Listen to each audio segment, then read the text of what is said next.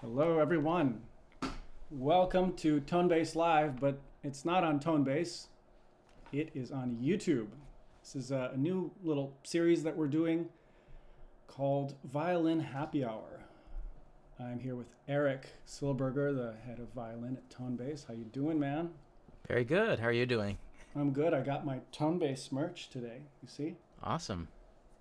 It's very nice. I just have to make sure I never put it in the washing machine because then I'm going to have to get new merch. It's just like barely big enough, you know? Oh, one of those. It's like a 7/8 violin, you know? It's like, you don't want to put that thing through the wash, otherwise it's not going Yeah, to be not a fun. good idea. All right, we got people watching. This is my first time running this thing, so take it easy on me, everyone. If I click the wrong button and you see my senior recital from college by accident or something horrific like that. Yes. So, Eric, how are you doing? Very good. I'm excited about some videos that I have no idea what they are from your side, and I've chosen some videos as well. And it'll be fun to kind of just go through them and talk about them. Yeah, yeah. And I guess I should just preface this. The reason we wanted to start doing this is because Eric and I have all sorts of chats about violin and other things, and we we get on a quick, hey Daniel, quick call. They We last get on a forever. call, and it's like 3 hours later, and like, cheers, and we've talked about like a million things, and then at the end of the call, we're like, hey, we should have live streamed this. This would have been fun, and then like have people interact and all that. So that's what we're trying to do today. Of course, today we're gonna freeze up, and nothing interesting will happen at all. Um, no, it'll be great. We have some recordings prepared. Yeah, maybe I just want to start by asking you what you're up to. I know you're traveling around a lot, but yeah, Yeah, flying off to Guatemala tomorrow for some concerts. So, Guatemala. yeah. It reminds me of like Henrik Schering and the Caracas Symphony Orchestra. Yeah. Yeah, Venezuela. Yeah. Are you gonna Okay. you gonna move to Guatemala and become their cultural ambassador? No, no, no. That's an interesting story with sharing how I think partially, I mean, he was just very good at speaking languages. He spoke like 7 or 8 languages or some crazy number, Right. and He he ended started up, as a translator. yeah, he ended up getting more and more into diplomacy. So, So, since you mentioned Henrik Schering, can I start with a video? yes, let's start with it. Okay. So, yeah, Henrik Schering, there's this great new channel, Hector's Recordings or something, you know it, and he's releasing all these rare things. This is not from that channel, but everyone should go check it out because there's these interesting interviews with Schering that are just really brilliant, and he's talking about kind of how he got to Mexico, how he became a cultural ambassador, and how he abstained from what I'm sure is corrupt politics, you know, as it is in any high level place. Um, you know, he abstained from that, and he was this kind of pure aristocrat and bearer of culture and music, and everyone seemed to love him. I never heard anyone say a bad word about Henrik Schering, especially in a language he doesn't understand. Like, good luck. Okay, so this first video, I'll just play it now, and I hope everything works here. Here we go. Ready? Oh, is this a Brahms? It looks like a Brahms.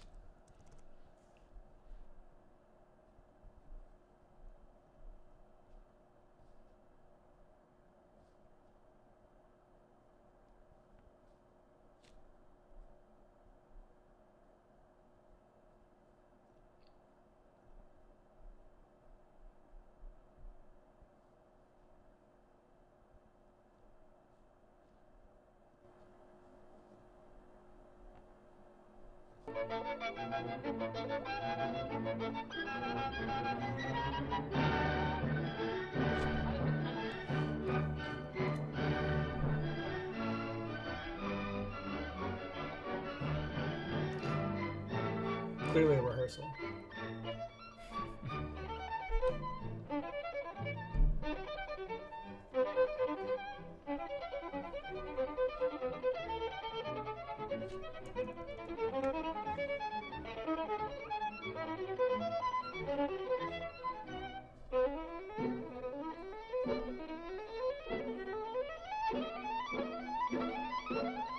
You can slow those scales down and they'll be in tune.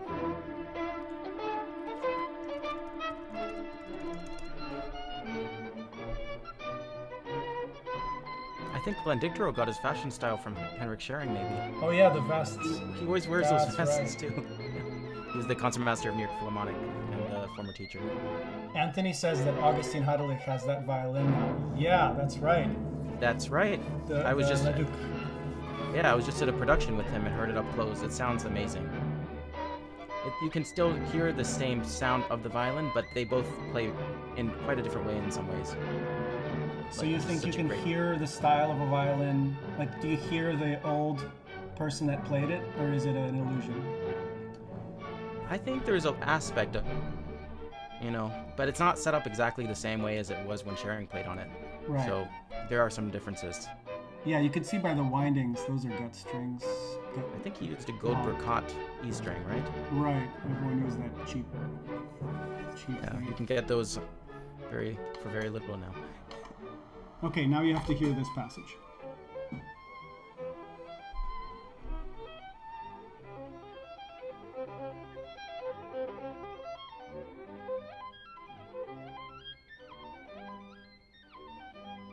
Come on, people. Come on. This is one of those passages I have in a small kit of like just different concertos, and there's like one passage that seems to be out of tune in almost every recording. And that's an I was example getting ready for you to say, this is one of those passages I have and I can pull out at any moment, day or night, and I was going to have you play it. But it's the opposite. Okay, this is the tough one, right? Not tonight, right now, but it's funny because I remember practicing that passage because I just heard it go wrong so often. And the other ones in in Tchaikovsky Violin Concerto, there's this one passage that repeats over and over. Is it? Yeah. And as that passage is going up, a lot of times that goes horribly wrong too. So Schering's one of the very few people that can do this, and just in one take, it's amazing. What I think he did so well that created the effect that we hear is like, I have this theory of intonation that the faster you play, the less specific intervals get. Like tighter intervals will get slightly, it's like braces, and then the braces stop working a little bit, so everything kind of, so you might get something like that at breakneck speeds. And Schering was able to keep those intervals super tight even at fast speeds, partially because he never rushed. So it sounds like more in tune than in tune, if that makes sense.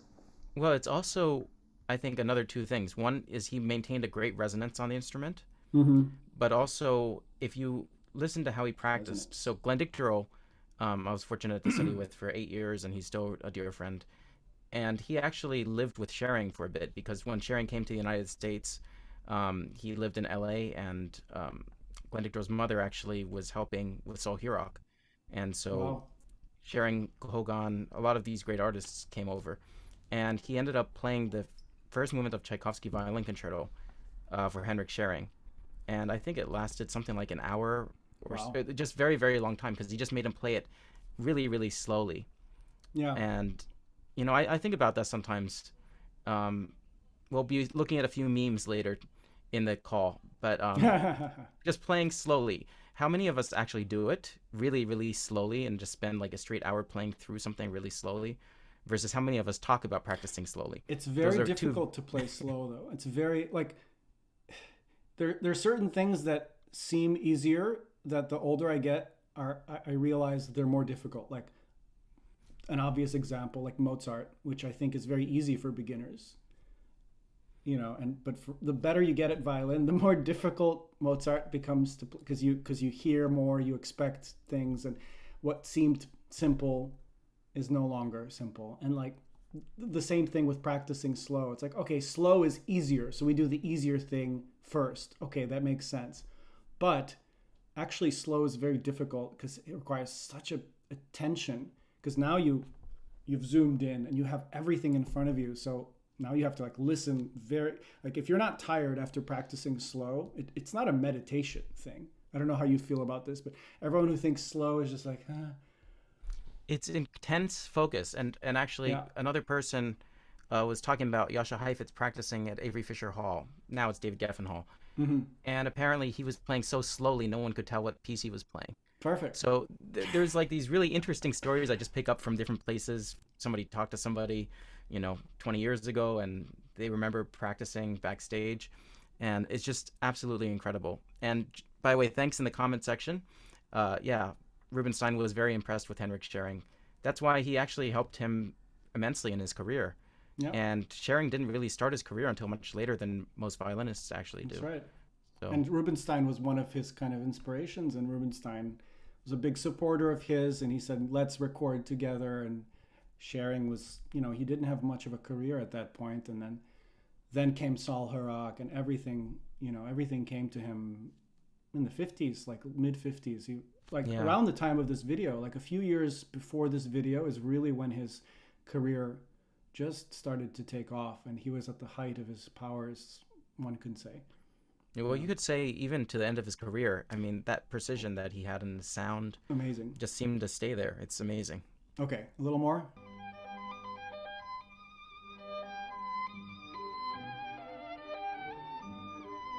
I love the high elbow.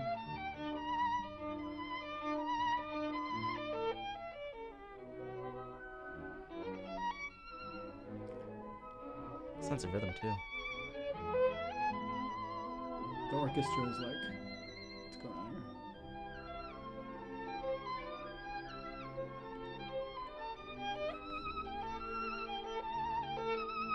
He fills every note.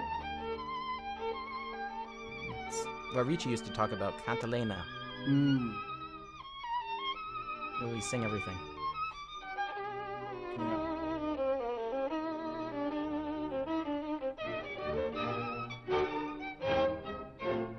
Okay. Okay, let's go on to some Mozart, since you mentioned how difficult Mozart is. And this is a very interesting violinist, really fantastic violinist, who has a competition named after him. But it's really interesting for me because I didn't discover this until much more recently, in the past year, actually, this recording. So I'm sure you've seen this one, Daniel, as well. But Here we go. we can skip a little bit Rondo ahead. for di violine. Yeah, let's skip to where that watch time is highest there. Oh, yeah. Oh, look at this orchestra. They're really trying. Guts. What? What did he do? Look at him, he's not even ready.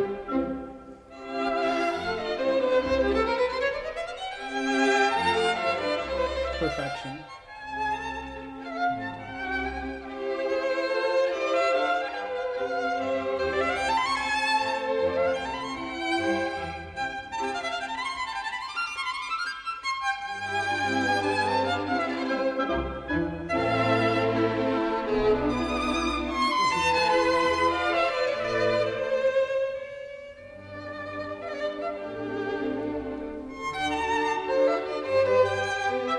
Not a lot of this.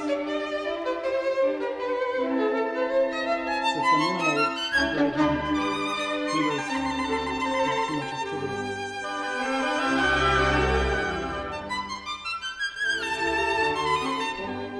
That is Mozart.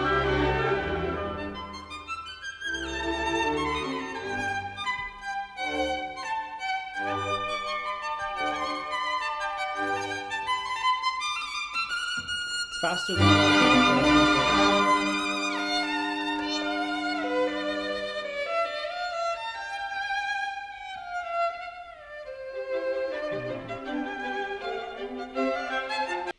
bow distribution. I look at that and I see like absolute perfection of like, where is the bow? Where am I in the bow? Where is this stroke going to sound ideal? Like, and it doesn't look like he's trying to do that, but everything is so planned out, no? Well, that's the thing. It's a question of how much is planned out and how much is just intuitively planned out. Because it's one thing to say, I'm going to use this much bow for this part, for this particular note, or you just play it so many times to find out what the right amount is to use. And Well, I sometimes you get wonder. used to planning out, and planning out becomes second nature. Like, I want Exactly. this effect, it's just going to be there or there. Or And there. and the thing is, for me, what drives that is the ear. Yeah. which means this guy just had such an amazing ear, because in order to develop bow division, a lot of times the sound has to be in your head.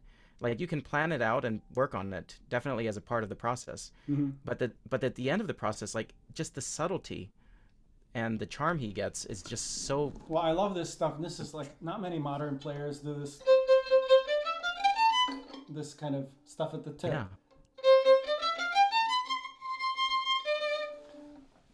What is it, like a martellato, or the bow doesn't actually stop. It's not as Russian as some of the Russians. Like, there's some air, right? He never. It's not. You know. He doesn't ever stop the end of the note. It's a release, and the other thing is that he really uses so much bow. Yeah. Like, when you talk about bow divisions, this is the reason I was thinking about this. A lot of schools of playing will say use a lot less bow, but really try to, really get a catch into the string. Okay. Who am I? Oh, no. God.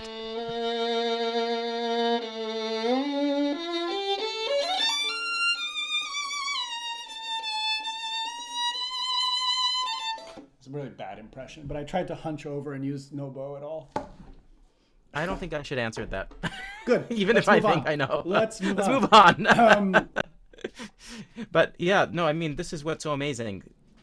I think the idea that there is one way of doing things yes. is really driven by two things. One, people have certain kinds of sounds that they really love. And also, in this case, like, there's just varieties of kind of sounds you want to go after, So, sorry, the violin is the second. Because, like, certain violins respond very well to a lot of pressure and not much bow speed. And certain other violins respond very well to bow speed. So, I mean, I think that's one thing I've noticed, is that violins to some degree influence the player, but also the player eventually adjusts to the instrument and gets the instrument to sound more like they want it to and respond more like they want it to. So I do think there's a little bit of interplay between the two. Definitely. And with good violins, they take good bow speed and pressure for the most part. Anthony says it's reachy. No, it's not reachy, but I really shouldn't say who it is. Don't say who it is. Let me just. Oh God. Again here, so. See, I'm trying to sound good when I do it, because like it happens right here.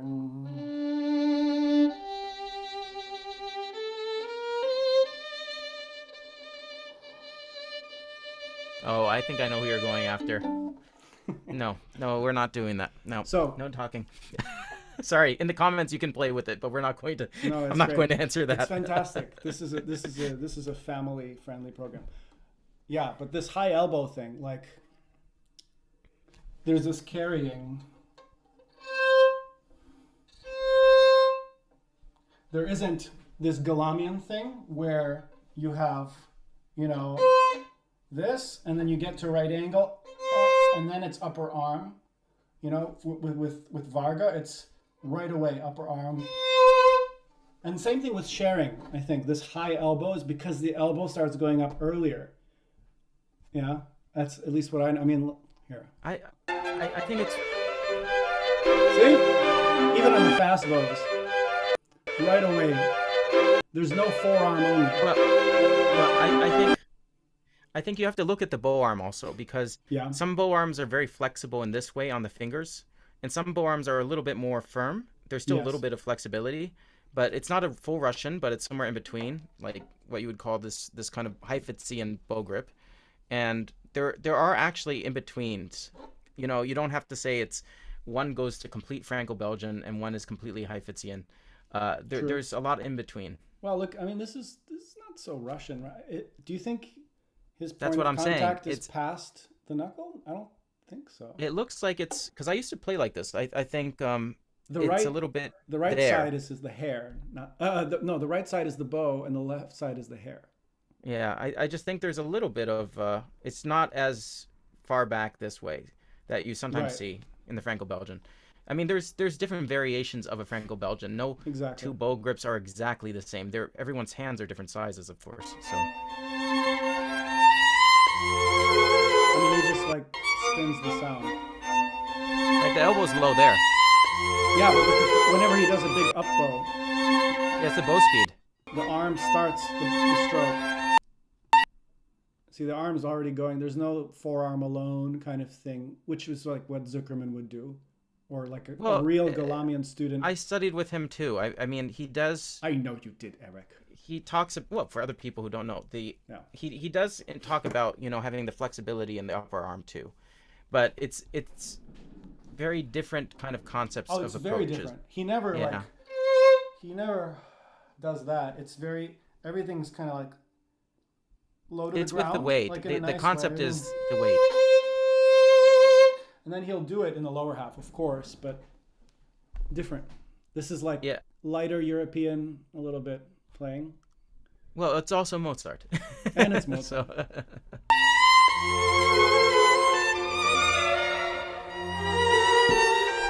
We're never going to get through these recordings.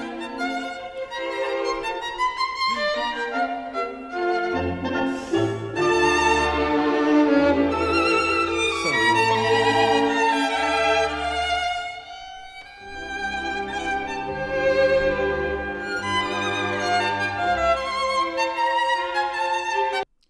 his pinky never is it's never super curled. I think that's what you were mentioning. It's this kind of hybrid hold.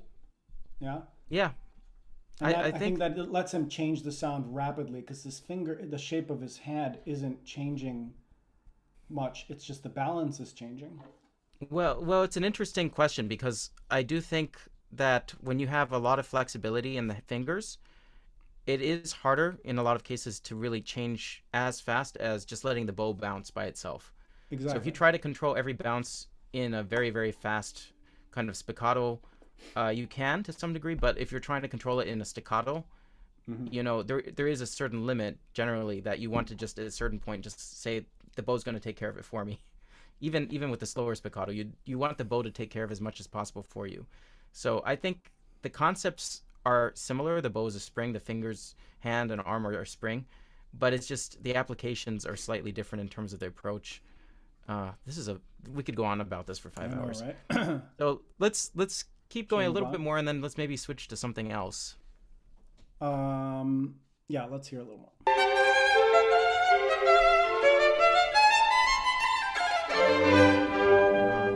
I mean, sorry to stop it. There's such incredible index finger control. Like, when does the sound start? When does it stop? Like, aside from the bow speed control, just everything is so coordinated.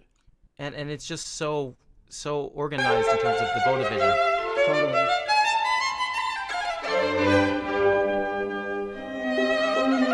Wait, that chord.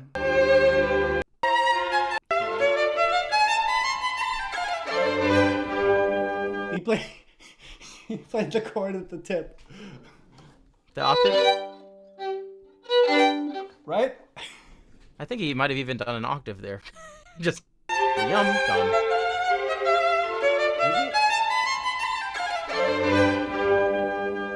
I can't tell what position he's in.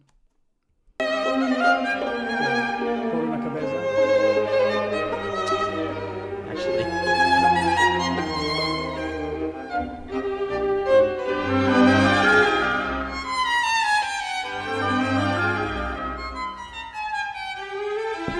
Just stop there for a second. That tip. Sorry, this is painful to stop it. So everyone, I highly recommend you watch these things after, because it's just worth listening to everything in complete, completion. Tibor Varga, Mozart Rondo. Tibor Varga, yeah. But what's interesting about this one is that for me, he's really, first of all, we can't tell from this particular angle. So I just want to put that out there. But the amount of colors he's getting, there's just so much variety in the sound. Mm-hmm. Oh my God. And you can actually, it's interesting, flipping through the kind of different images, you can see that the sound is so different. Because like his physique and the way he's holding himself, like it looks so different, and it's almost like reflected in the sound as well. Even though he's not doing anything so kind of spastic, but it's just the arm is so elegant.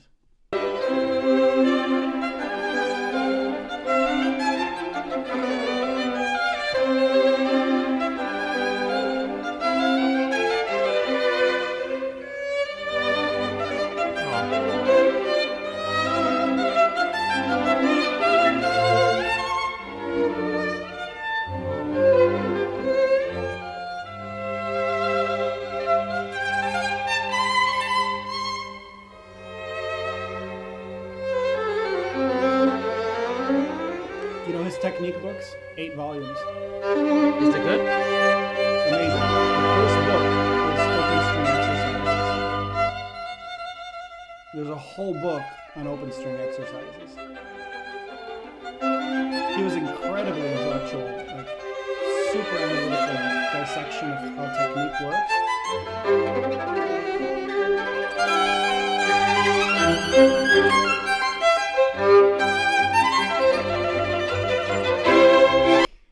It's so uncomplicated.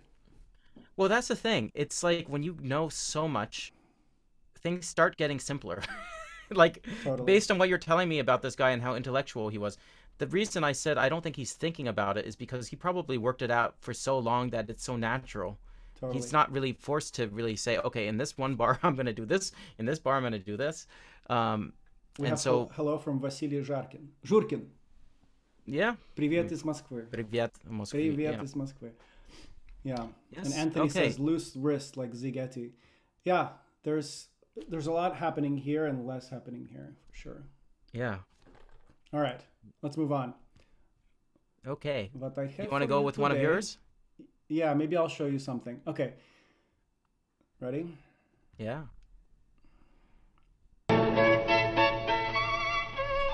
Have you seen this? Wait. I feel like I know this violinist.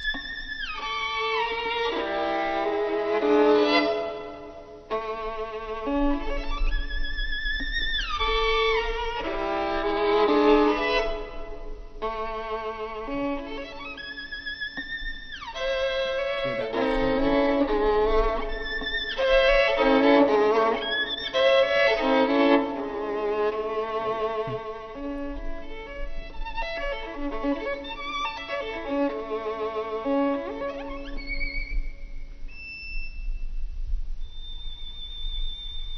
What country do you think you'd have to be from to play like that?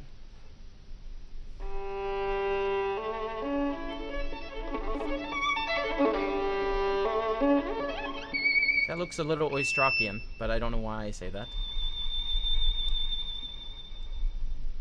Much more indulgent than this stuff, I No, but technically, he does the same thing where he jumps from first position. think. That's true. Look at that.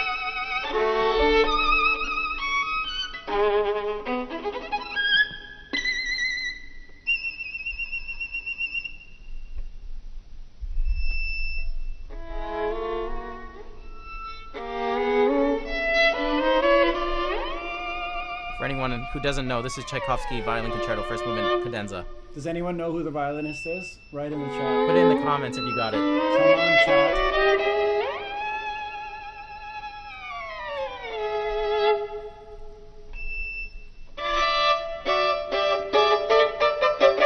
A lot of bow.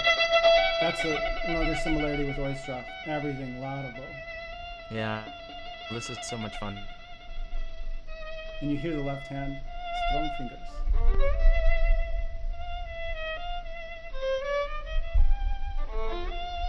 I'm sorry, it just looks like it's a similar school to Oistrakh, but maybe it's completely off. It is completely off.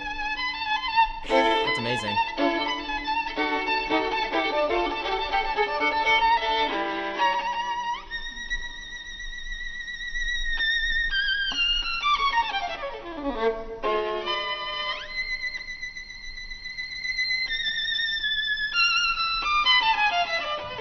Hen Jack says Romanian? No. Good guess.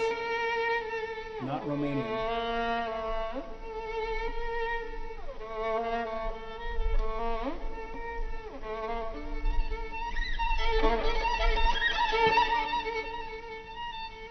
Kind of a boss. American? No. Good. I thought it was French. Maybe I'm way off. Oh, Felix got it. Felix got it? Let's see. Oh no, I thought that was a snail. It wasn't a snail. It's just A snail? It was a snail? Wait, what are you talking about?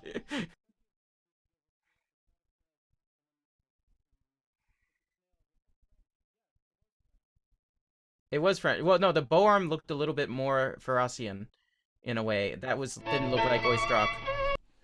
yeah. To me, This is at a least. Devi Ehrlich. David Ehrlich. I have seen him play this, but it's been a long Yeah. time.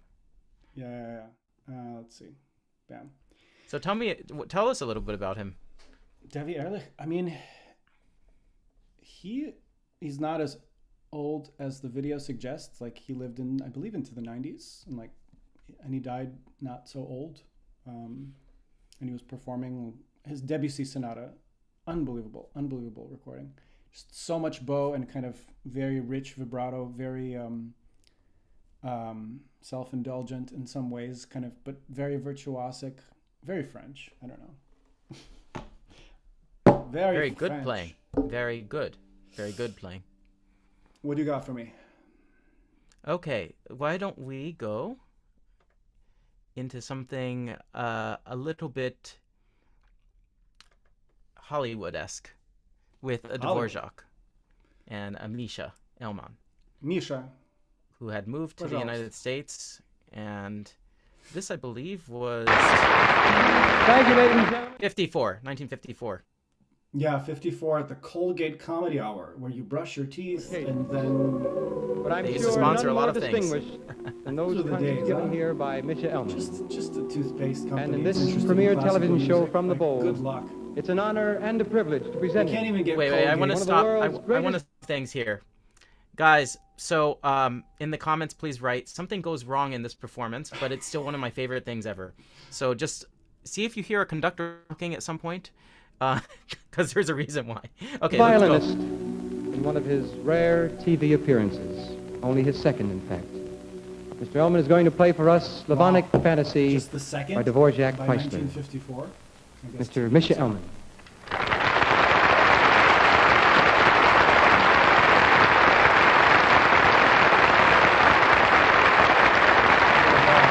That's a walk. That's a long walk. That's a long walk. It's so weird. Have you ever been there? This is a weird arrangement too, but it's cool. Weird. I like it. Weird hall.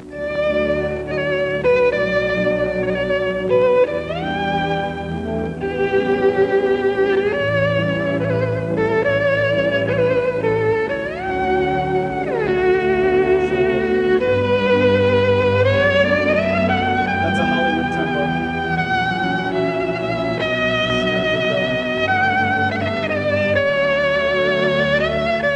Are we in the Kenny G zone? Turn That- it that was- turn that it was back so- a few seconds, guys. Just keep listening. Let's was not some stop Kenny it. Just G. let That it was some roll. Let Kenny it roll. G.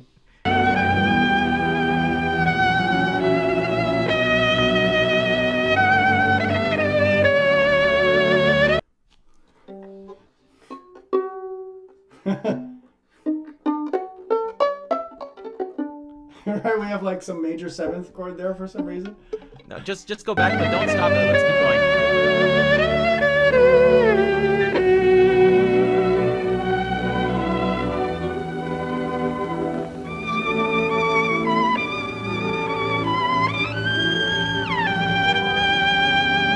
Oh, he's yelling. You hear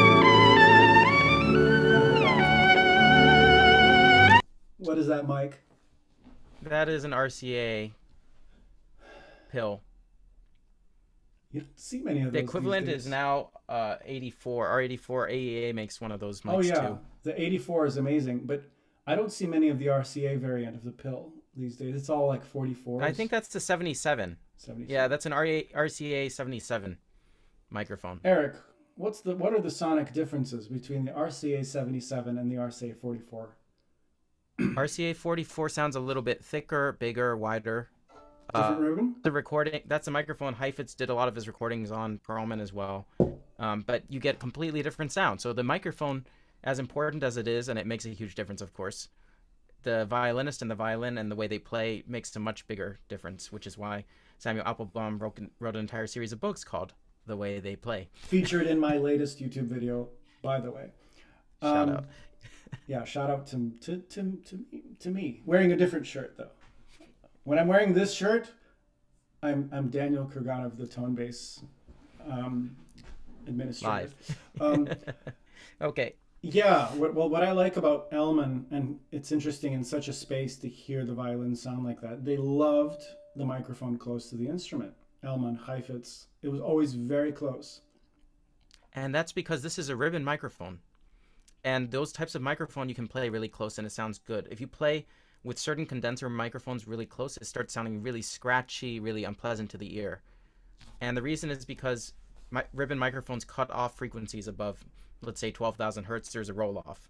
So it's much more pleasing to be very close, and it gives you more of that close personality. So you hear more of what the artist is doing, which is why a lot of those old time violinists use that. And then things changed in the 60s, 70s, actually. A lot of, say, probably. Well, things are coming back. Yeah, there was, when condenser technology kind of reached preamps changed. Yeah, tape. I mean, I think we by the stopped using- 60s, condensers essentially, aside from a few innovations from like Sennheiser later on, but like they essentially reached their modern stage, and like people were crazy about high fidelity and like lifelike representation, which is what condensers give you. And I think there's a movement back to ribbons, at least, so, like the movement back to vinyl. I liken it to that. Like it's strong, but it's relatively small compared to, but you can see ribbons on a lot of like Warner, Deutsche Grammophon. Like you'll see some ribbons, and I love seeing that. Well, a good friend of mine, Adam Abe's house, he records a lot with these microphones. But I asked him, how did those old time violins sound if we were to record them today? And because he's done some restoration on maybe some Milstein or some of those old recordings, some remastering. And he said they sounded much better than we actually realized. Basically, if those recordings had been done with modern technology, we'd be in awe of just how much better it sounds than what we actually Well, I think a lot of the 50s, 60s, like Dolby era, I mean, some good recordings. But it wasn't the same techniques as now. Like you don't have like, I don't think you had the violin mic'd in stereo. You had a big old ribbon right in front of it. And in mono. Yeah, but a lot of mono what about recording. Heifetz's last recital? Wasn't that a bit more modern? Well, you also have I to didn't take see a into big account. ribbon. Yeah, you have to take into account when you're seeing live concerts. There's two reasons why they sound different. One is the microphones are typically, with some exceptions, like the recent Hilary Hahn Dvorak violin concerto had two Coles ribbon microphones right next to her. But a lot of times the miking techniques are different because they don't want it to visually be distracting.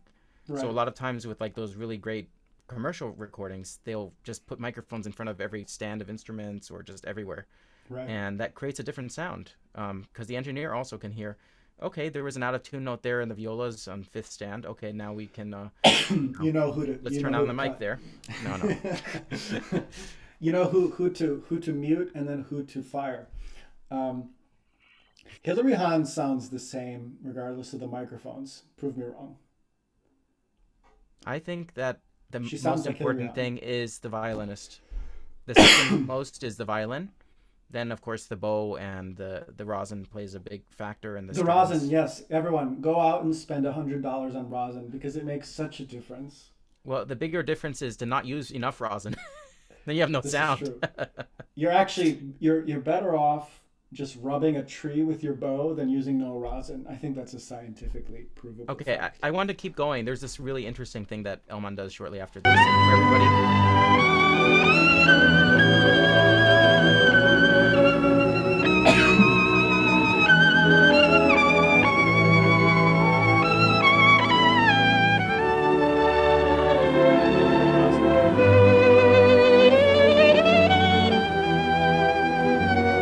What a masterful arrangement,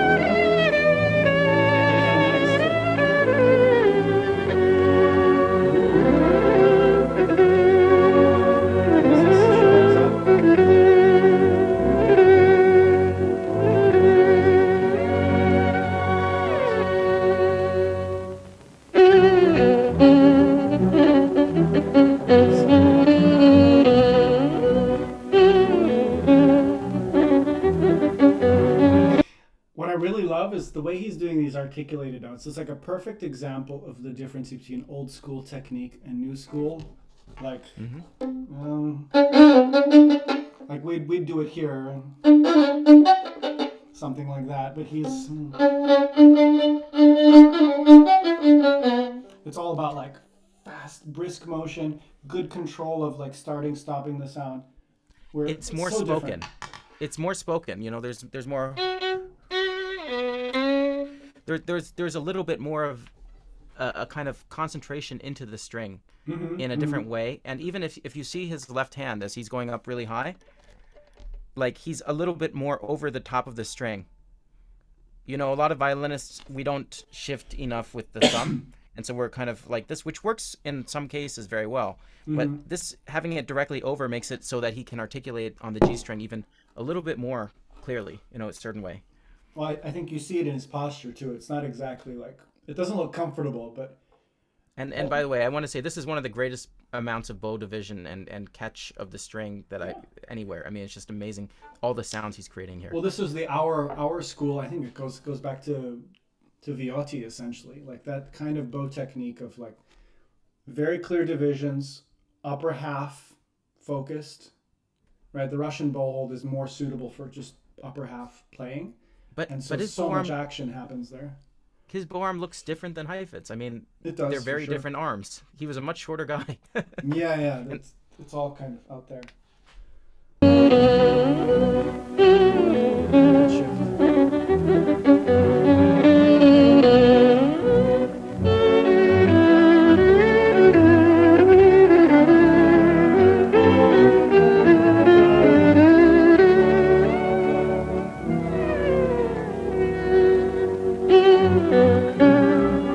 Anthony says hi. Yeah.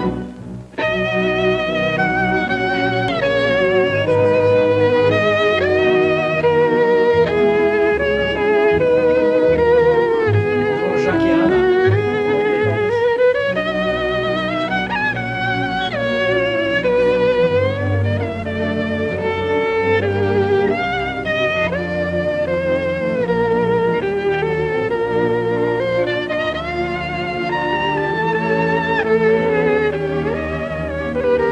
The vibrato motion doesn't look so big.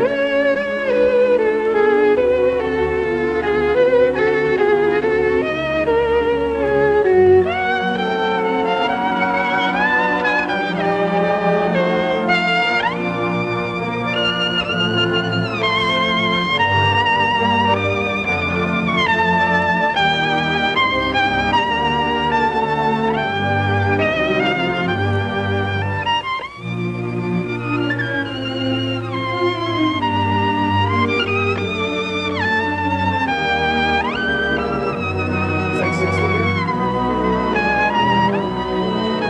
here.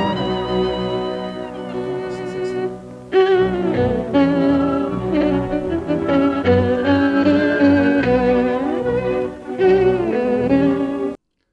Some oh, Chrysler there. A lot of Chrysler too.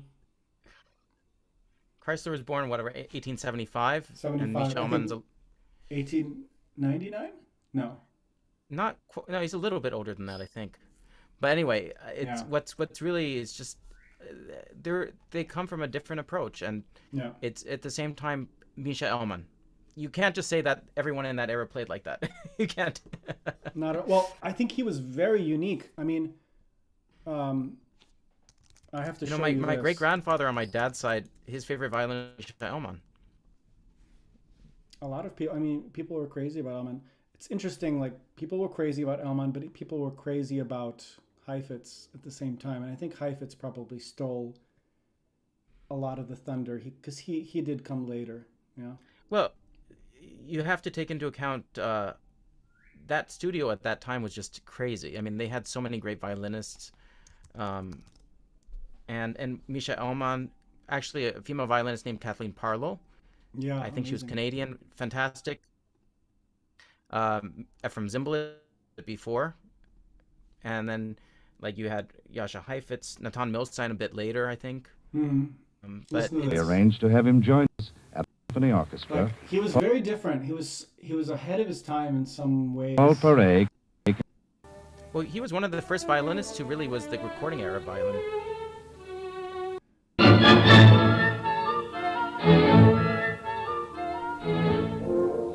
45.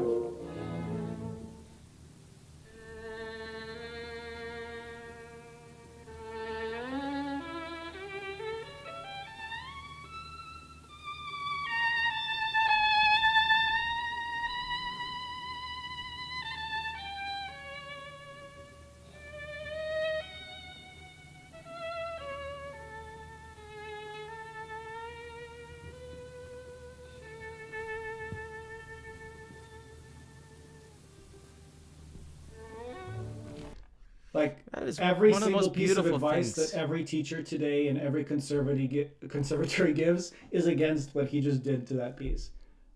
You know what's funny though is I've played this piece with the orchestra many times, and usually they do da da da da da ya da dum da dum, and then you're Right. kind of forced to Everyone go would straight tell into you that. tempo. And then I did it in one concert. I won't say who, and the orchestra really with its conductor da dum da da even more so than what you heard in the Elmon recording da yum da dum, because I always thought of the da ya is a continuation of what just came. But if they take a little bit of time, you basically have your stage. This is a completely new thing, because if you just ka dum da dum da, he just took the tempo a little bit and he kept it keeps going. Did they even slow down?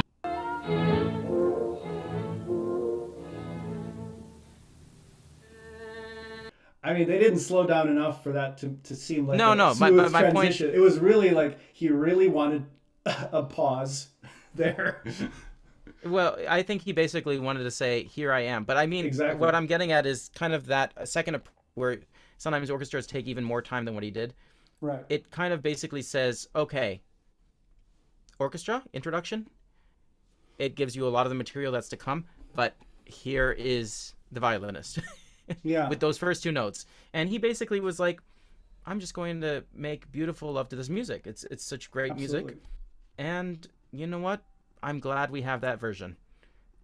You know, how would you teach that? No one teaches would tell somebody to play like that, but I'm just glad we have it. Okay, I have something for you.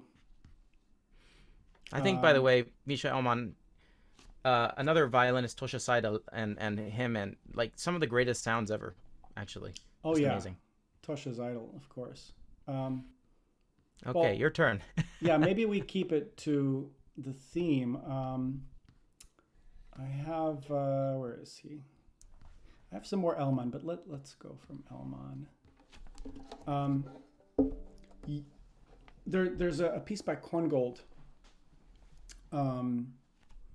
The Much Ado About Nothing suite. You know this. And by the way, we have on Tone Bass a course on that piece by a fantastic violinist, Vijay.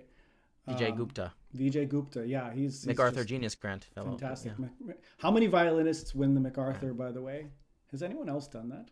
I don't know. I know Elisa Weilerstein got it. Right.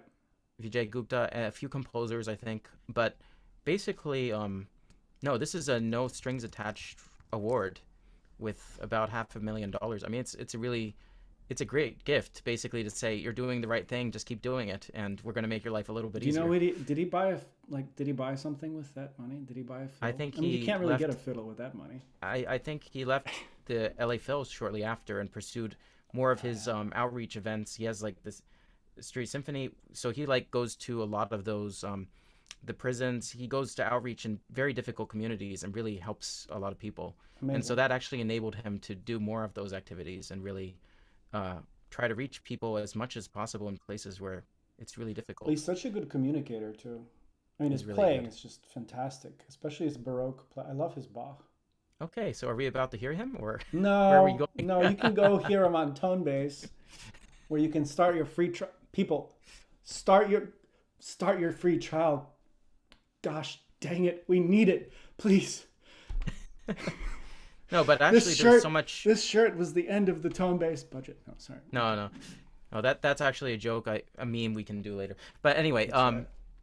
But no, what I have actually, for you, no, but we have new content coming pretty much every week on Tone Bass. there's for so much violin. new stuff. Our Dvorak just dropped with Dvorak with Serena Huang, Serena who just Huang. won first prize at the Indianapolis last year, and that was the piece she won with. So we also have an interview on our YouTube page. But anyway, let's keep going. That's I want to right. hear Okay. some more music. I'm inspired right now. All right. So, sticking with the school of Leopold Auer. So this is Tosha's Idol. We're going to hear this, and then we're going to hear maybe another version.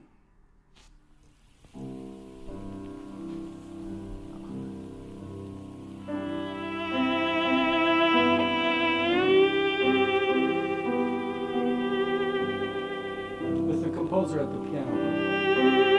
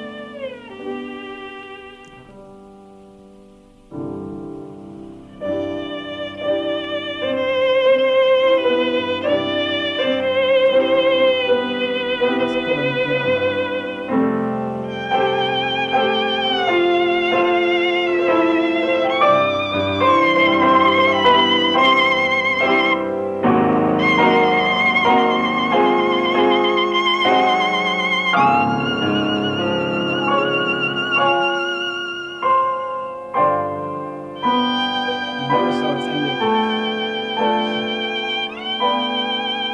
Cuts the piece in half.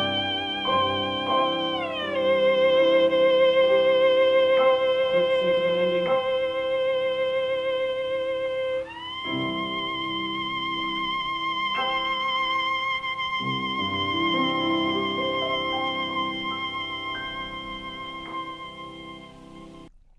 Okay, three things come to mind immediately. That's one of the most beautiful. But I want to also talk about a few things. One, I wonder if this was like a recording on a small like LP or one of those. Oh, it was a 78. Yeah, time limit. 78, and they needed a little bit longer, but it wasn't long enough to fit the entire piece at the tempo they wanted. Yeah. So I wonder if that had an influence at Oh, that tempo. absolutely it did. But I don't let that stop me from doing this version live. When I play this, I do. Yeah. I cut the whole thing. I cut the whole the entire middle second part, out. which has like the Yeah. all that It's- stuff, the harmonics. And It's probably but- blasphemous, but I'll just point people to this recording, and I think it works. well, I want to add one other thing. We both Yeah. played very fortunately on his violin, Yes. and I don't know about you, but when I played on that thing, I felt like. And by the way, this was thank you to Carlos Tomé at Teresio. I mean, but it's really a violin you want to just enjoy some of those smaller nuances and just longer legato. I just played everything a little bit slower on that violin.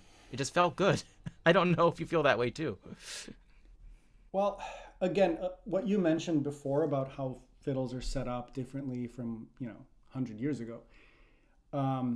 I think that fiddle was set up before sale to really wow people, in that like it was very powerful. So I think maybe going slow is because it needs a little bit more time because it's set up for more. Yeah, but you also just enjoy the sound. But I Amazing will say sound. this: it's not the same sound as what he gets out of it. That the sound he gets is even more amazing. So Yeah, but it does have that sizzle. It gave me the sizzle easier than a lot of other strats. yeah, It has this kind of mid-range sizzle. Like it's not the best E string I've ever played. Again, I think it was set up for a specific purpose. it But, sounded good. That was one of the great E strings. really the best. You're comparing E to string, like a handful of violins in the world at that point. well, I mean, it's just like 5 other strats that. there are not many It's strats. a at few that other level. strats, basically. I think the best E string I've ever tried was, gosh, I forgot the name of it, of the fiddle. It's a Strad, and I can't say whose it is. Live Don't. on the It's good. Let's just internet. stop here. If you can't say who it is, Isn't Okay. it- So what? I think it was the red ruby. I don't think it was. Well, the ruby is what Philip Quint is playing. Yeah, no, it wasn't. We the also will ruby. have on Tombe soon. Yeah. Yeah, That was a Philip Quint violin. Also, will do it. another person we had, Vadim Repin. He actually What is he played on called? that for very many years. That's right. He had the ruby. Do you know what he has now? Because that was at Strat Society. That's why Yes. Philip Quint has it now. Yeah. Exactly. What does Vadim Repin have now? It might be Rode. I forget. You'd have to double check. Okay, so let's move on. What are we looking at next? You tell me. Oh, do you want to show? Because I saw Okay, you well, had this on is- the list of the same I- piece. Very yeah. different interpretation. This is a modern version. I think one of the most beautiful sounds we have today. Just Glenn Dicterow, who served as concertmaster of New York Philharmonic for 34 years, is on faculty at USC now. Let's go to the garden scene though, or something else. Okay, let's hear a little bit of this. Yeah. No, let's hear a little of this. Let's This hear is the first I movement, love this first movement. live concert.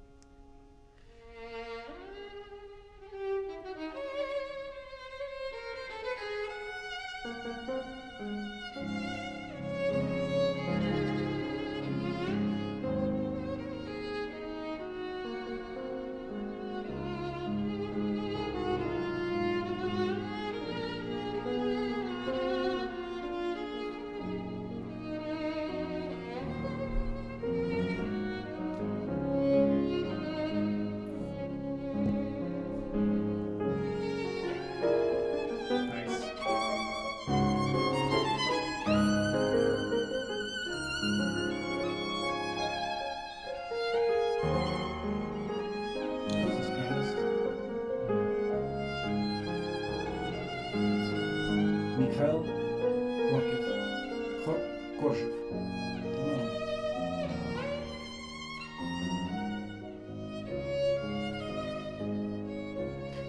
Let's go to the garden scene.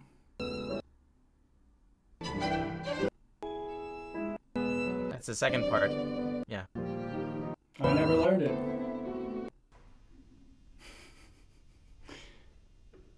You know what I like about Mr. Dictorow? Well, there's this old school quality in his left hand. Like, one of the old school things I would say is this almost autonomy of the left hand, yet it's so in sync with the articulation of the right. So there isn't this idea of like vibrato is something you turn on. It's so connected to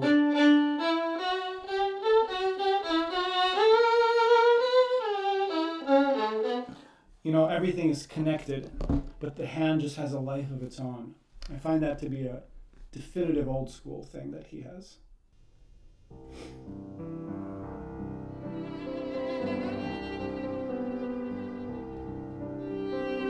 It's different music.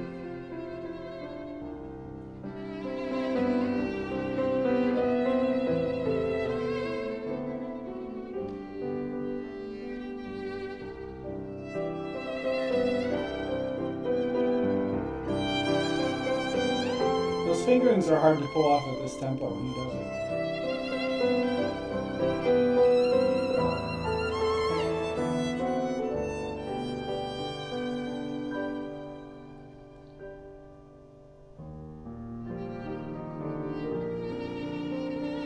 We're having a stream with him in 4 days.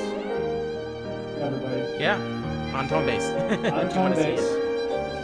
And if you want to send us excerpts of orchestra literature or concerto, he's going to be listening live and giving his advice. This is your chance. Enjoying tone bass? You get advice from the big man.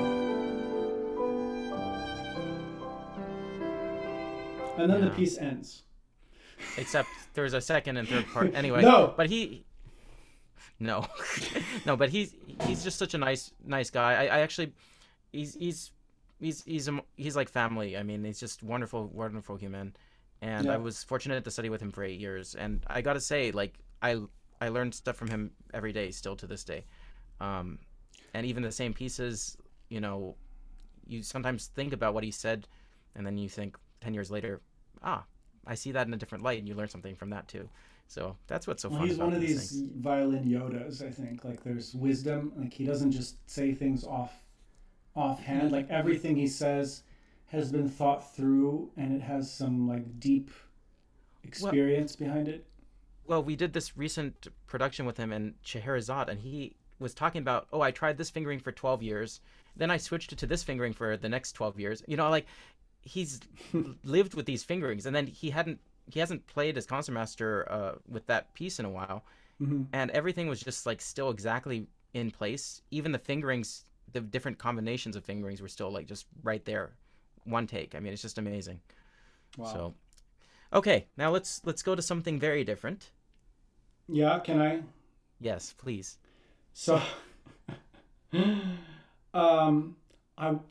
topic I've been thinking about is child prodigies and what is a child prodigy, and there's so much lore about child prodigies, what it means, what's bad about it, what's good about it. Let me ask you. You were one of the great child prodigies because you started the violin at age 16. Me? No, I was not a child prodigy. I think everyone should know at age 16, Daniel started the violin, and this is one of the most impressive things to me.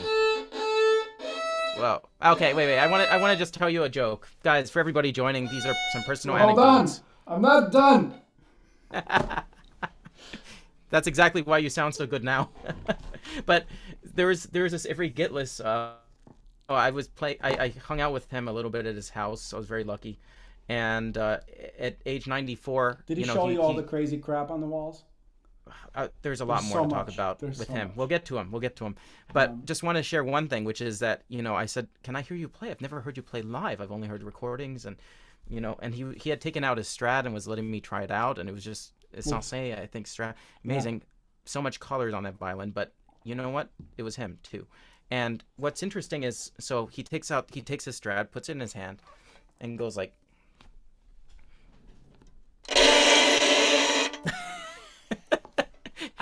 And I gotta say, I'm very sad because that's the only thing I ever heard him play.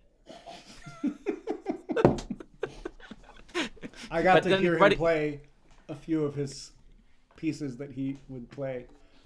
But he showed me that as well. I asked him about sound production. He said, Daniel, we have to do this.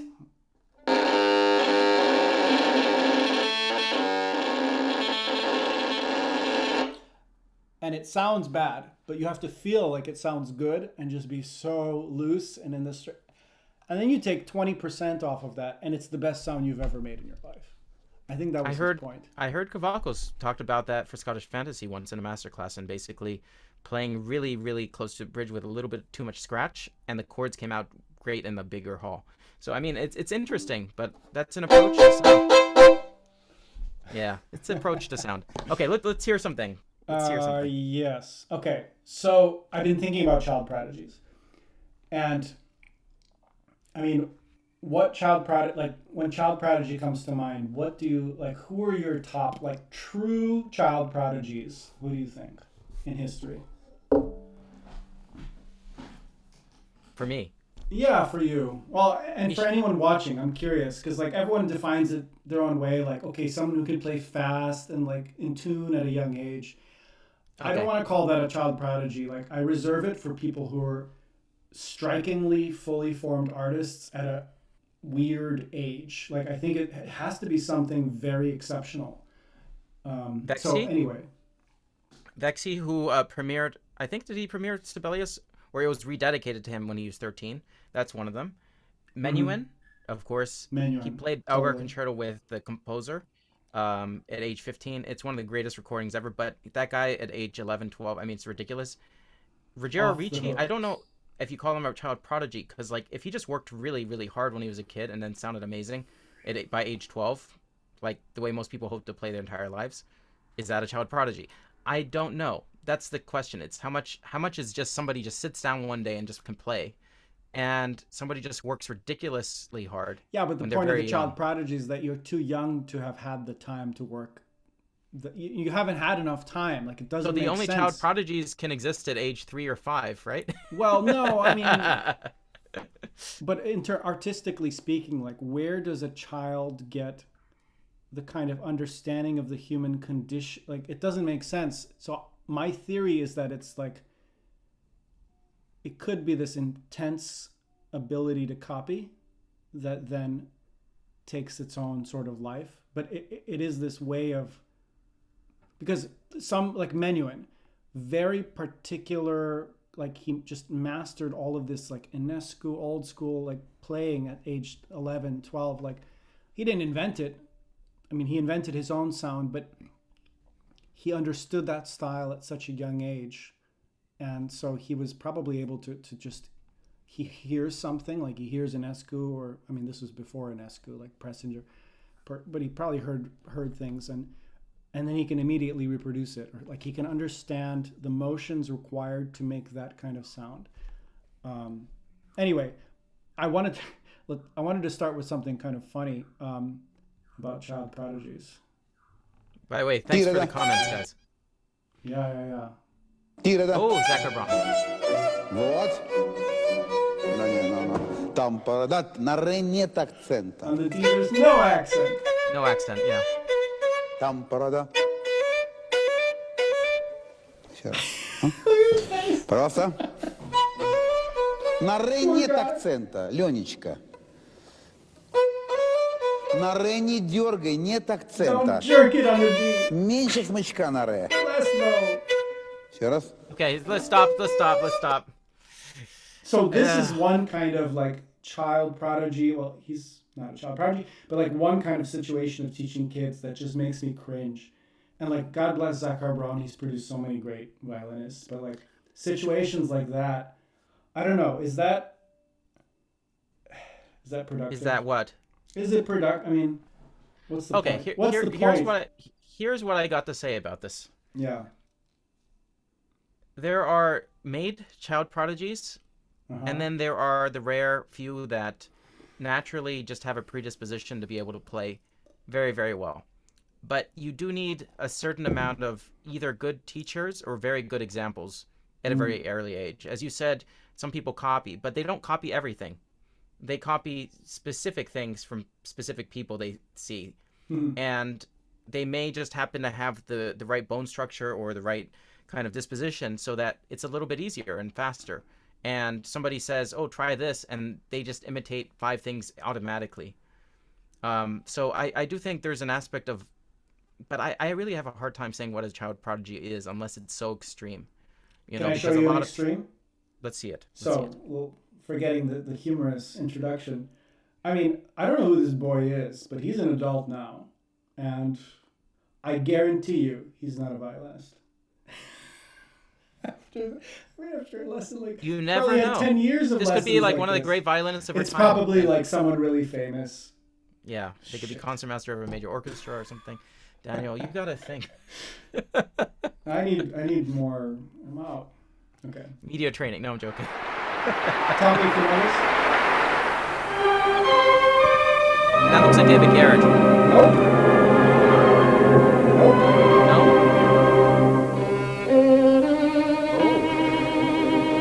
12 years old.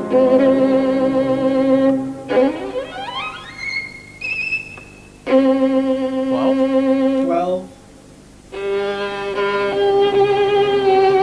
Anyone in the chat knows?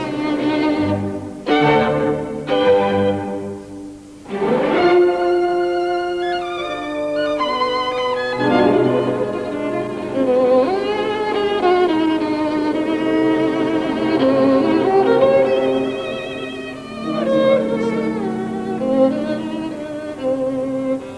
Good, as I said.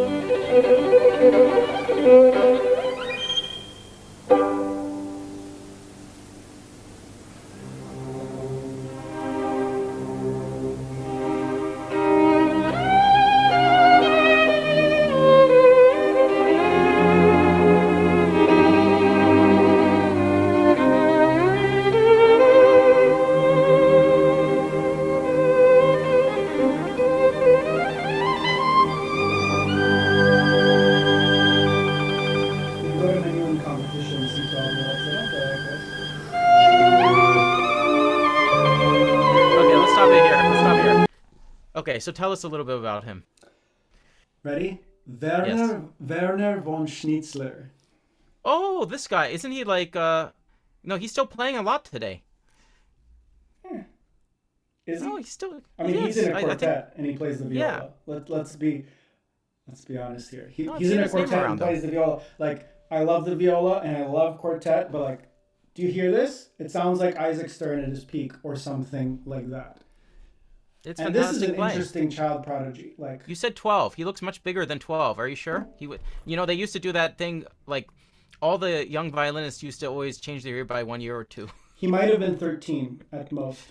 Yeah, yeah, 1993. I mean, the date is here. yeah. They did that more at the turn of the century when records weren't as easy to find. That's right. There's no YouTube. No, but Like- like that is one of like a handful of child prodigies in recent years. Sophie Mutter being another one of like fully formed artists at a ridiculous age. But when do they stop being a child? When they stop playing well. Oh God. I Oh, mean, no, I think some Court of them Mazur said- do and some of them don't. Yeah. Like, The famous conductor Court Mazur used to say you always want to keep a little bit of your childhood in your pocket, so you can call it up and always have that as part of your music. yeah. And Well, this is an uphill battle for children that can play like this, because like where do you go from here? Well, you can try to maintain and make incremental. You can't get better than this. You can change things and you can evolve. Like you can evolve. I think that it's at a certain point about expanding your view of music in general and life, Yeah. and less so about just executing better. Because at a certain point, yeah, execution's going to help. You know, you can play a note slightly more in tune, and Mhm. we should always strive for that our entire lives. But what's more interesting and what means more is when you feel something in your heart. And that's what for me is the most amazing thing about some child prodigies. It's when you feel something so emotionally, and it's not just like, wow, that is just absolutely technically amazing and musically very good. It's when you feel like, oh my God, I feel so moved. So that for me is But what when really but when sparked you're it for me. 12 and you've finished this phase of like playing something more in tune. I mean, you can always be more in tune or whatever. Like you're virtually done making things sound acceptable and professional and like clean. It's such a weird age to be done with that. And now I don't know, are 12-year-olds ready for the kind of, because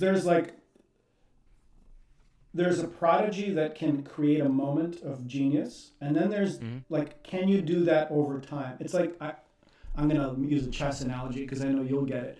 It's like Kasparov versus Fischer. Like Kasparov did it for 20 years. Fischer, arguably stronger, but only for 1 year, and then he could. I mean, you can't sustain what Fischer was doing for 20 years because it's that kind of, you know.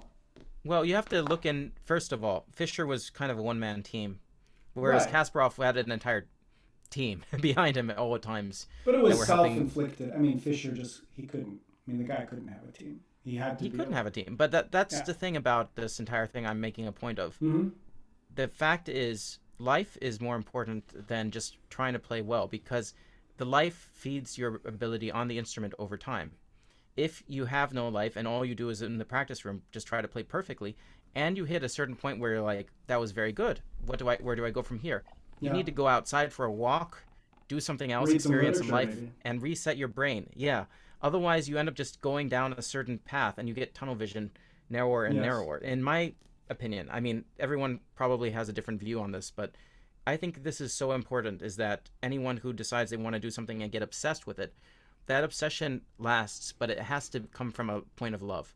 If you don't love the music you're playing and you're just obsessed with playing perfectly, by the time you're 18 or 20, that then has to be replaced with something new. Otherwise, a it's very, very It's like a challenging. midlife crisis that comes 30 years too early, or something. Yeah. And No, I think and it's that's a very- the big problem with prodigy, like many child prodigies, quote unquote, is that they get to a point where they can't make that transition. It's too shocking, so they burn out, or there's so many sad examples of talented young people burning out, and I think that's why.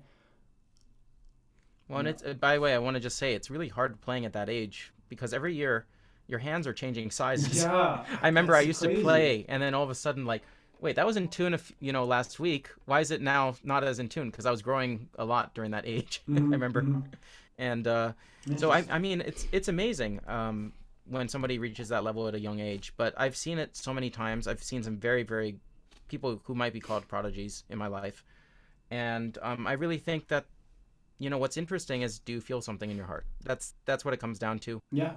Perfection, great, but I will say this one joke, because like Lauren Mazel, I was very fortunate to know rather closely, and to have him as a friend, and then also Avery Gitless, who I was having a YouTube session till past 2 a.m. or something one time, and we were watching this video of him playing, and he says the same thing. That's perfection's not the most important thing.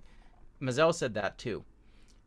But those guys, if there was a single note that was slightly off, they would they would want to fix it immediately. Right. So I want to say, everybody take that with a grain of salt. The point is, yes, everybody agrees that those are the most important things, but it doesn't mean just allow mistakes to happen all over the place. And the same thing happened with Horowitz. He was listening to a student, they played a few wrong notes, and he didn't let a single thing slide. So Well, I think Yeah. partially it's because a lot of those guys didn't know how to teach.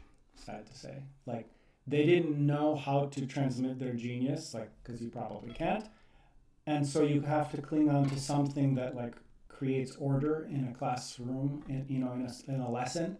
So I think But a these lot weren't of in the lessons. advice from like Gitless had nothing to do with the magic you hear in his playing. His advice, and I had a stream with Daniel Rolland, who was like really close with Gitless, and he would tell me like a lot of the advice was like, okay, play really well in rhythm. Have you heard, so you have these interesting moments with these people, like the things they say is not always what they do, because they don't want you to copy them.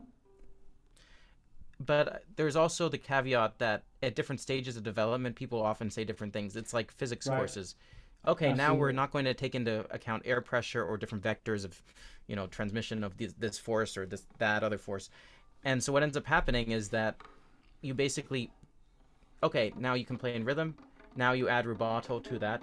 Now you add a little bit more color to that. And it becomes like this pyramid that you're gradually building upon.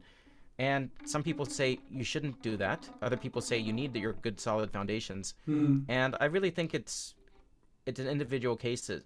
And most of the course. time, if you just build from foundations, it works for more people. So that's why it's the natural thing to try for most teachers, because it just works more of the time. But there Sure. are the exceptions where you can really just throw a lot of things at once, and if you did that with everyone, it wouldn't be a good idea. But That's basically, once in a yeah, while. that's what I do. That's what I do. All You right. throw A little more. A little more.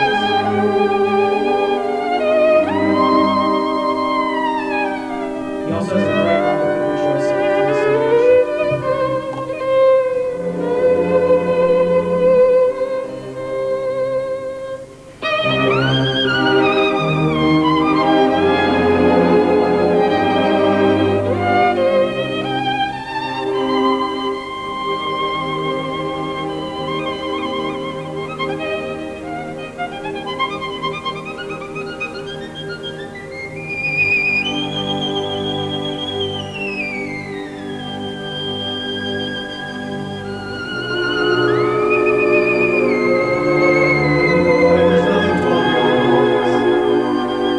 what the trouble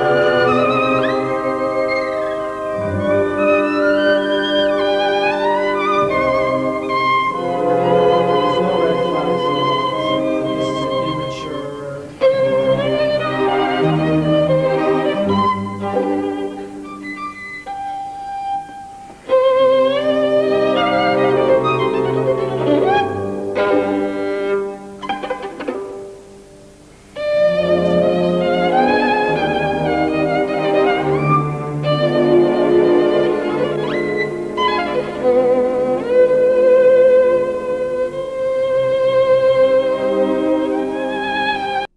You know where this comes from? I'll just quickly segue to something else.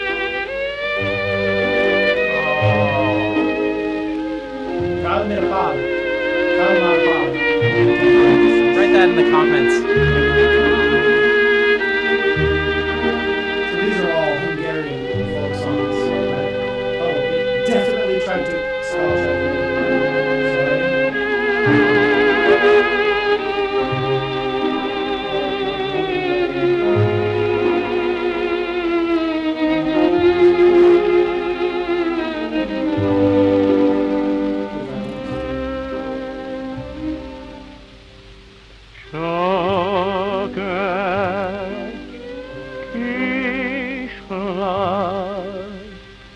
Van a világon az én kedves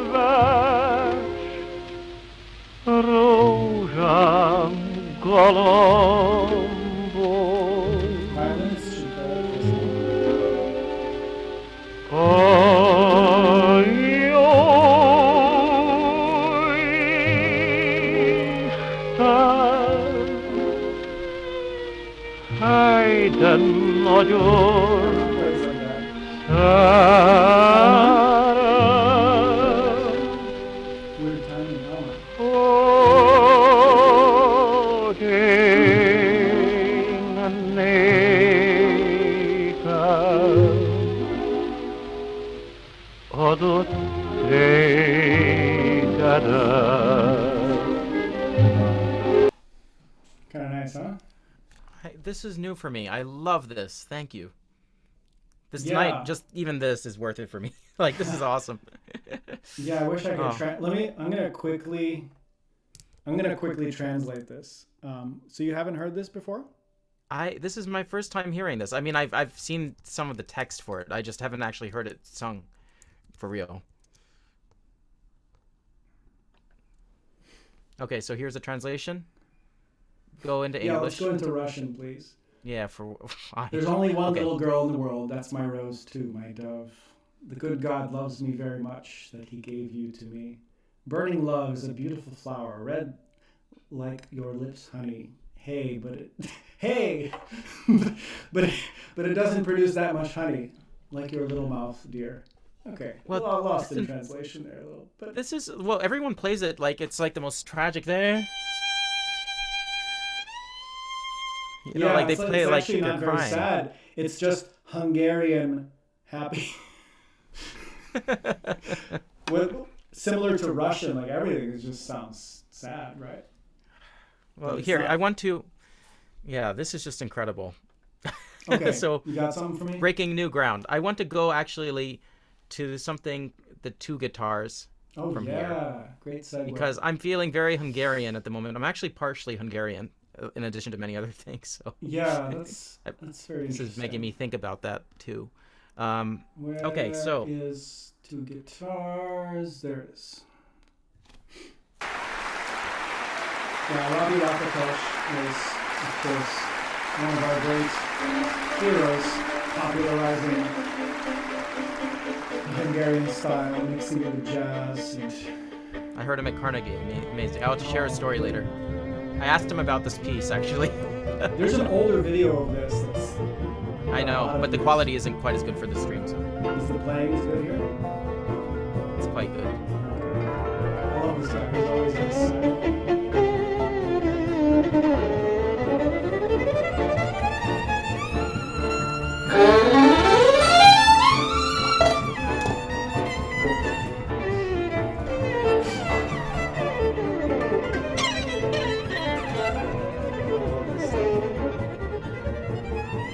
He's just having fun.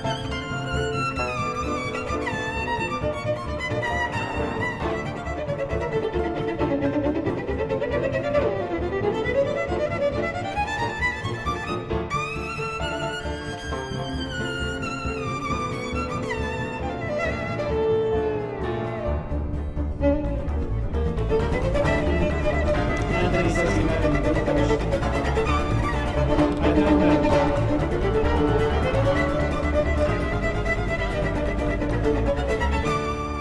Can you imagine like how jarring it is to see this played on stage for people like that grew up in a small village in Hungary or something that heard this in restaurants? This is the most crazy part of this thing. Isn't that Janoschka? Yeah. Pianist. It's the Janoschka. Looks like him. No, it is him. It's one of the Janoschka brothers. Oh, he's a nice guy too. Amazing.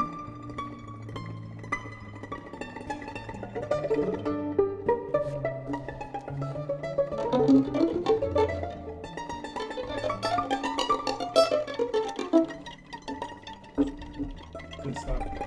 Yeah. He uses his pinky too. which His is pinky always amazing. sticks out when he does this. Because he's gonna use it. No, he doesn't. No, he does totally.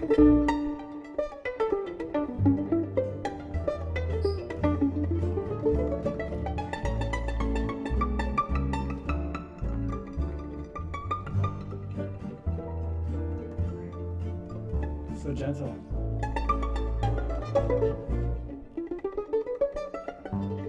Ina says balalaika violin. Yeah. Yep. Well, the funny thing is a lot of Russian romances are just plagiarism of Hungarian folk songs. And now he's plagiarizing balalaika, so it's just all kind of everyone's plagiarizing each other. Okay. So we, Yeah. yeah, it goes on He's for quite so a while cool. longer. What an amazing character in kind of the landscape. Well, you know, what's amazing for me is like how origins and things get inspired and then develop.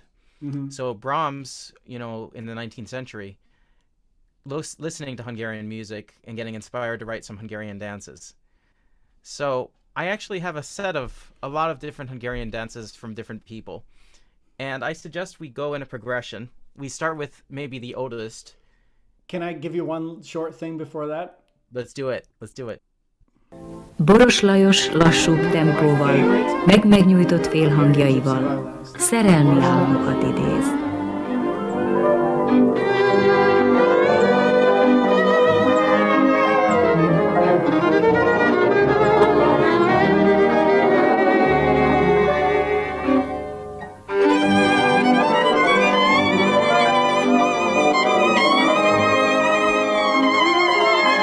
This is where you hear it the best.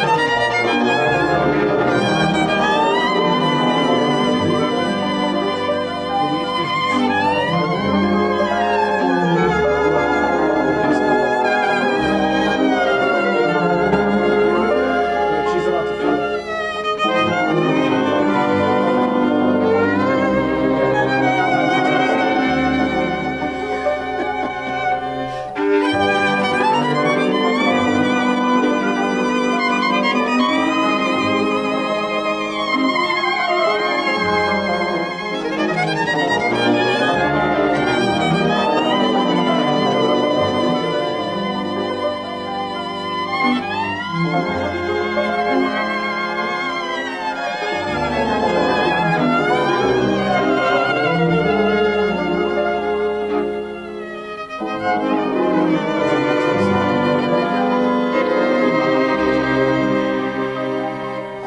Anyway, that's like that. That's I'm Robbie sorry. Lakatosh, like, but not off the big stage. Do you have the name? Yeah, I put it in the chat. Baruch Lashos. Baros Lajos. Yeah. Yeah, good luck. Everybody, pronouncing that. please save these names. You're not going to see them very easily. Amazing. Very quickly. Since we're here. Chandelier. Another one of the greats. Oh, this piece.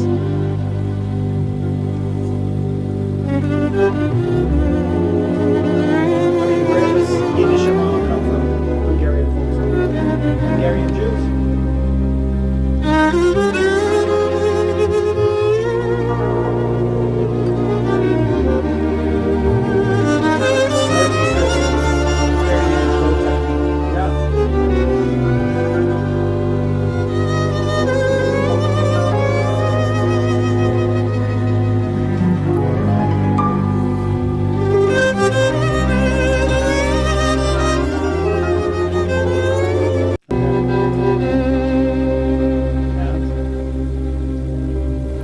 Az édesanyámnak a haja fehér, mint a hó. És egyetlen kincse a fiam mosolygása volt. A legjobb falatját szájától vonta meg. Nőtek a gyerekek, és lassan megöregedett. So, anyway. Love it. Except a different language. Oh, I don't need to know what he's saying. I know exactly what he's saying. Es gibt nichts besser in die Welt. Jiddisch Genau. Mom. Yeah, all that. Yeah. Oh my gosh. Have you traveled much around Budapest and Hungary? I have a lot of friends from there, but I've never actually been there in person. So that's Neither actually have on I. my list. Can we I do our almost next was going stream there from before the Budapest? pandemic, but I had a concert there before pandemic. But no, it's a beautiful place with beautiful musicians and beautiful culture and beautiful food. So Yeah. Okay. So shall we go to our second Hungarian dance? Mm-hmm. So this is a friend of Brahms. Very old recording, 1903. Brahms, Johannes Brahms. You've heard him say his own name, yeah? Yes, in the cylinder or something.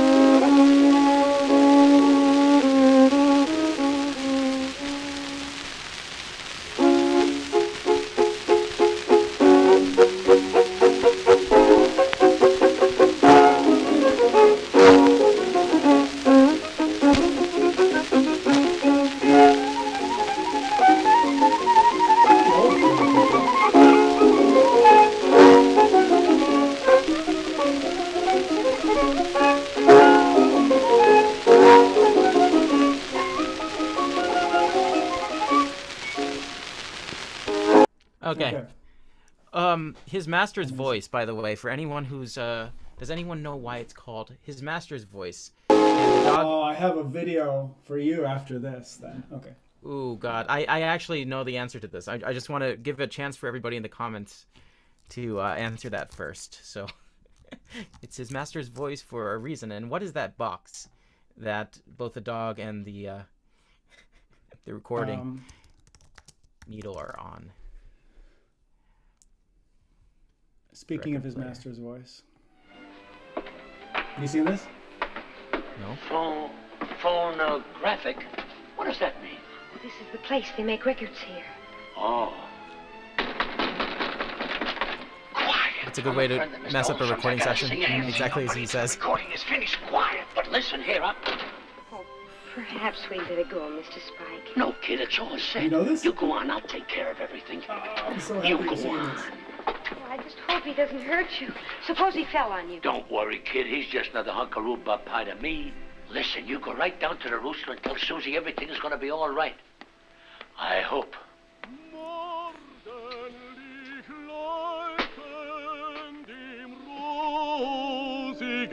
Schein von Blüt und Duft geschwellt die Luft. Oh la la la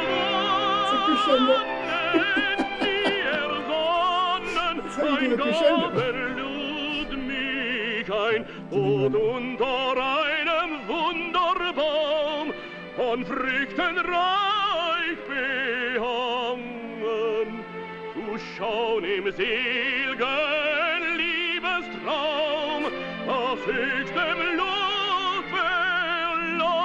These audio verlangen. engineers. They're just Erfüllung buttons ihn everything. verhielt, das schönste Weib.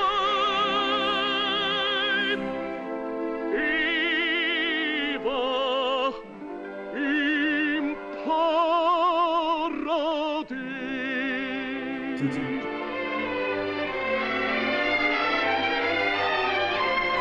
Heut reicht der Tag, dem ich aus dichter Traum erwacht, hab ich erträumt das Paradies, in himmlisch neu wird hell am Tag, hell wo mir lag, Lawrence dahin Mac- lockend nun der Quell, den von mir liegt, geboren, mein Herz erkoren, der lieblichstes Bild, als wurde mir geweiht, so heilig er als Bild, Great singer. am lichten That's Tag Wagner. erfahren, durch Sang es sie gewonnen, waren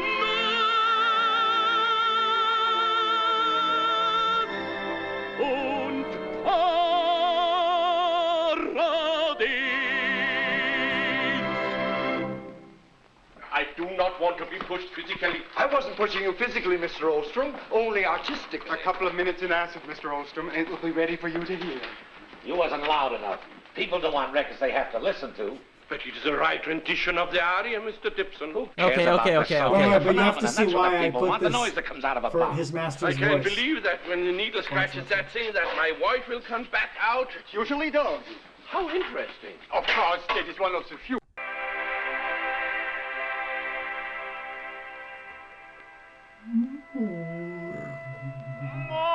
Morgenlicht leuchtend im rosigen Schein, von Blüt und Duft geschwellt die Luft.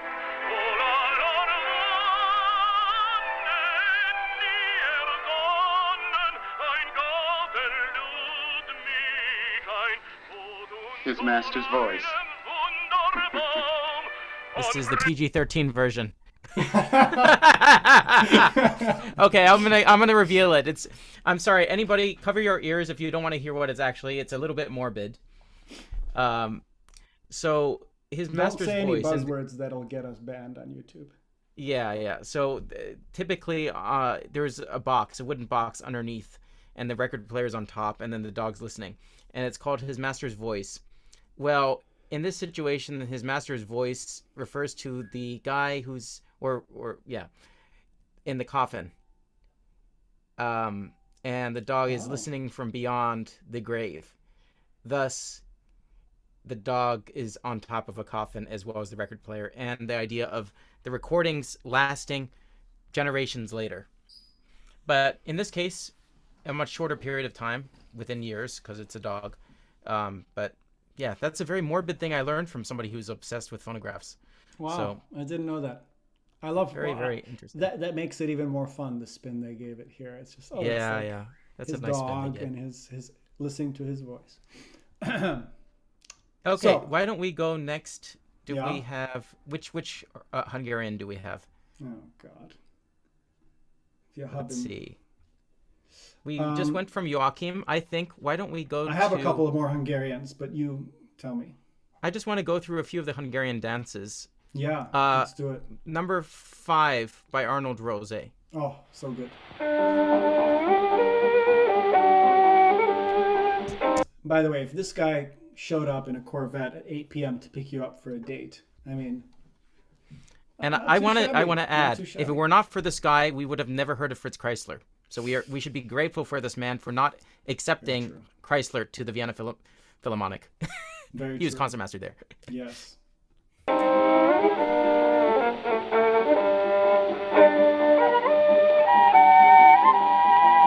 It's Arnold, 1887. Arnold.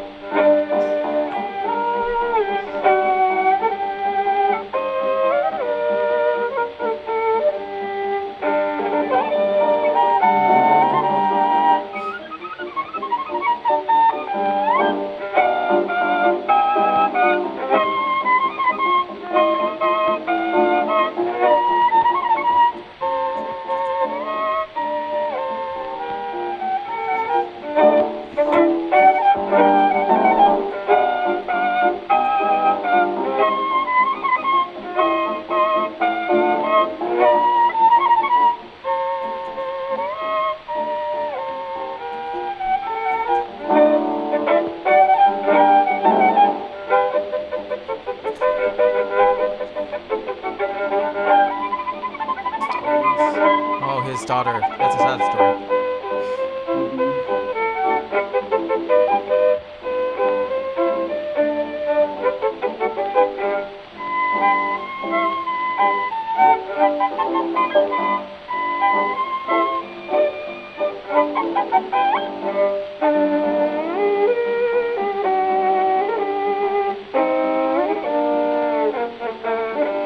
I like the Grace dance.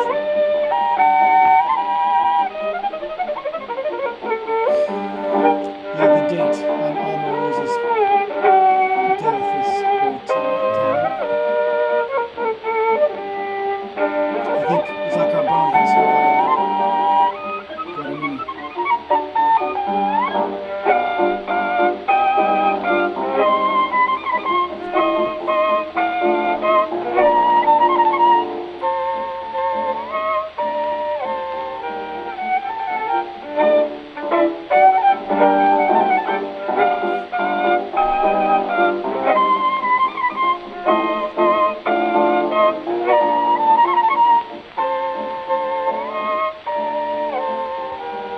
There's a briskness in his playing, similar with Joachim. There's like a briskness that they often play ahead of the beat. Like Well, I this, just want to say something. The piano hasn't gotten there yet. Yeah, but I want to say something. I think Joachim was born around 1931 or 33, around 1831. Let me just double check Is that. it 30? That early? 31. He was born in 1831. Wow. So he was pretty old when he did that recording, as somebody pointed out. Yeah. But Arnold Rose was born in 1863. So he is quite a bit later, but still, only a certain amount. I mean, this guy grew up in the 19th century. So a lot of that understanding is very interesting because you look at Brahms. Johannes Brahms was born in 1833. So 1831, Joachim was his senior by 2 years. And then Arnold Rose, like everybody was in the same kind of circles to some degree. So it's very interesting, this history. I do want to just quickly jump to two more, Yeah. and then you can, Let's do it. you know, we don't have to listen to full takes of these. Sure. The next one is Fritz Kreisler. Oof. You know just what to do. Yeah. Which one? The Brahms. Hungarian. Ah, yes. Okay.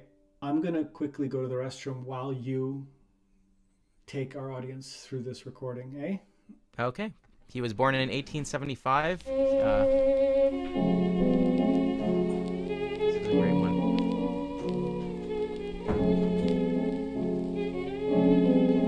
This is the 17th Hungarian dance.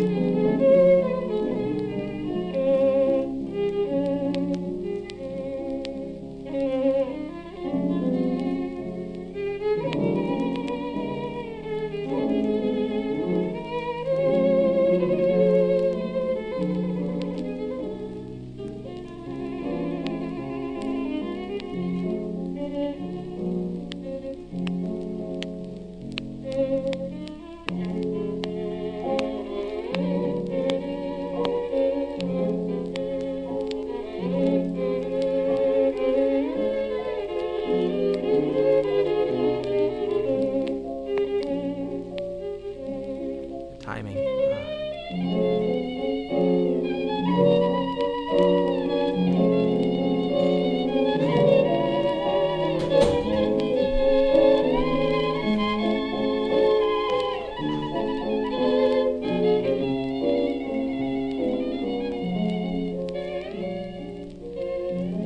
And then just a little bit of this next section, and we should stop.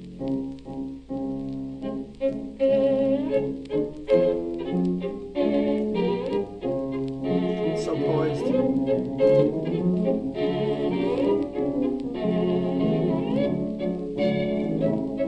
Okay, let's stop here. What is the Baron Vita? What is that? I think don't these know. are describing Gorgonzis? different instruments that, yeah. But anyway, just wanted to showcase how things changed so much between, you know, the 30s, 1830s, 1860s, and then now 1870s. So modern violin playing, to some extent, you can really hear that change. But Kreisler was a singular, unique person too. His sense of timing, his sense of sound. You can hear why Arnold Rosset did not invite him into Vienna Philharmonic. I mean, you put that kind of sound in the middle of the orchestra, It's you not might not German get as playing. yeah, it's a very different kind of way of playing it compared to what he was leading in that Vienna Philharmonic at the time. So I want to go now to, I believe, 1893, and this is with Jeli Deranyi, who is the grandniece of Joachim. Let's see, if she was born in 1893. Yes, I'm right. And she was actually the inspiration for Tsagan, apparently. Somebody, I believe, Yeah, double check this for me, but Tsagan, she played backstage for Ravel, just these various improvisations, and then he wrote them down, and that later became the piece known as Tsagan, one of the most famous works for violin that Ravel ever wrote. Is this the death year of Brahms? 1893? Ah. Maybe close, I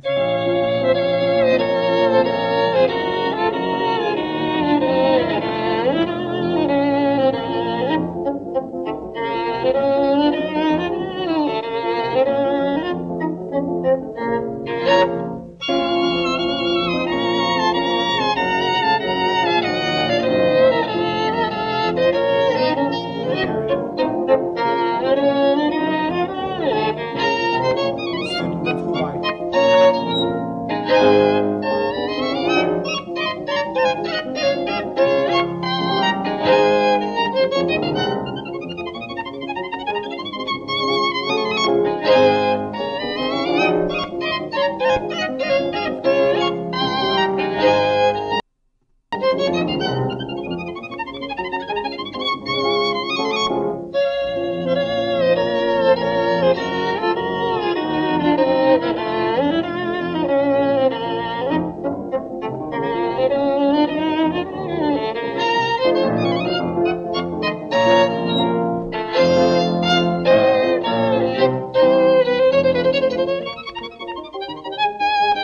Such a natural sense of timing. So amazing. There's nothing contrived. Like so many times these dances are contrived. And now the slow section. It's so organic.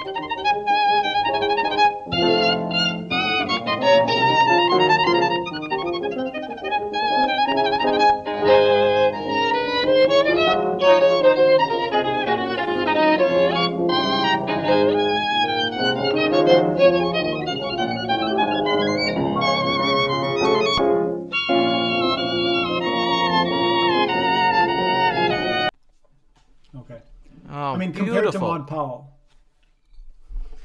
Oh God, no, I don't feel like I'm an expert enough on either of them because there's not enough recordings that I've listened to recently.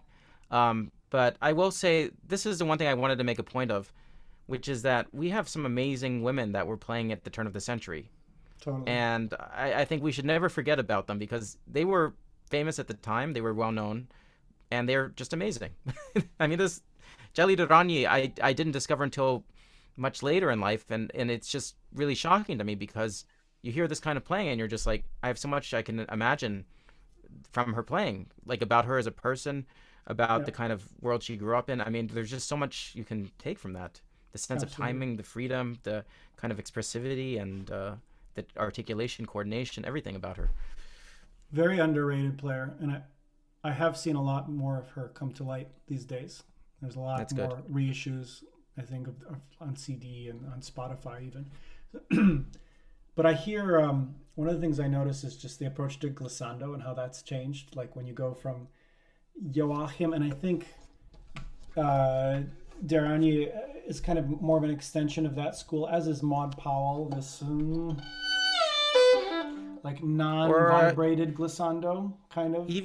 Yeah, I somebody was talking about the difference between a slide and a glissando. No, not portamento. An invoco technique, portamento. Portamento. Yeah, and I think there's like a thing we should be paying attention to, which is like a lot of times when you can do a slide, the way she did it sometimes is sliding with the vibrato going down. Does she do I'm not doing it the way she did exactly, but it's the same kind of idea, which is not like or. I thought she was doing that. You have a lot more. She did that too. In general, like with Joachim as well, you have more meowy sort of, to our modern sensibilities, you know, having listened to Menuhin and Enescu and the vibrated slide, which I think they sort of, Enescu and was maybe the first to popularize. I mean, who did that before Enescu? This, you know, this kind of thing. I'm sure there was somebody in a cafe somewhere sounding amazing that we couldn't believe. He probably stole it from Hungary somewhere. Some nobody who played amazing in a cafe. Exactly. Well, I think Heifetz said that was some of the most amazing violin playing he ever heard was in Hungary, and it was Kurganov. I mean, that even to this day, like, remember this Inspiration documentary with Ivry Gitlis? Yeah. Have you seen that? And then they're walking around, I think, Budapest, and there's this guy playing Chopin Etude on an electric keyboard on the street, and it's like so good. And Ivry, I think he's a Jew, and Ivry comes up and they speak Yiddish, and it's just like, there's a musician on the street and he plays amazing. And like, you have that so much, like violinists that just play circles. And and then that's what led to the all that stuff, you know. It's just totally, it all came from listening and being inspired. And then Heifetz's entire life apparently was, you know, trying to learn from this. And I don't know if this is apocryphal, but apparently the story goes that Heifetz heard Erika Marini, and he was saying, can you give me some advice on staccato? So he was always learning. I mean, I don't think in the most public of ways he wouldn't go out in public and say, I am going to ask great violinists who are friends and colleagues for advice on how to play the violin. They would exchange ideas between them. I wish I could be in the room for that, because I can't imagine that conversation. But Yuda Shapiro also was close to Heifetz, and you know, he asked her for advice on teaching something. I mean, it's a very, very interesting. I think he met with Galamian too. Yeah. Well, Galamian was a different story because Galamian was somebody that Heifetz sent all students to. So he constantly said, "Okay, go study with Galamian," and then when he finally started his class in 1962, by the way, we'll have a tone-based video for that soon. Adam Hongorsky, who played for Heifetz in that original class that's on DVD and video. He actually came back with me in the studio and 60 years later listened to his masterclass for Heifetz. Did he play we'll be making that in those videos? In these videos. Oh, I didn't connect that. I have to go back and watch. Yeah, he's playing Brahms' Third Sonata on one of those for him. But the point I'm making about this is just that there was at that point with Galamian a story where, you know, he said, well, send me some students, and Galamian said, that's like the honey coming to the bees. I mean, not the honey from the bees coming to the bear. And so he was like, nope, let's not do that. So at this point, I want to, take a break from the videos for a second with some memes. So let's do a meme review. Can I give you one more thing since you mentioned Brahms 3? Okay, fine. And one then more we'll do the Brahms, memes. and then guys, And then we'll we'll be do having the some memes. memes right We're after going to that. memes. Okay. Yeah. Avec lequel on espère passer 1 heure, 1 heure et demie, 2 heures dans une forme d'intimité très importante, très particulière. Très bien, Ivry. Eh bien, avant de vous souhaiter bonne chance, est-ce que vous pouvez nous jouer un peu de Brahms? Avec joie. Quoi donc? Eh bien, nous jouerons une partie de la sonate, la Alors, 3e sonate en ré mineur. Alors, en attendant jeudi, nous allons écouter ça tout de suite.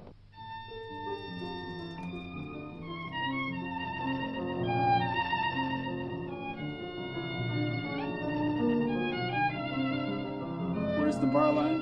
Nobody knows. But the pulse is there.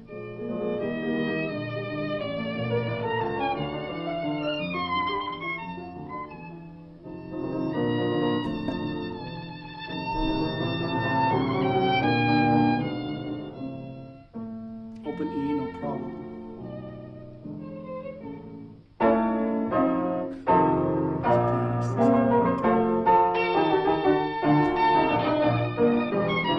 The bow retake.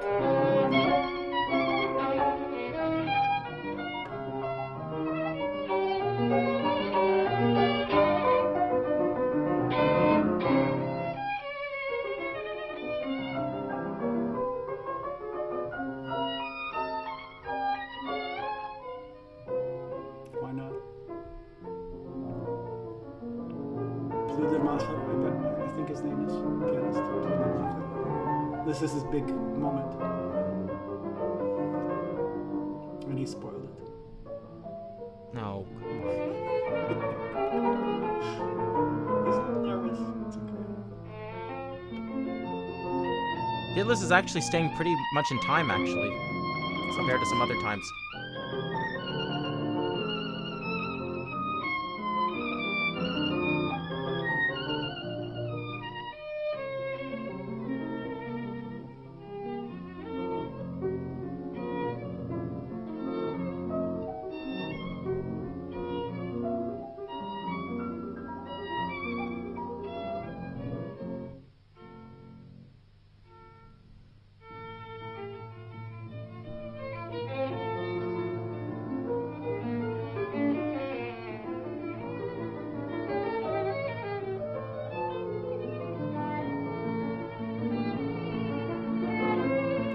He's just showing off for the camera.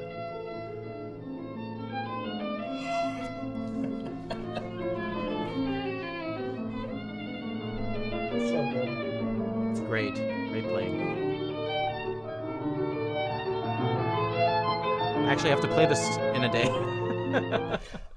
My recording of this is finally coming out soon. So that's Awesome. Yeah, no, but this is, one of those Anyway. performances where you can feel like he's just playing and the pianist is just playing, but they're both playing along separate streams that seem to be flowing kind of together, but it's kind of it's together. kind of together. It's very interesting because I feel like with Gitless, somehow with Martha Argerich, the two of them somehow were in Martha the same Argerich path. next to that pianist, they're so different. Yeah. But it was so together in a different Yeah. way. And I think he actually listened more when she played in a certain sense. You can see that he's... the simpaticos. They made like It was, and I all saw their them Chrysler together. pieces, their Debussy sonata, like all this stuff. Yeah. No, just even on a human level, I think that's part of the big reason why that worked as well as it did. Absolutely. Well, anyway, I miss that guy so much. Me too. Memes? Memes. Let's do memes. So I made a bunch of these memes. Is this the one? So please Oh, this give is them you made these? some of your humor. Yeah, I made all of these. So Okay, take them with a Eric grain of made all salt. these, so I shouldn't have said that. I should have said Take Chrysler. it easy on him. Take it easy on take it him. easy on me.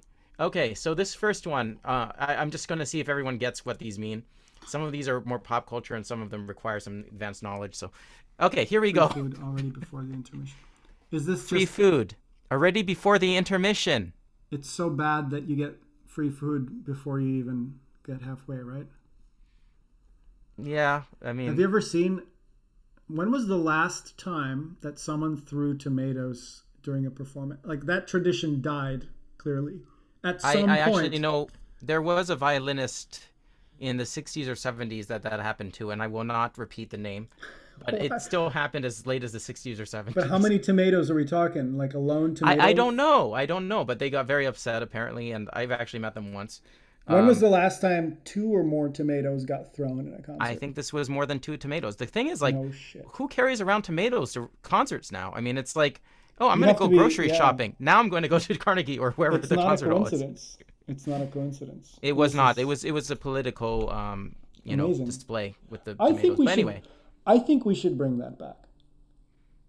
Yeah, and then you have a Stradivari violin that gets very red and acidic, and then the wood. The red violin. Let's stop that now. Well, look, I mean, it's either that or it's what we have today, which is standing ovations for every concert. Which that's more in the States in some parts of the country. True.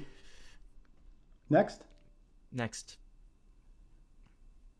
The common issue we deal with, because everyone says practice slowly, but how many people are like, what do? I only have 2 hours right now.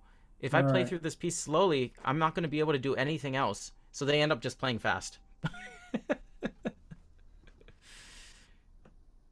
Or cat meows when they don't sound the way we're hoping. So especially, yeah. This is good. So for anyone, this is Game of Thrones. I never... Yeah, so winter is not referring to the season here. Winter is coming is referring to something very different. So if you get it, you get it. If you don't get it, you have to watch Game of Thrones. It's like when people get desperate or something. Winter. Yeah. Speaking of violas, I have my next thing lined up for you. Ooh. Oh, I hope it's not a viola. It is. I'm sorry. Okay, this is a classic one we deal with. Finally played in tune. That's impossible, right? Yeah. The Rock. I mean, why is The Rock surprised? Is my question. Yeah. He gets it. You missed the grand pause. It looked so empty. Ha! Except there actually is no grand pause even in that case. Okay. There's a fermata. But yeah. You know the Japanese conductor guy, right? Oh, that is... Usuki is his name. Usuki. It's one of the greatest... Oh, God. Ever? Actually, maybe we should see that. We probably should show that eventually. We should probably show that at some point. Okay. OG, everyone knows what that stands for, hopefully. And this actually... 1750 was a crazy year, huh? 1750. Mozart was born in 1756. And what's crazy is actually you look online and say, why does the Baroque era end? It actually said Bach died in 1750. So when he took the last breath, yeah, that is when the era, now, do you an think entire that's era. In retrospect, we just kind of put it there? Or do you think that when he died, in the time, it made such shock waves that like people changed, or they lost something and they moved on? Like it actually had vibrations at the time. Well, like, John Lorenzo Bernini, right? No. He had already died by... I'm uneducated, Eric. You have to... Oh, he was a sculptor that was known for his Baroque, very complicated, ornate sculpture works. And he died in 1680. So I think what happened was a lot of the people that were kind of informed in that style had passed away, a large enough percentage of them, that when Bach died, it was a large enough cultural...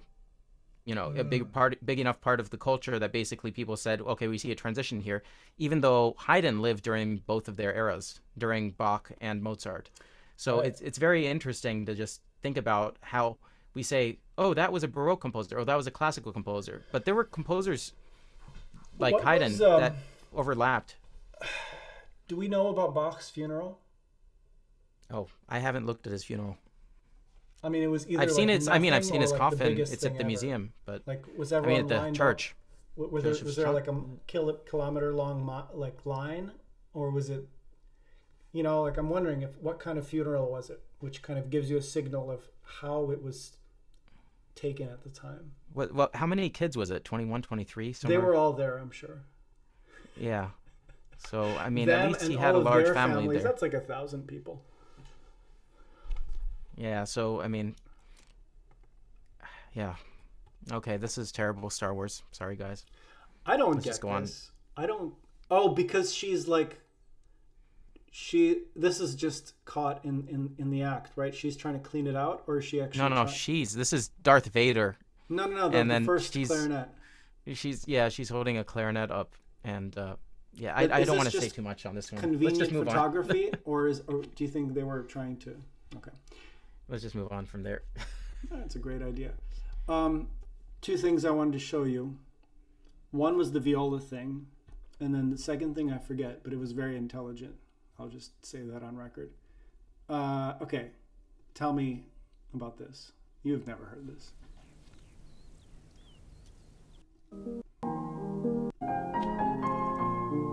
Oh, this one. No, I'm joking.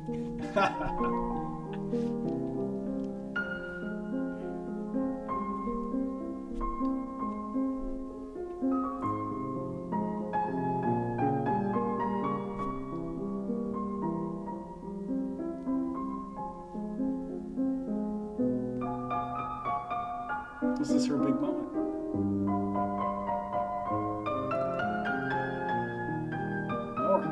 More.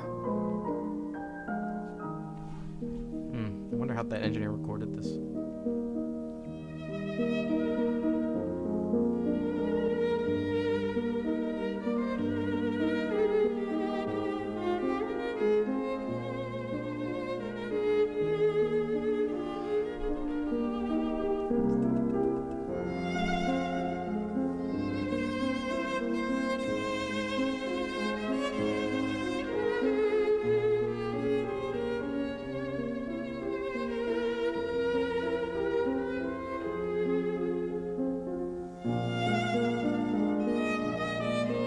Please tell us the name.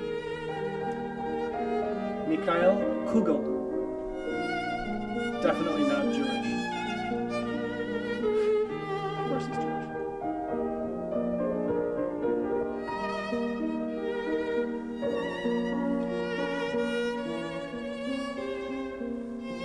Ball control.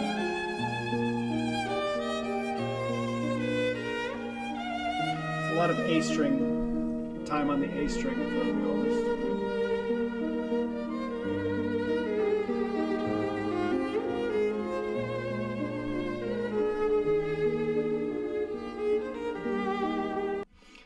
Anyway.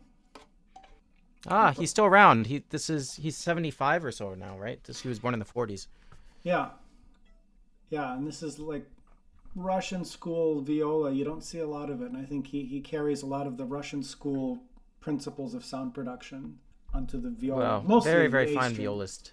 Very fine violist. That piano lid should be up, in my opinion, but the piano lid should be up, and someone should give the pianist some sugar. Yeah, I mean, like that piano is. Anyway, let's not go there. That's a different story. Okay. Do you know this guy? No, this is. That looks like a Yonoshka kind of. It does look like a Yonoshka, He's the more jazzy Yonoshka, right? Yeah, Yeah, I met them once. His technique is sick.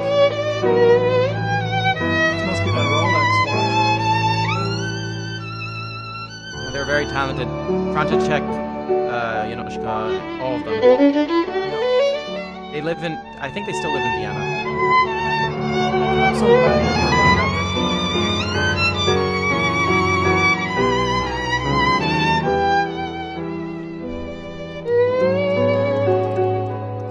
Yeah, let's listen to some Yonoshka. Not the 24. No, not the 24. Fine. Mostly for Roman solo, which is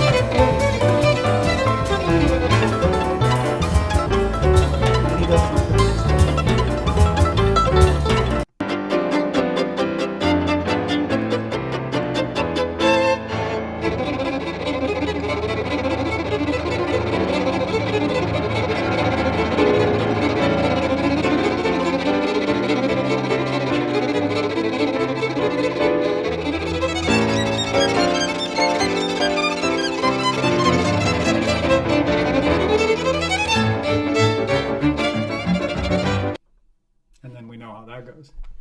Oh, Super talented, these guys. these guys are amazing. I want you to try. If can we play the Strauss? Yeah. Type in something Strauss. Come on. They're living in Vienna. Oh, from them. They're in this city of Strauss. Janoschka Strauss. I haven't heard it. Like, which Strauss? Are we talking about Papa Strauss? Let's see what they have. Fledermaus. No, be quiet. Fledermaus. Deflatormouse? Deflation? Fledermaus. I wish there was some deflation happening in our economy. Guys, this is one of the most amazing ensembles ever. This one? Like, just listen. First... No, the second one. Listen to that. The second, okay. The live video. Yeah. This is crazy. I haven't heard this. Oh, you haven't? Anthony says it. Avery is a pianist.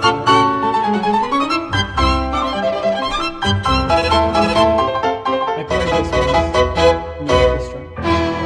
Chamber orchestra. Disaster.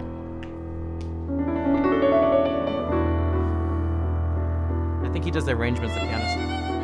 He's so good.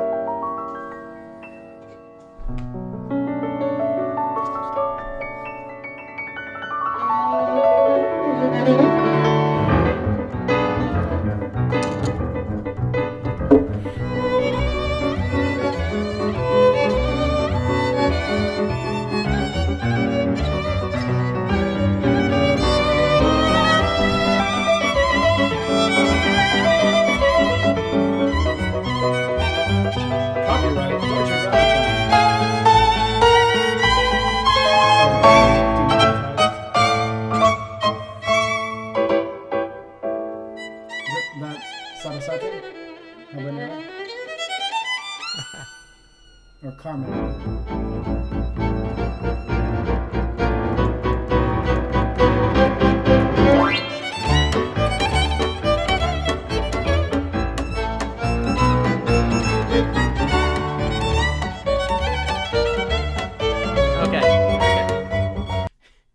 Yeah.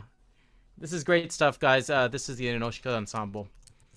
You can check that out later. That thing we saw him, the glissando that he did, reminds me of this. Sorry, it's a pianist. But oh, I know him. He's in Florida. Yeah.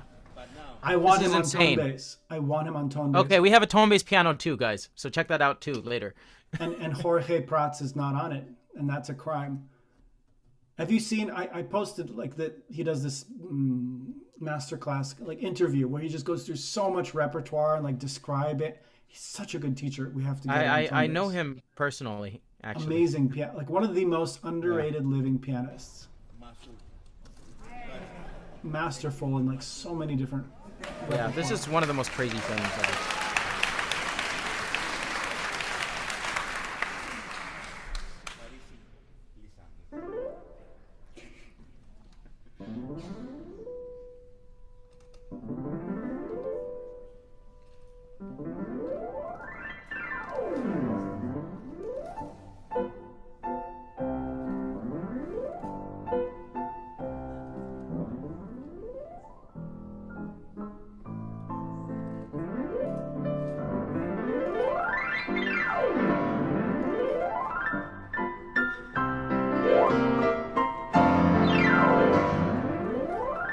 Felix says he's Cuban. Yeah. He is a Cuban pianist. He lives in Miami now. Last I saw.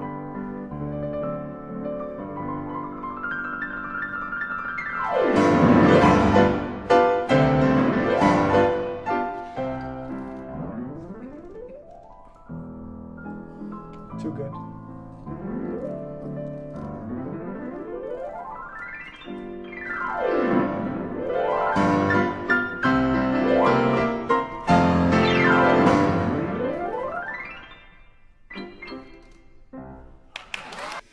Kind of unfair to play that because it was preceded by like a concert of amazing like serious repertoire.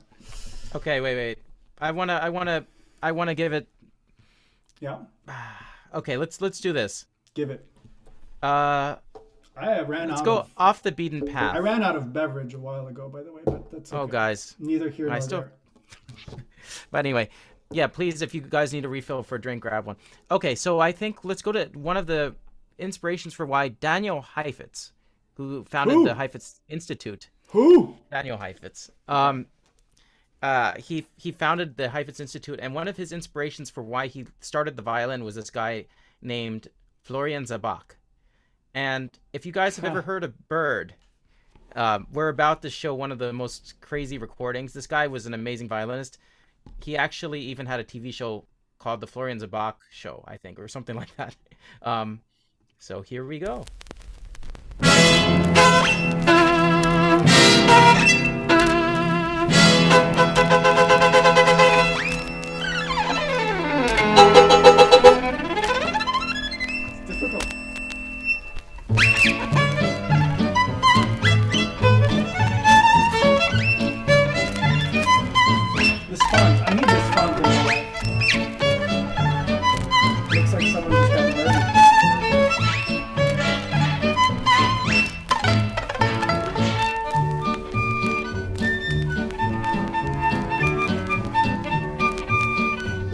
Canary.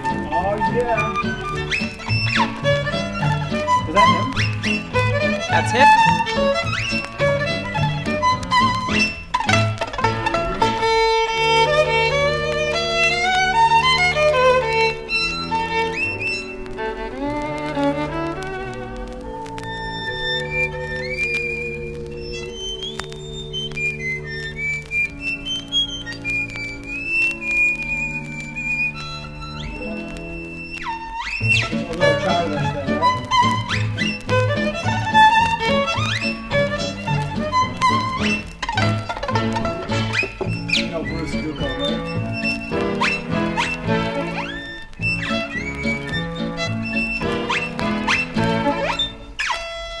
Murphy says Brian Lewis used to play this as an encore all the time. Paul Rosenthal, I think, did it once in Fairbanks, Alaska, too. Yeah.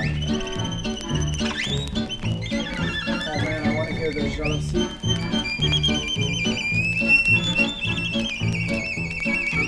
I think we have to show Kwan Yun Lee after this, no? Oh, God.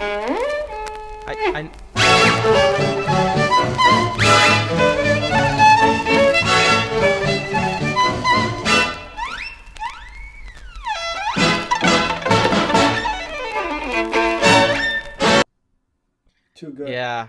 Too good. He is amazing. Good I don't know why like, he's not more well known now. I mean, there's... Not a joke. No joke. No joke. That guy's great. So, what's interesting about it also is, you know, that just to play those trills up...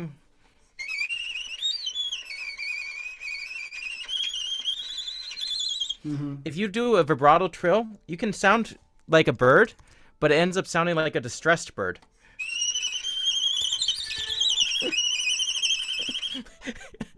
All right, well, I guess you leave me no choice. 我非常感谢青岛电视台能够给我这个机会，用琴声来表达对新年的这个祝福。那么我现在再拉一首罗马尼亚的民间舞曲《云雀》。掌声欢迎。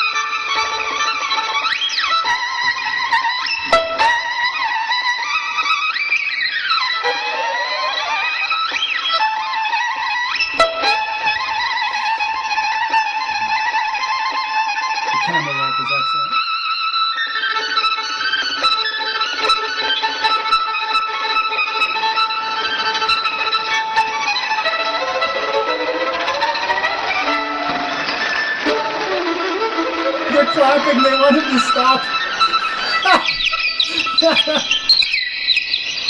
Okay, here we go.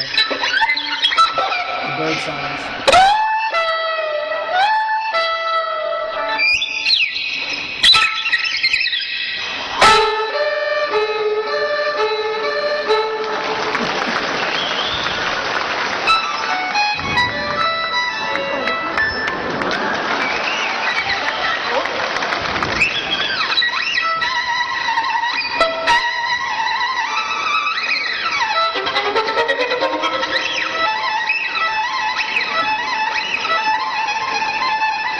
We just lost 9 viewers.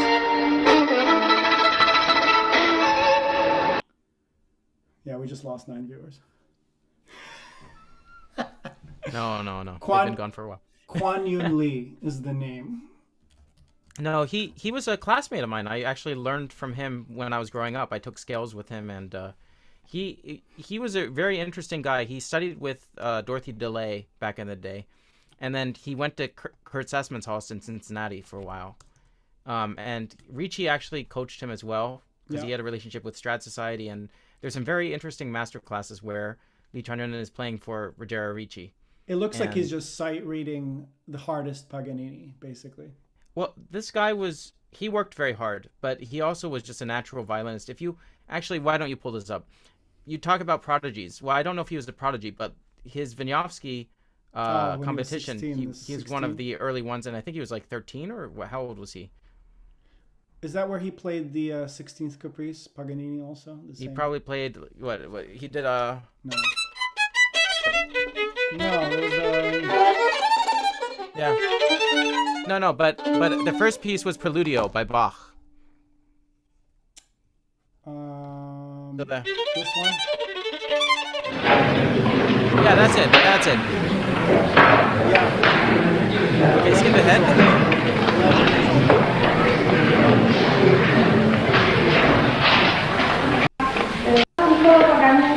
Kaprys op. 1 numer 16.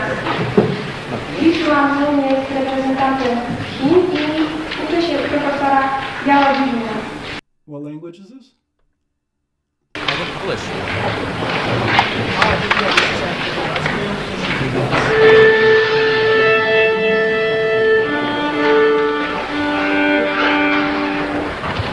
This is when he played normal.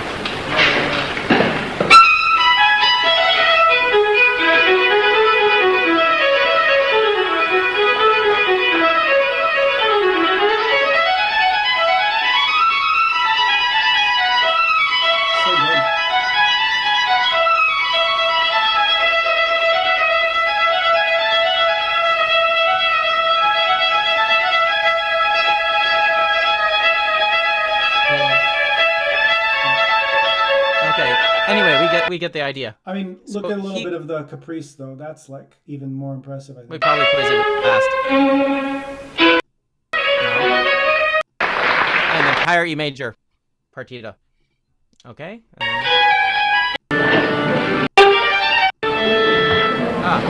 16th Paganini Caprice.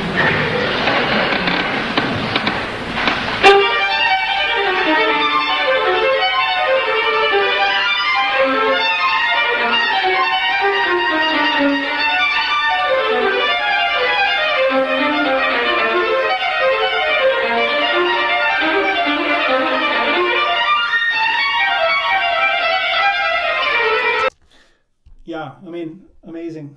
But you get the sense, knowing who he became, it's like there's something inside of him, of this little boy that hasn't quite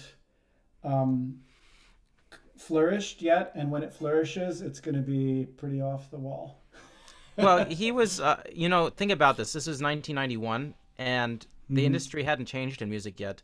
So it was very much just, not in generally a very good idea for most people to really go outside by that much. Like he really would take a performance of something and change all the notes, change all sorts of things. It's just, which is a lot of fun, but also, he did play with orchestras sometimes, and he would do very creative things. Have you seen his Tchaikovsky?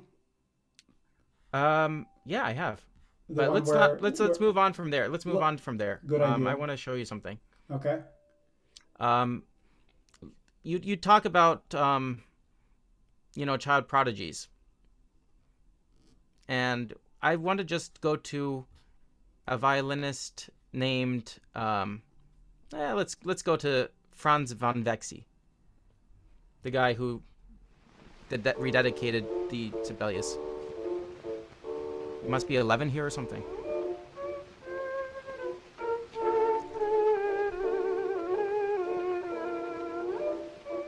Born 1893. Ah, how old is he here? This is recorded in 19... Oh, what year?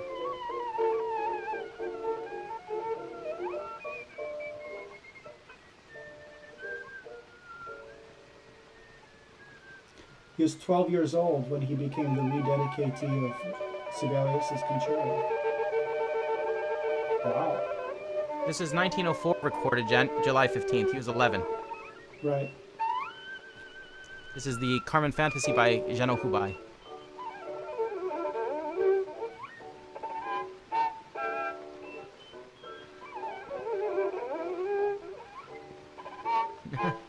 You can see all these connections between all these great musicians.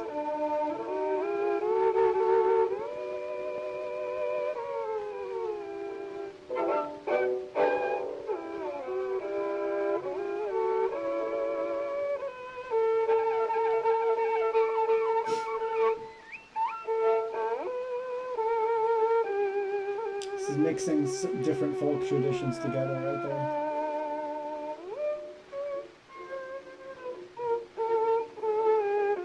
Carmen via Budapest. Rabin is also remarkable. Yeah, totally agree. Mr. Murphy. Oh, are we going to the Toreador already?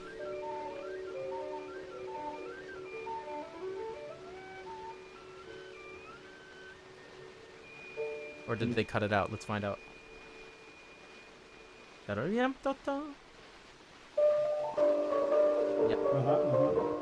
This is from Carmen, the opera. Oh, this is the Toreador theme, bullfighting.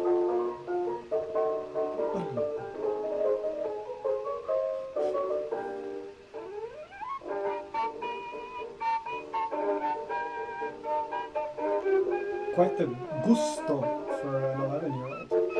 Yeah, crazy. 11, and he has such a personal feeling already. I think that's because he has the folk tradition in his ear. There's some confidence that's gained from just hearing. But also the left hand, the articulation, the way he moves.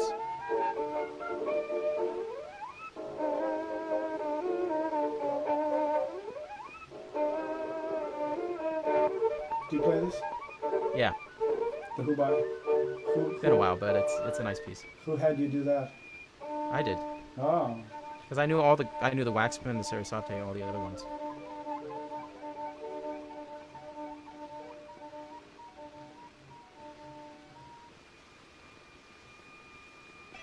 Okay, I have two things for you. One,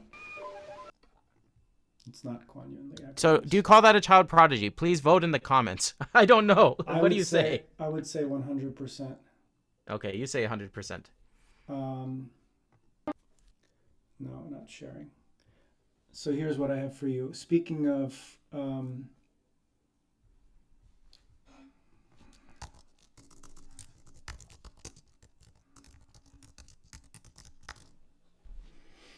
don't tell me Segeti played that.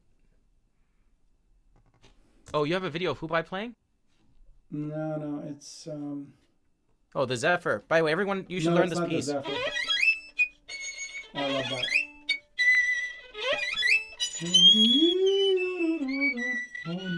Yeah, that's the Hubai Zephyr. It's a great piece, not often enough played these days. Gosh, where is this? I can't find it. What are you looking for, Daniel? What are we looking forward to with anticipation? It's Szigeti playing Hubai Violin Concerto? No. It's a video. It's wonderful. I think it's a Charda. Maybe it got taken off of YouTube. Probably. A lot of things get taken off of YouTube. So hate guys, enjoy these while you can. Okay, I wanted Let's go something a little bit more modern era. Let's hear some Shmuel Ashkenazi. Hold on, since you mentioned Zephyr. Because he's tied to. Who's this? Tibor Varga. Young Oh Tibor Varga, 13 to 14 years old in this recording. What?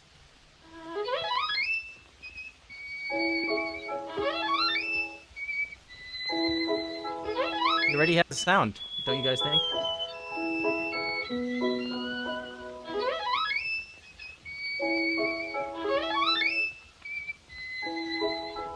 I've heard the Joseph White Violin Concerto. Long time though. And yeah.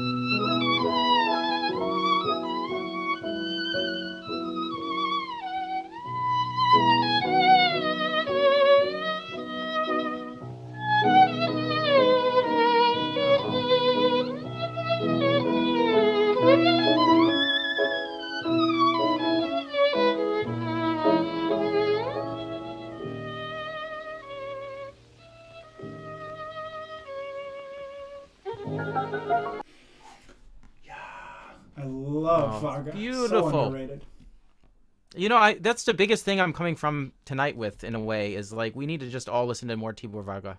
I mean, it's just amazing. And check out his 8-volume treatise on violin playing. I have to send you that. I give it. Who's like a Tibor Varga specialist? I mean, I got onto him like, I mean, this is my post here. So like, what is that? 2009. Yeah. So that was too long ago. You have too much stuff on your desktop. Okay. Yeah, let's move on. Let's move on from here. I want to go to the modern era. Modern. So let's move to Shmuel Ashkenazi. This is a very short Chrysler work. I was actually at this concert, and I gotta say, like, this recording, you know, you get a sense of how good it sounds, but it was even more amazing just to hear it live. So just take that with everything you're listening to today. Just how much, even in person, it might be even more amazing to listen to, even though it's already fantastic the way these guys sound. I mean, it's just amazing.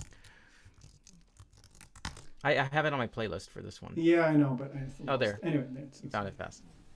I love this piece. I just played a piano tray arrangement of this. Yeah, it's so good, isn't it?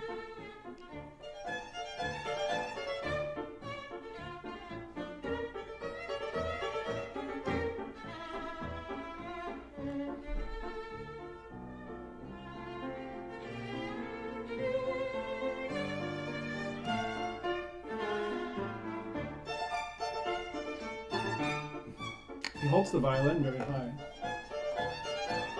Yeah, more than normal. He's on this side, right? Everyone's body structure is very different, so that's why. Well, I don't think he has a weird body. No, what I'm saying is, but it works so well for him the way he plays. Oh, no, clearly it does. But he's not even on the chin rest. What's the point of the chin rest? Oh.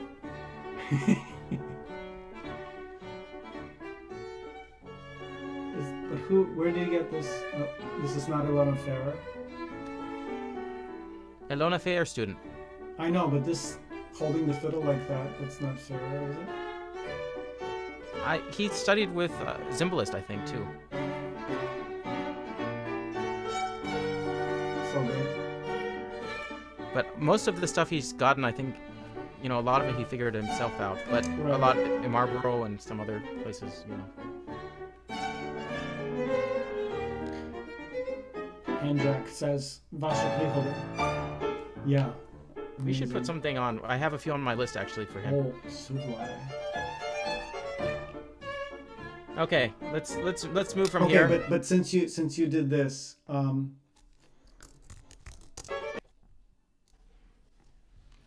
sorry. Oh gosh. You seen this?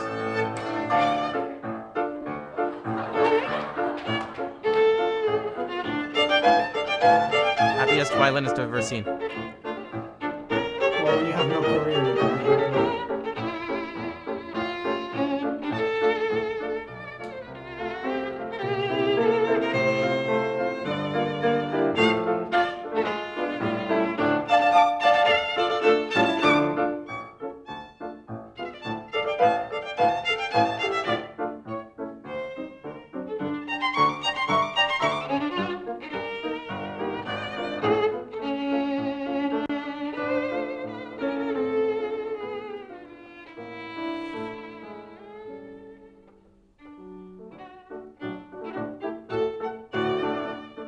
What happens when you take Soviet technique and do something sweet with it.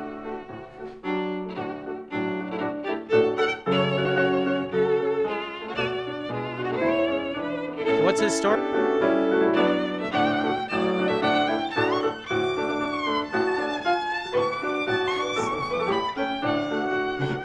Oh my god. I wonder what Chrysler would have thought. He was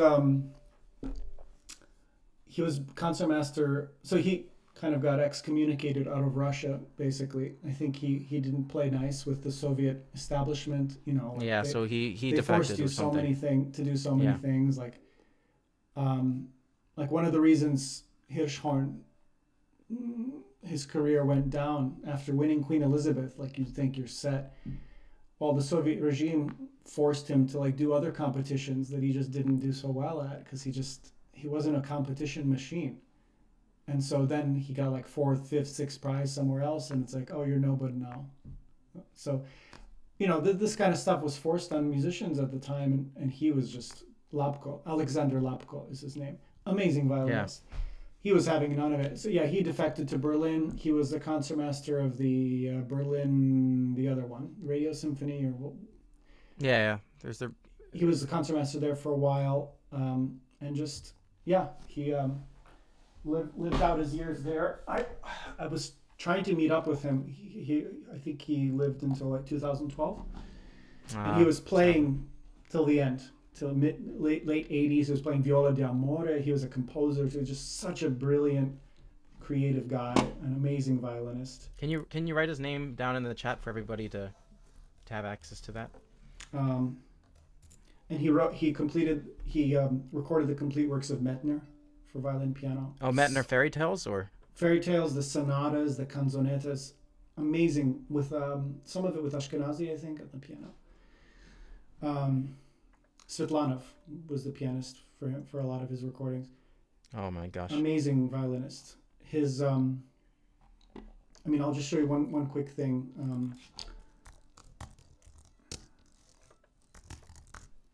Yeah, you know, the thing is, like, I'm grateful that so many of you guys who are listening actually know all these names, but there's...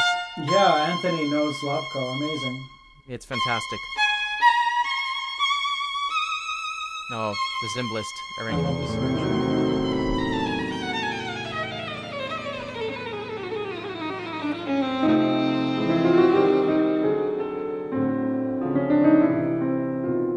Jack says he was quite famous.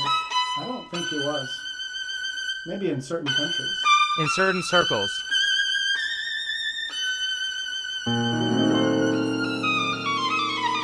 2.9K views. Half of them are because I shared this video.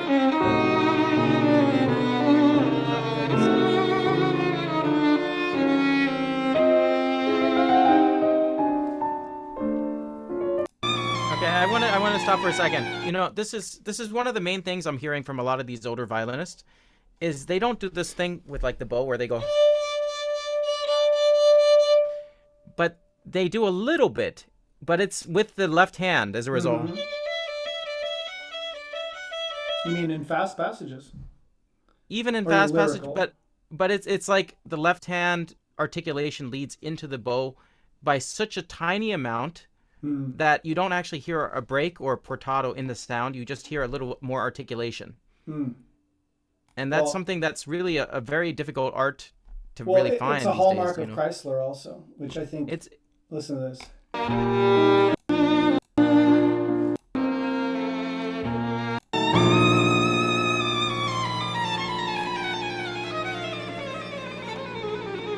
Andrei, what's about that?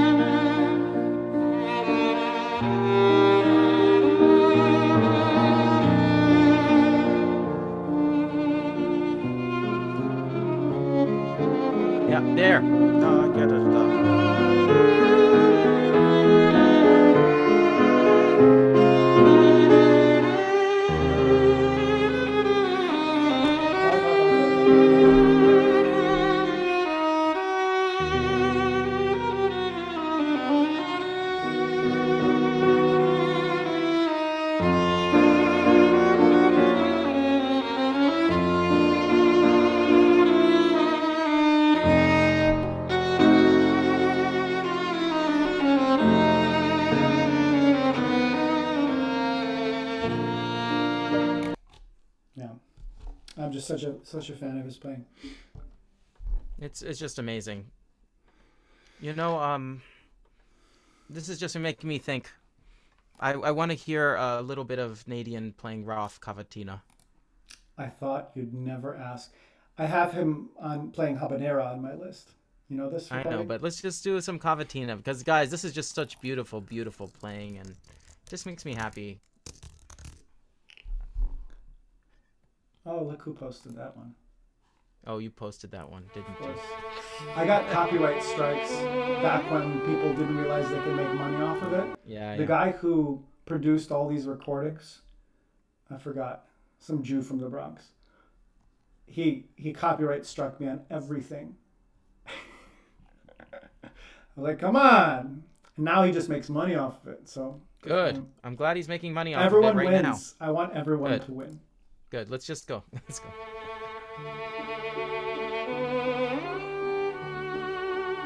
Can we appreciate that glissando? Can we hear it uninterrupted? Yeah.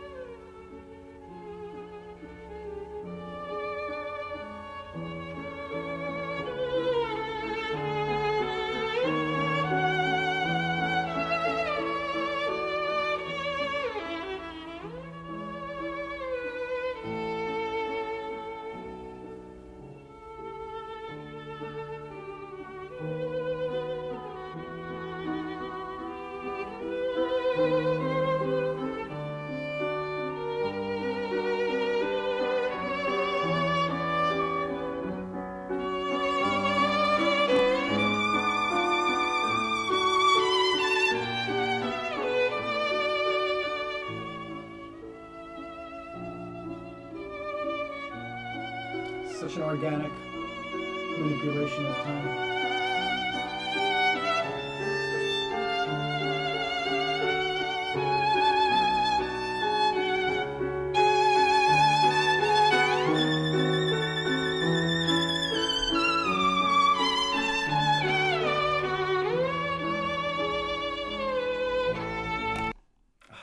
Too good. Too good. Ah. Also, You know, that's the thing. It's like, what is it that makes somebody feel something so much? You know, and I think you can say that it's excitement and dopamine in the brain, all these things. But you know what? At the same time, sometimes it's good to just enjoy the experience and feel it, and not try to analyze every single detail, because so many thousands of things are happening. You know, that's the great joy of it. In order for us to feel that intense warmth. Yeah, and the sum is greater than the combination of the parts, because it, you know, and this is something I do very often. I try to break something like this down. Like, okay, why do I love this so much? There has to be. I don't believe in magic, you know. There has to be something there, and then you get into just so many complexities that are all done out of feeling and not out of like. Well, mechanical. like an example, like I like to say, is like vibrato. Oh, but you got to do wrist for that. You know, because he's using wrist. But the gliss.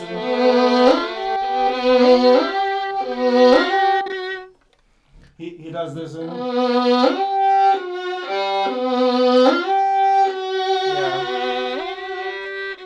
Yeah, a little different than that. But the thing is, like, what I'm trying to get at is that a shift between two notes, or a slide rather, in this case, it's not something that we should ignore as a point A and point B. Like, a lot of times, every single connection between notes has to be thought of in an expressive way.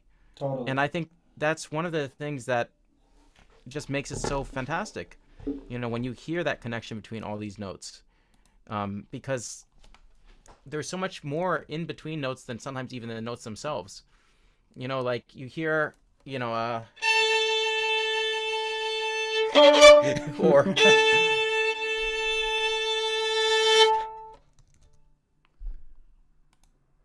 you know, my point though is you feel like it's inevitable. When you feel something's inevitable, like it has to happen, or you're about to feel it. You know, that's just such a nice. On the topic of connection between notes, because I think that's this is a whole tangent that I'm fascinated with, but the connection between notes, the traveling between notes, I think that's what made a lot of these violinists so special, and they had their own way of traveling between notes. And the problem in Western music is that none of that is really notated. There's no notation for what to do between notes, really. You're making me think of Claire Rockwell. Well, there's that, and we can go there. But as a prelude to that, which we will have to get to. We have to go to now because of that. We have to. But as a prelude to that, there's a much older tradition that not only has this, but codified it. And it's not mysterious or idiosyncratic, like it's actually codified. And someone ventured out into that world. Our dear that guy looks very familiar. Our dear Gilles Pop ventured out. Oh, I was just emailing with him a few days ago. This guy, by the way, just came back into the States from an 8-month tour in France and Europe, and one of the nicest people you'll ever meet in your life, and he's one of the most creative, and he's on tone bass.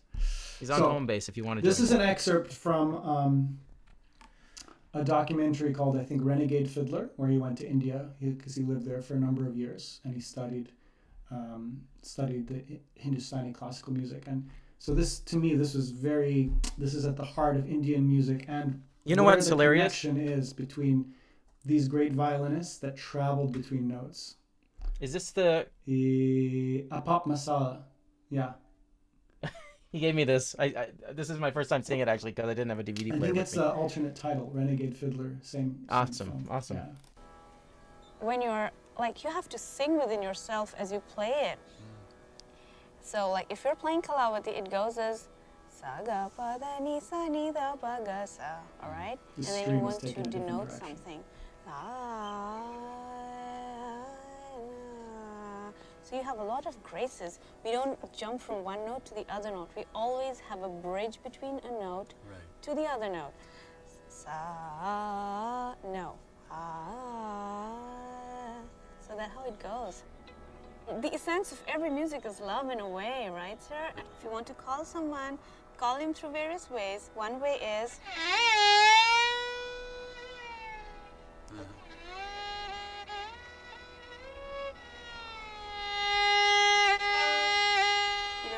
to you, just catch it. Yeah, right. Just a little tease. Yeah, that's a tease. And then he listens to you, and then it all ends up.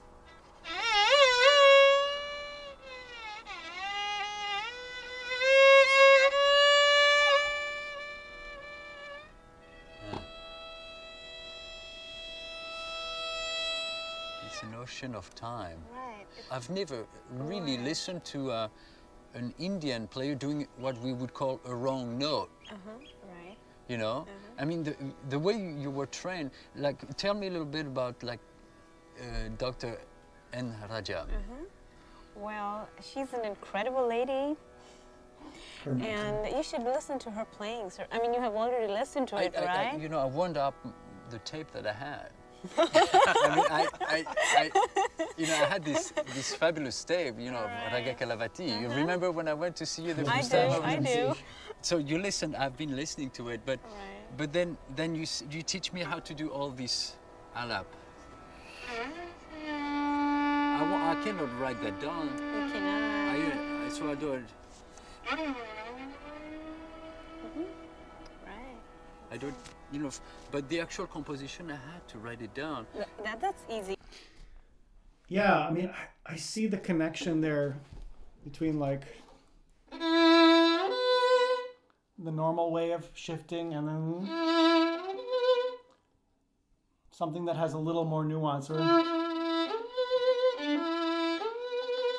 Like there's so many ways to do that shift, and you have kind of many great models in history that did their own way, and none of that's written down. None of it's even like, oh gosh, where's the PhD thesis on all of this stuff? I don't really think. Daniel, I thought you were in the process of developing a course for it. All the slides that you can possibly do between two notes in every interval. Yeah, well, let's do it right now. I mean, there's. Why don't I maybe just for the audience, like, there's always three main schools that I look towards when I think of glissando. I think of like the classical shift slide that people call it that. You can call it the Chrysler slide because I think he really popularized it, which is where you slide on the old note.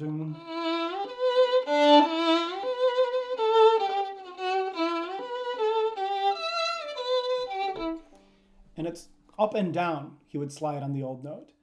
Then there's the Heifetz shift, which is the opposite. It's the new note.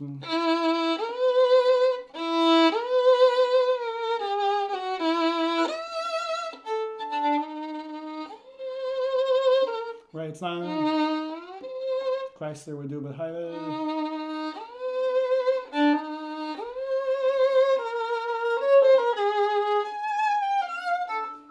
And then there's a third one, which is more of the Enescu, which I find is the vibrated shift, which Menuhin does.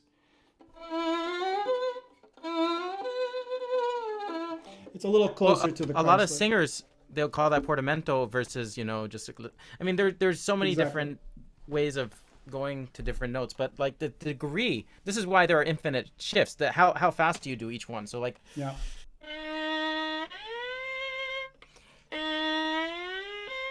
Or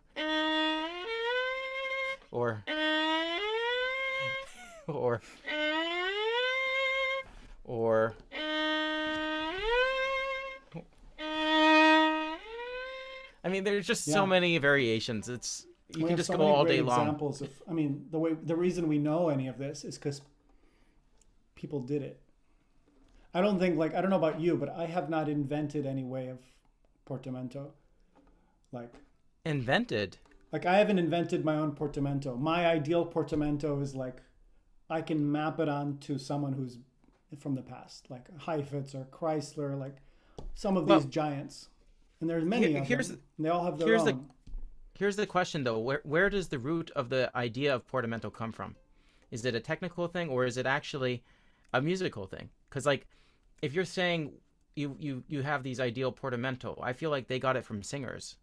Right. And the singers will tell you, we get it from violinists. Yeah. And I think, the point I'm making with this is that a lot of those shifts and slides that we kind of think of from that time period, people, usually a singular person or two or three, have a way of doing something that they just imagine in their mind. Mm-hmm. And then other people try to imitate it. Mm-hmm. And then it becomes a distillation of something that isn't from the original source. You, as an individual musician, if you play long enough, you start developing your own sound. But where is the origin of that sound? And I asked every Gillis this question once, which is, how do you be yourself? And it's very difficult. He says, well, if you try to be yourself, you're not yourself. So you have to just be, Indeed. And then you're just going to be yourself by just being. But I do wonder. I have a pessimistic view on this, which is that, okay, let's hear that. I mean, the number of actual geniuses you can count on one or two hands, and like, I don't think I can create my own way of playing. I can create my own voice. I think I'm able to do that, but like, if you start comparing the way I played something to any number of things, past and present, maybe like, let's say past, like some of these great masters, you could see like I got certain sensibilities from this, and like there's influences, there's, and maybe my cocktail is different than anyone else. I want to hope that it's different. But that's what I'm getting at. Yeah. The speed of which a slide you do, or the amount of vibrato between the notes on those ends of the slide and everything in between, and the breath even, and the tone while you're drawing that note, those are your sound, and those are what are unique and your way of playing. I guess what I'm kind of getting at is just that, you know, we don't hear this slide where somebody slides like. Stop we meowing, rarely ever Eric. hear. Stop meowing. You get my point. We never hear that kind of slide, but at I the hear same it all time, the like, time, you know, unfortunately. in the Vietnam 5, for instance, that's a very Heifetz slide, right? Or in the very good. Good job. Branda Capriccioso by Sanson.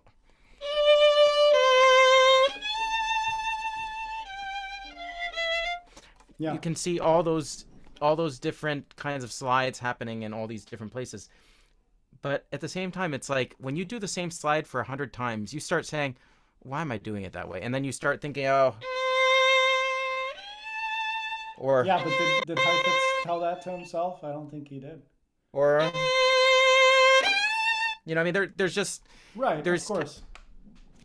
But and that's what I'm getting point. at. Yeah. Because like some people evolve and they do that, and they don't want to do it a million times the same way, like exactly what you said. And you evolve and you. But Heifetz is an interesting case because by the time like 1920s rolls around and he really kind of gets into his own, he essentially didn't change as a violinist. It was all about maintaining this absolute unique, let's call it perfected product. I don't know. I mean, I feel like, yeah, you could say he imitated Chrysler earlier on in his career to some degree. Right, that was the earlier part of Heifetz. And then 29. You know, Henderson wrote a very scathing review to Heifetz, which made him even think of taking his life. I mean, it's just really crazy. Exactly. And it was because he hadn't been practicing as much, and he basically had realized he was getting superficial, the critic, and he was just playing, and he still could play because he put in the work when he was a kid. But he noticed, well, this isn't quite as moving and not quite as, you know, in it. It's kind of just he's going through the motions right now. Sure. And I do think at that point, then Heifetz, you can see his haircut changed. He started getting very serious. His way of playing became very different. And as a person, he stopped being as friendly openly to people that he didn't know as well. Mm-hmm, you know, I think a lot of things happened, and he created basically the way Gatsby does, you know, like a platonic version of himself. He created Mr. Heifetz. And I have friends that knew Jim Hoyle and that knew Mr. Heifetz. But those were almost two different personalities, two different people. I mean, he really was very serious when he was a violinist. And when he was away from the violin, if he was around people who were from that world of violin playing, he was very serious. But when you would get away from that sometimes, let's say ping pong or, you know, going for a swim or different things, then he was Jim Hoyle, and he would even call himself that on the plane, as you know. So it's very fascinating for me how did he look at developing and thinking about those things? And I think he really was an analytical person, personally. I think he really broke things down, and he didn't ever want to say what he did. I get that impression from talking to his students. He would talk about the general concepts and things, but he didn't want to just say, I do this. It was not, he never broke down things like to such a degree. I mean, you do your best to pick it up, you know, he's there, he's going to demonstrate. This is what Rudolf, my teacher, Rudolf Kuhlmann, told me when he was studying with him. It's like, yeah, you do your best to pick it up, and everyone has Heifetz fever, and, you know, it's a thing. And Kuhlmann had Heifetz fever before he even got to the class. And yeah, but it's interesting that I think that musician persona, the Mr. Heifetz persona, that was his musician persona. And then nested inside of that was his incredible humor and warmth. But I don't know, do you think he changed much as it, like, purely as a musician? Like, you take the he got faster as he got older. He got faster, yeah. He took a little bit less time, I feel like. I've done this before. No, but I think actually it's hard to tell because a lot of the later recordings, you know, were happening during that transitional phase away from, you know, a lot of the preamps and the ribbons of the previous era to some degree. And I think that you can hear a difference in the sound of his recordings. You know, it sounds a little bit brighter. Sure. Not quite as, you know, it's a different recording, but also how much of it was Joshua Heifetz just changing the way he played. I personally think it's more the recording, and I also think that, you know, the way he played, you can really hear very interesting recording of like the Mozart quintet. If you put that on, you can hear this thing. That's a very, very different recording. Him in chamber music situations, that's a good point. Like because he had to suddenly be with others. Well, no, but a lot of the times those had very limited rehearsals. I mean, I've talked to some people, like apparently the Mendelssohn Octet, for instance. Let's listen to a little of that. Mm-hmm. The Mendelssohn Octet was basically, I think they did maybe one concert of it or something, and then he said to everybody, hey guys, let's come into the studio, and then they just basically read it together and just recorded it in that very short period of time. I mean, it's amazing.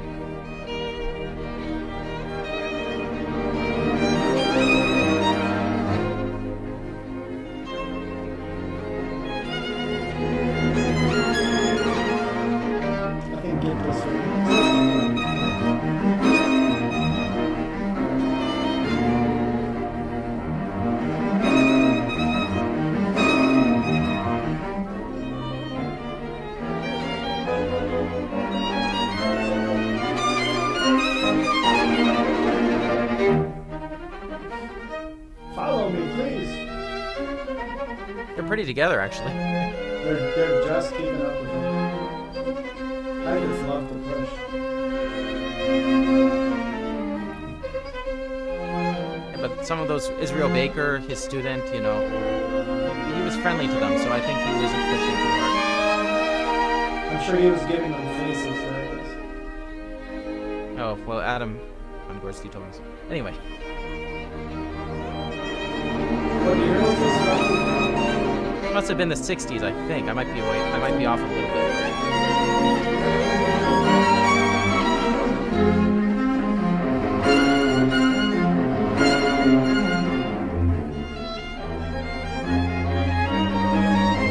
Israel Baker on second. Waiting for that big fourth violin solo. Sounded like it. He's playing rock violin. Let's listen to the repeat.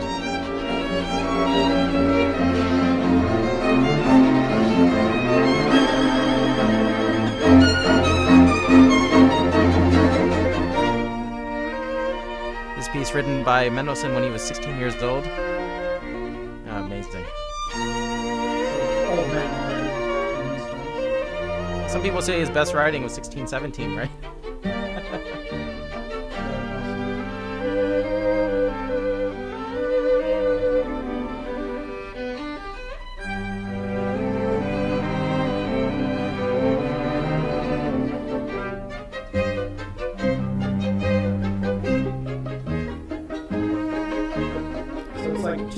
Three big personalities here, right? And the rest are like just happy to be there. Yashai is Gregor Petagorsky and William Primrose.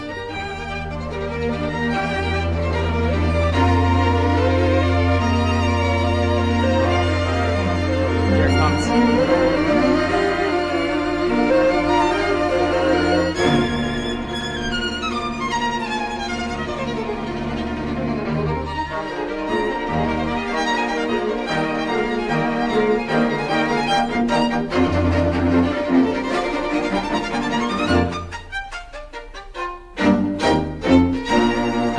Stop there. Yeah, you know what's funny about this is that he just has this driving energy, and you know there's some versions of there's some letters that apparently said Mendelssohn really liked fast tempi. So this recording might be one of the closest to what he actually wanted in terms of tempi, possibly. Do you know this one?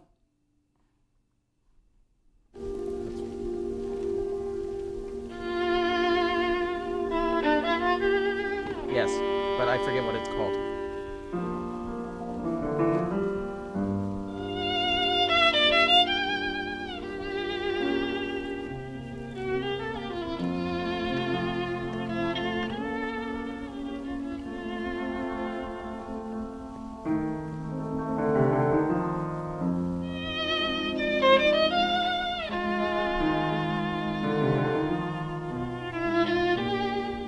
Wrote a really great violin sonata as well. Oh yeah.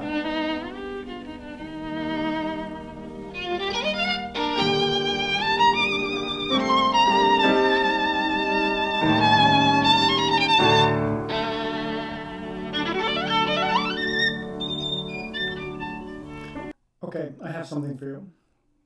I have something for you too. Okay, but me first. This was recently put on YouTube, and it's just like, it's just too good. Эдуард Лалло. Интермеццо из Испанской симфонии. These Russian announcers are amazing. Oh my gosh. Okay, let's skip to it. Da, da, da, da, da, da, da, da, da, da.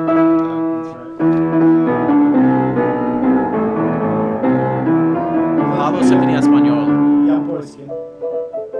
The movement that sometimes people cut out, like Yasha Heifetz in this case.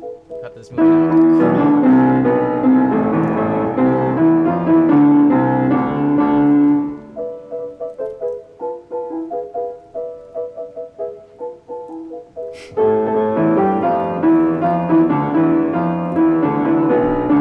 And Jack 2017 is ahead of all of us. He's already heard this.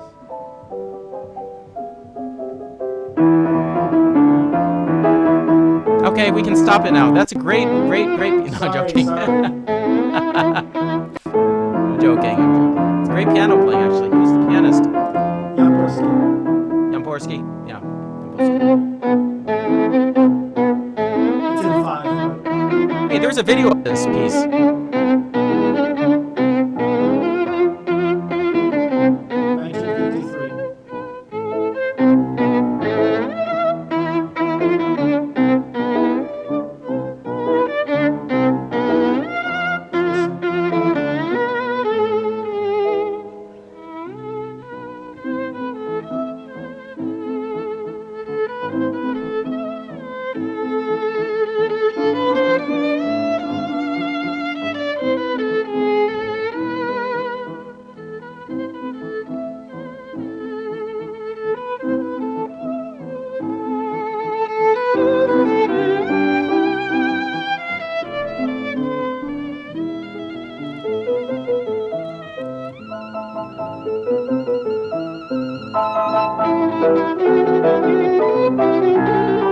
Okay, let's stop here for a second.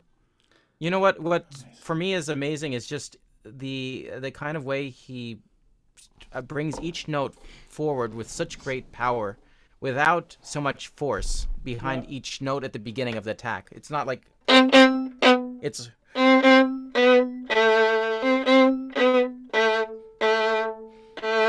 like there's a slight softness, but then also a very powerful strength to the way he plays each of those notes. But do you hear what he did with the rhythm? It's not.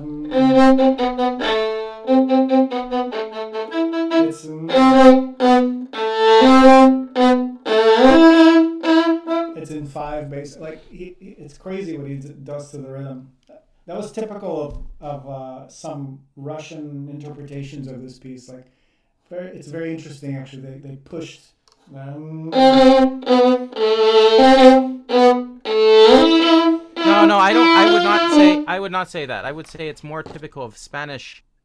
Well, rhythms. I think they got it from something They original. came with this idea that, like, you would have sometimes like just a little bit of that forward motion in some of those Spanish dances. You wouldn't feel like, you wouldn't be playing it like a. That's how most people play it. You wouldn't play it like that. First of all, tempo's too slow. But it's the same idea of like da-dum, da-dum, da-dum. Like it leads towards forward the next motion. Bar. Mm-hmm. And I think that's the same idea here. So it's a Spanish rhythm, and especially certain violinists, in this case Soviet era, definitely took some of that from there. But I do think Oistrakh plays this in a different way than anyone else. The way he played this music just has such a strength and nobility to it in a way, and it's a little more friendly than a lot of other violinists who just kind of attack it like exactly. There's like a slight bit of restraint almost. It's not restraint though. That's the thing. It's like freedom. Well, he was always like breathing into the string, like he was always concerned with vibration of the string and not necessarily like that kind of sound, but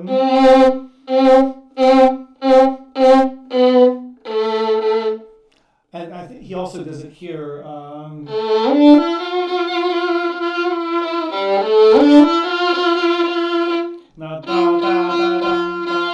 If you did that triplet properly, they rush the triplet.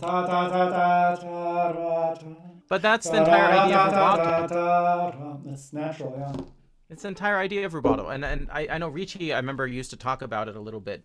He used to talk about these rhythms and the feeling of it. Can you just put on the video I just sent you on Zoom? There's this like video clip of about 1.5 minutes, the same piece.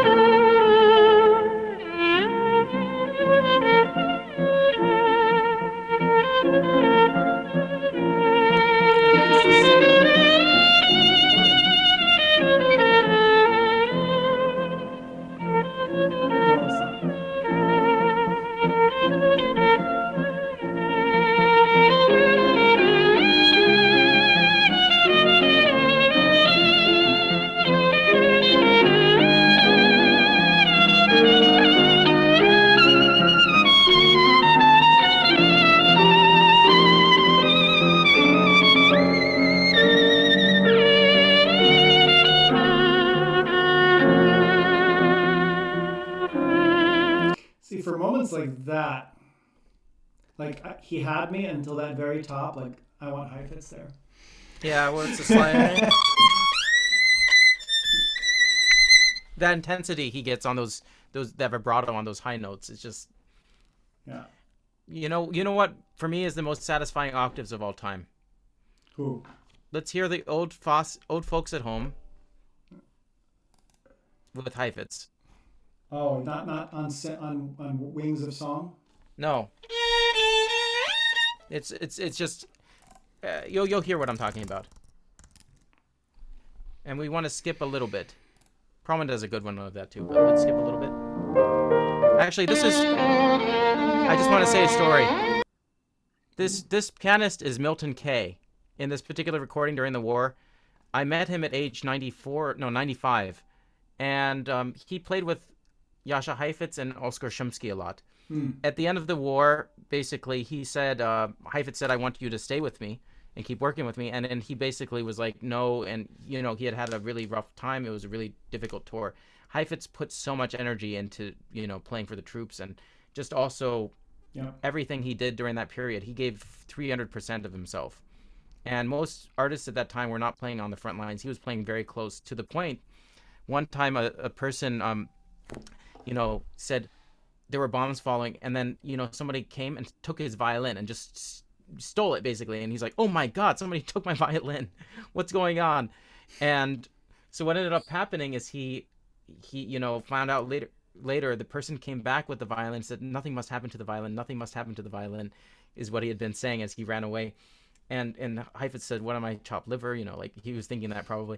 And then he finally, the guy shows back up with the violin. And the guy had basically wanted to take the violin to a safe spot to make sure no bombs damaged the instrument. But what about Heifetz and his pianist, Milton Kay? So, but anyway, wow. Milton Kay is one of the most special musicians I've ever met. He used to live right next to Carnegie Hall, was a lover of music into his 90s. I think he lived to be 97 or 8. And just a wonderful human being. Even though he lost his eyesight pretty much by the time I met him at 95, most of his eyesight, he was still able to, by memory, kind of play all those pieces that he had played with Heifetz and remembered a lot of. And the timing is, I've never heard anything like it. So, okay, let's listen to this.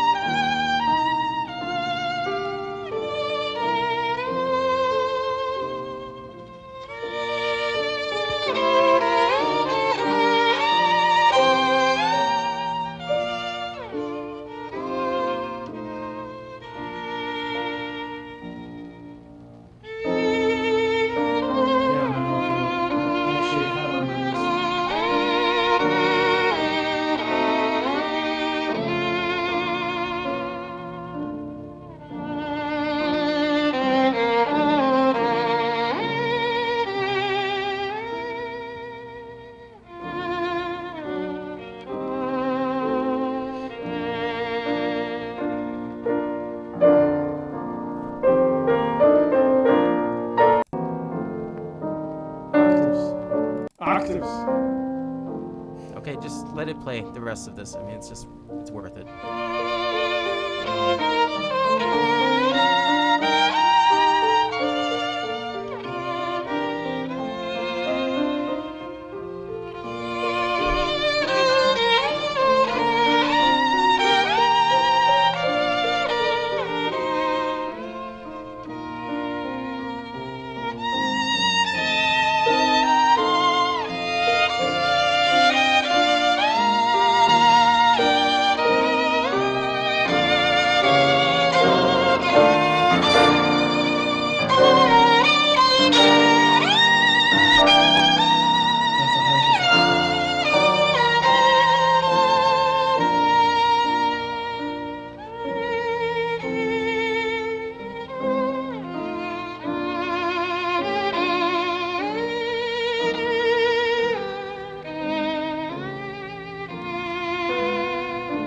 Slower vibrato there.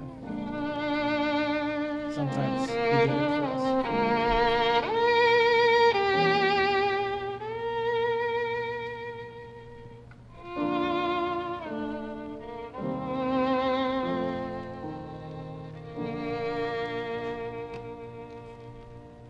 Okay, on the topic of great octaves. I want to reflect on that moment. Let's just enjoy that moment, Daniel. Come on, that was like one of the great moments in octaves in all history, and not just octaves. The problem is I've heard that recording so many times now. It's like it gets better and better each time I listen to it. Oh no, it's amazing. It's just like I wish I could hear things for the first time, don't you? I do every time. You're better than me. I can't.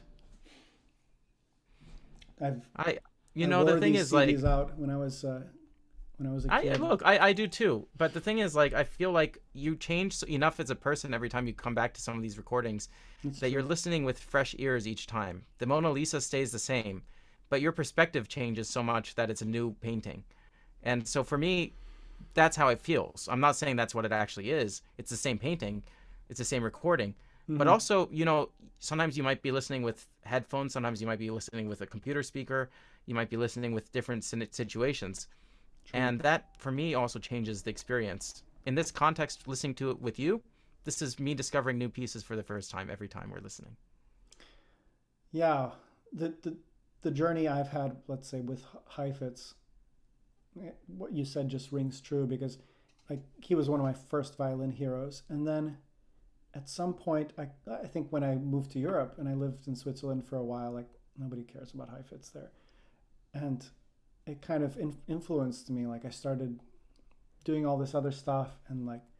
I thought you were studying with Rudolf Kollmann, who does Isn't care that about funny? Isn't that funny? Well, nobody really appreciates him there either. I mean, like nobody cares in the conservatory system. Like they don't care that one of the great students of Heifetz is there. He doesn't even go to the school. He sits at home, teaches at home.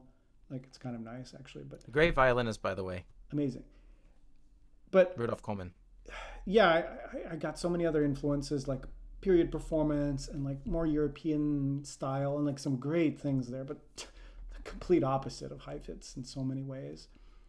And then coming back to Heifetz years later, I started to hear so many new things. So yeah, it is true that I think you need to take a break, and like I like to have obsessions with things and then move to something else, and then you can come back to it. But like I don't like multitasking as much as I used to. I think you need to like obsess about something. Mr. Perlman used to talk about how he had a Oistrakh period, he had a Stern period, exactly, he had a Heifetz period, exactly, and he never got over Oistrakh. Oistrakh always stayed with him. But the point is that like every violinist has certain things that you get obsessed with at a certain time, and that's a good way of listening. Because like for me personally, I didn't appreciate Milstein until much later in life.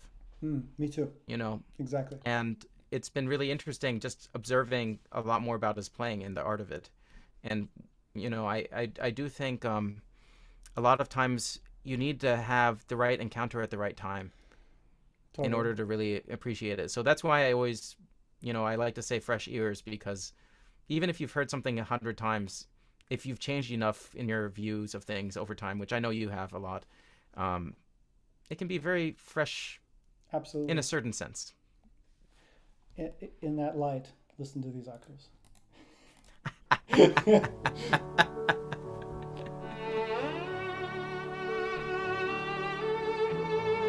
Great pianist, Boris.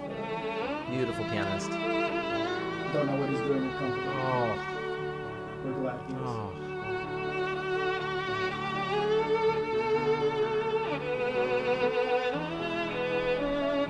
Okay, this continues, and then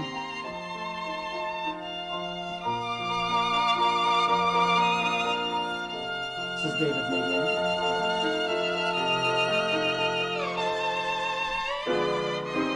Here comes a Britney Spears modulation.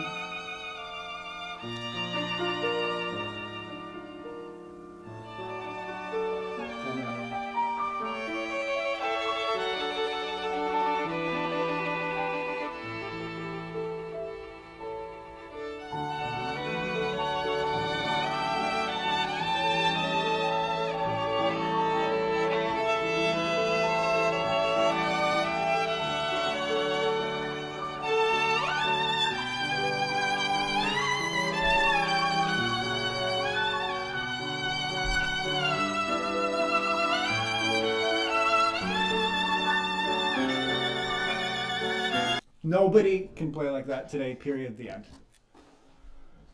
Like this. Like he articulated You know what I say, each Daniel? of those little octaves with vibrato. Today is not tomorrow. Actually, it's going to be tomorrow soon if we keep going, which we should. My flight's at 5 a.m. What? Yeah, so we You have a flight time limit. at 5 a.m.? Well, I have to leave at 4 or 5 a.m. for the airport. So we have a time limit of some sort, but... Well, like that's like 6 hours, right? 4? Yeah, so we can only go another 6 hours. Good. Let me give you something. Ooh. I need to switch things up here. Well, we talked about Carmen. We talked about Carmen, and you haven't heard this, so. I haven't? Are you sure? Who is it? Oh, this is from the tarot card scene.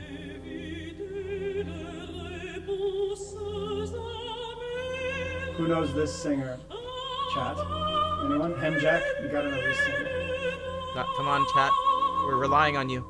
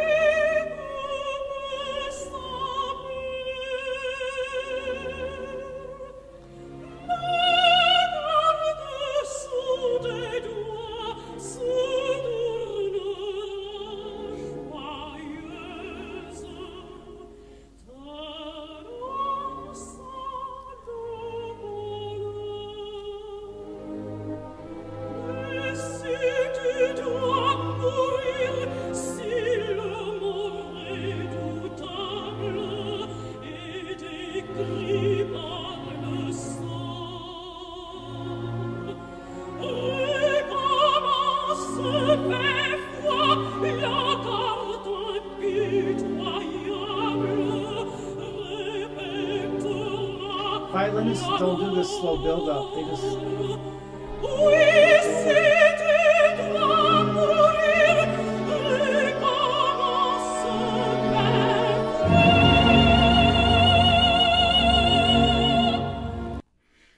You know? Well, you know why. You know why. Because Carmen was a whore? God. No. That's what. Who was it that said that? I think it was. Not Dorothy DeLay.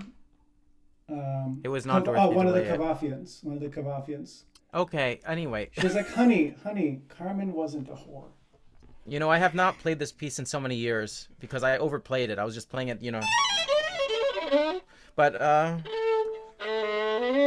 in the Carmen Waxman version of this piece, which some people add to the Sarasate version, it's because this is just one of the most moving parts in the entire opera.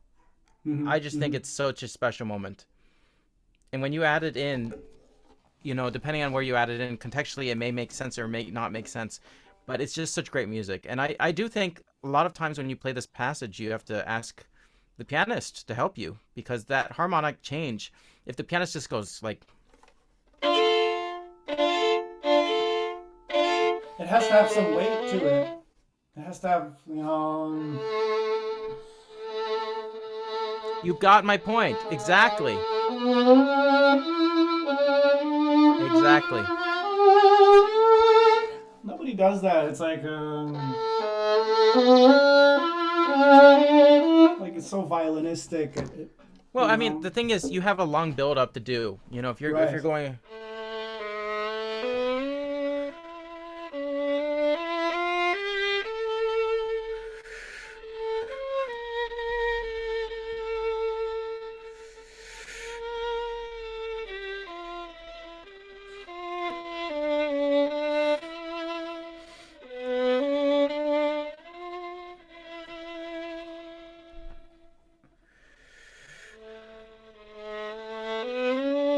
I mean, yes, you can do it. And you raised a good point. Why aren't more people taking that time? Especially when it gets...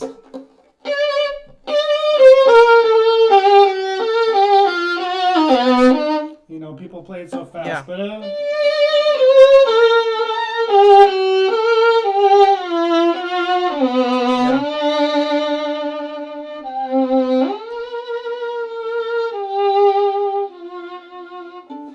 But then you have this build up.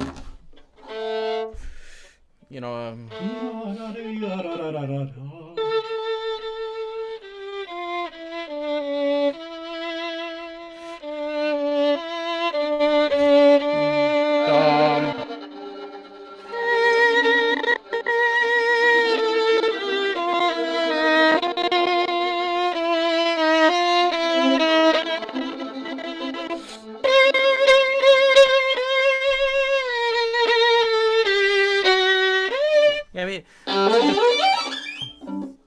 this is just such great music. Anyway, good stuff. You got me to play it for the first time in like 10 years. I don't know how long it's been. I've never played it. You should. It's a great piece. It has a lot of these tricky passages, you know. Yeah, there's just a lot of tricky things in the middle of it. Can I give you something everyone, I recommend, awesome? If you're a violinist, learn the Carmen Fantasy Sarasate, learn the Waxman, and learn the Hubai. Just learn all those, guys. Chat, learn all of 3 of those. It's no big deal. Just learn them all. Yeah. And maybe Zimbalist also arranged a variation, but the Waxman, he did that himself. I do remember a Zimbalist, something ARR Zimbalist with Carmen. Definitely. Yeah, I mean, you know what's interesting? What it is exactly. I want to segue into something. You know, Zimbalist used to talk about. There's this really cool book about Zimbalist where he talks about his entire life and journeys and everything.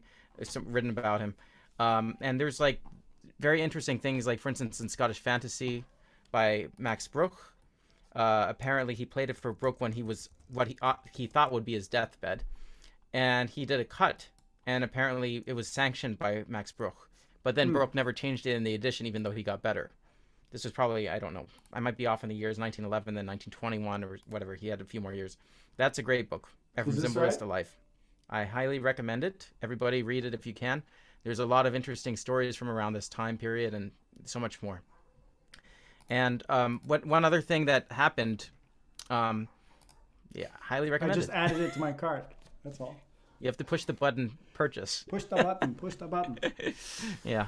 No, but what's interesting is he said he used to that Heifetz, him, and all these different people decided, because they're violin nerds, let's all play Motu Perpetual together. So they all just went up and so this guy, you know, is basically like getting. At some point, he was trying to learn the stroke, and he used to get worn out like nothing else, exhausted. And everybody plays, and then after a while, Heifetz is the only one left, and he's kind of just relaxed. I think so the story goes. It's been a while since I've read that. But Zimbalist eventually figured out a way to never get tired. and he could do like these crazy fast strokes. Wow. So I want to actually go to it's on my playlist, the Violin. I don't know how you pronounce it, Aulin. I don't know which language or country that's one's from, but it's a piece Zimbalist recorded and just has these like really crazy things in it, and this is a really recent one. Impromptu. Yeah. Yeah. Zimbalist is a really unusual. His Brahms concerto is amazing. Okay, listen to this, guys.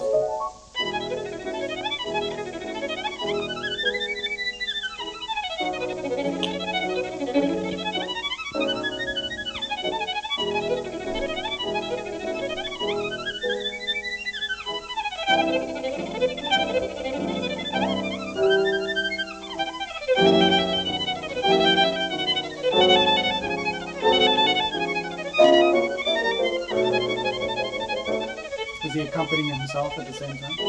No.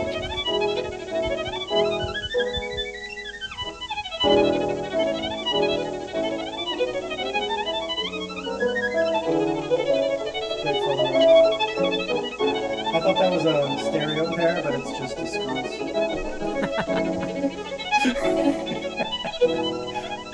Wait, is his name misspelled up there? That's what they used to do with No, I think his name is spelled in that photo.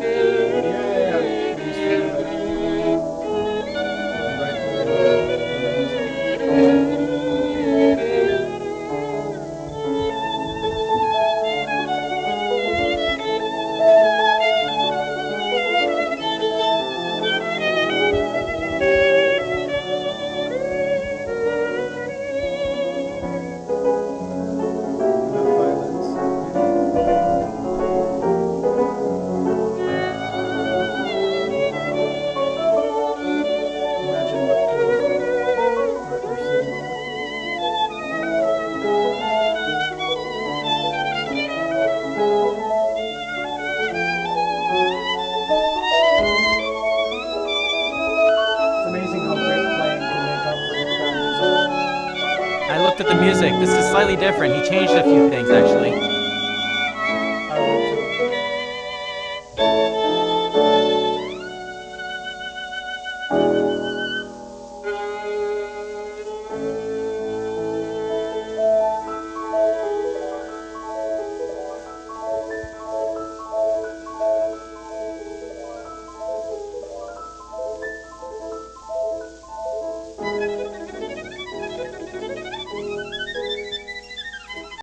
Very good.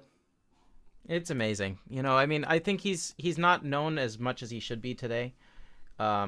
He was a violinist who really, I think, was closer to Leopold Auer in some ways than even Jascha Heifetz, because he was from an older generation than Jascha Heifetz and Misha Elman. Right.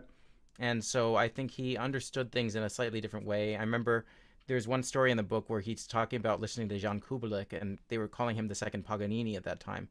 Paganini lived, I think, 1782 until 1770 until 1840. 1840 something. Yeah, 1782 until 1840, or 1782 until 1840. And you know, it took that long, and people were still saying the second Paganini, you know. But he was there at that concert, and they were just marveling at Jan Kubelik, and that book and a lot of these other things really opened a new world to realizing, wait, I didn't know about that violinist. I didn't know about that violinist. And that's what I find so fun about these. It's like you start getting a better understanding of.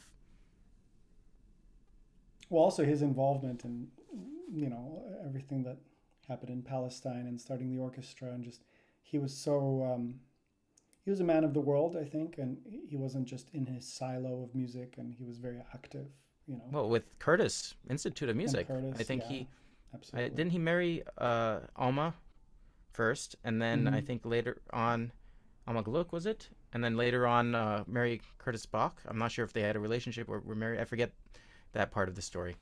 But yeah, well, he was with Curtis a to long him. time. We owe a lot to this guy, American, more than we probably realize. the Hollywood sound we owe to him in many ways. That he kind of partially. I mean, I think more Tosha Seidel, and they're actually okay. You're doing it to me. You're doing it to me. I have a Glenn Dictorow story too. Let's listen to Young Frankenstein. Wait, before we do that, speaking of old school violinists in like America, 1940s, 50s, like what was going on there, largely due to people like Zimbalist. But here, just enjoy this. Do you know this? Again, that the first work we shall hear is.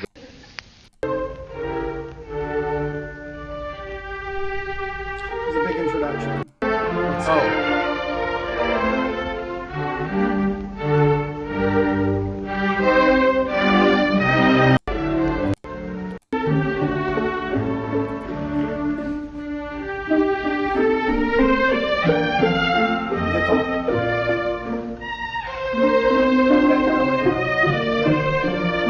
My fingers know it. I don't know. I don't remember what it's called. It's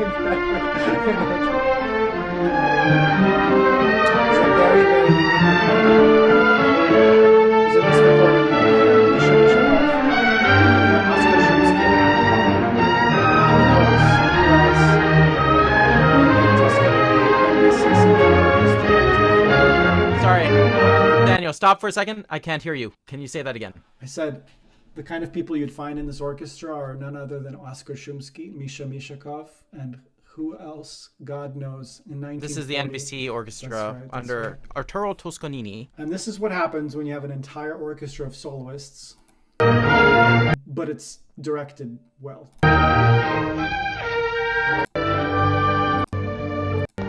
Gotta skip to the good part. Okay. Imagine how sexual during this.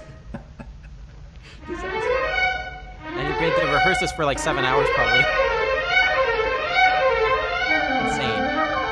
And Sawyer was here too from the Nerd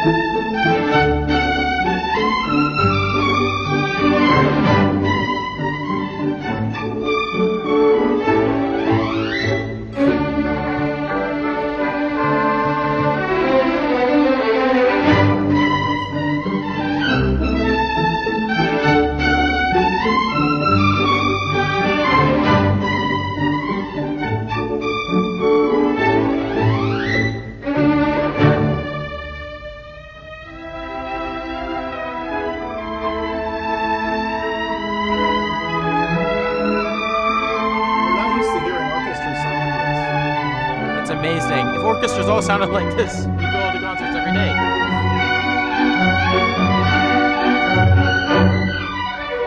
What?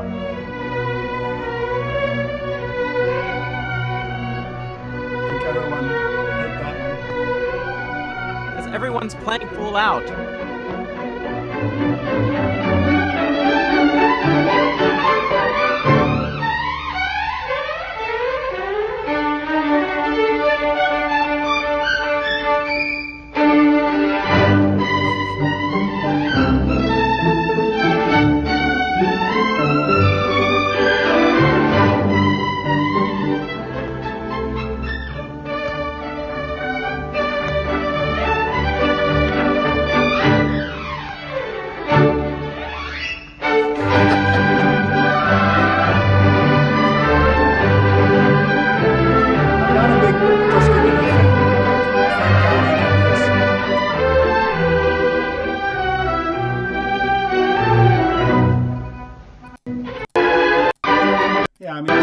Continues for another 10 This minutes. is Zarzicki. No. Vuitton. No, but it's like, it is Zarzicki too. Well, it's all Polonaise. There's so much of it in there, you know? It's like the same. Very similar in some ways.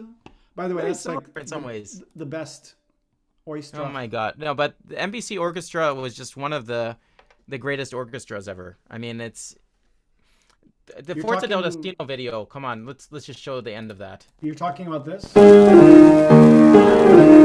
Similar in some ways.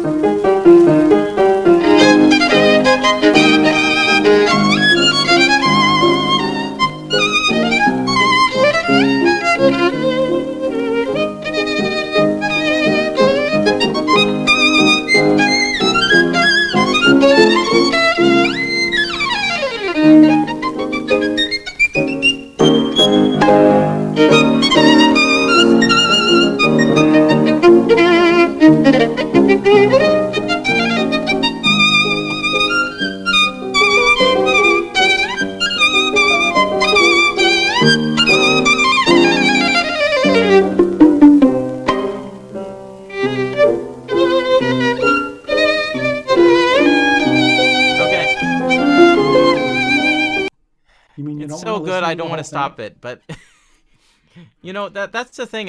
What I'm getting at, it's like that up bow. You know, you can see that kind of the yump that are on board, just that kind of lift to chords, which you don't really get to hear all the time. It's like why you would even do in Mozart Third Concerto. You know, you wouldn't do. You can do both bowings. You can do both bowings. I love the up bow. I think it makes so much sense. The up bow I found with orchestra sounds better than the down bow. I don't know why, but. Okay, speaking of up bows and down bows.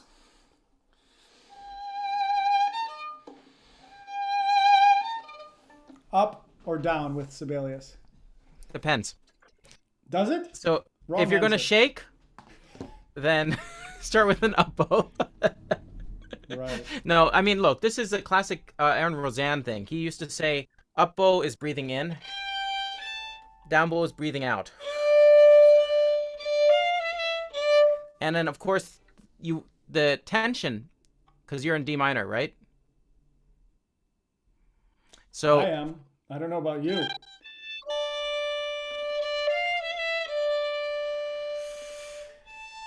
Yeah, I don't see the point of showing the D, though. Do we want to show the D? The tension is the G, right? It's a suspension. They're in. The D is the least interesting. We've been hearing already for an hour. We know we're in D minor, no? Yeah. And you know what's interesting? I don't remember the exact number, but like 12 or 13 bars repeat. And then they repeat exactly in the orchestra part, except then there's the clarinet. And then you have a G sharp somewhere. I don't know. I stared at the music way too long one time. But I think this piece is like one of those enigmas because you're thinking, okay, this is a very cold weather. You know, this is very far distance. But if you play it that way, very rarely does it work, you know, in a certain sense. Like, you have to find the right way of kind of bringing it in so it doesn't just sound like it's not sounding. Like, I think very few people can pull off the non-vibrato kind of thing. Because you have to...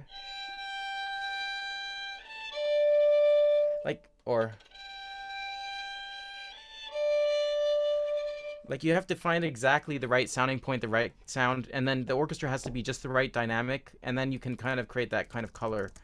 But, yeah, it's a very, very subtle thing, and then a lot of violinists just play it like... Which, right. Unfortunate. It doesn't... I mean, there's... It can work, though. It can work both ways. Let's see.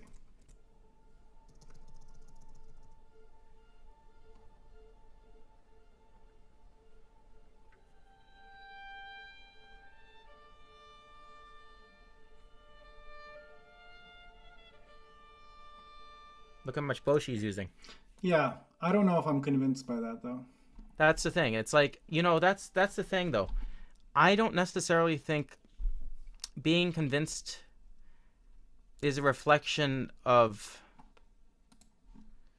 the interpretation or if it's a reflection. Because the thing is, we don't know unless we're in the concert hall how that actually is coming across in that space. That's true. But I think what you're reacting to is the diminuendo. Well, yeah, there's kind of a swing.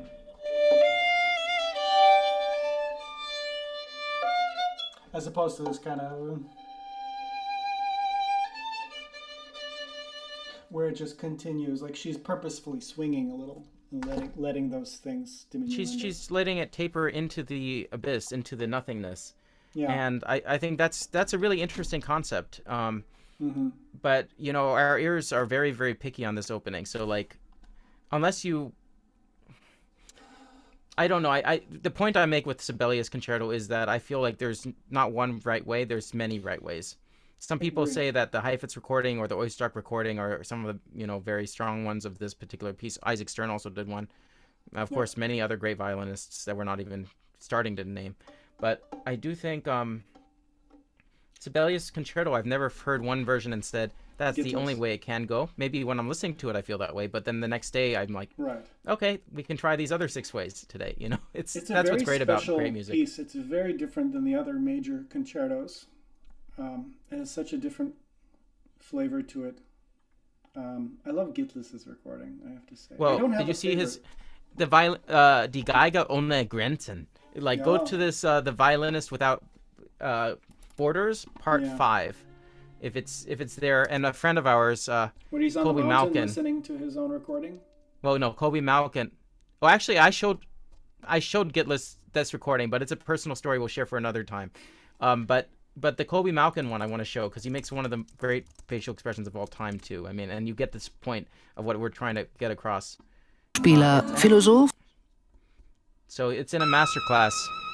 Oh, a master class? Yeah. Oh wait, where did you just go? Yeah, he's playing. He demonstrates. It's in color. Look at and he's old. Face. Vous m'avez parlé du He had to drap get up that morning, and he's not happy about it. du propre. Let me see if I can find it for you. But I do think This is a 1 hour. Macht genau das den Erfolg des Festivals aus, um nicht zu sagen seinen Kult. Oh gosh, what's next? No, Gitless Grenzen. This one?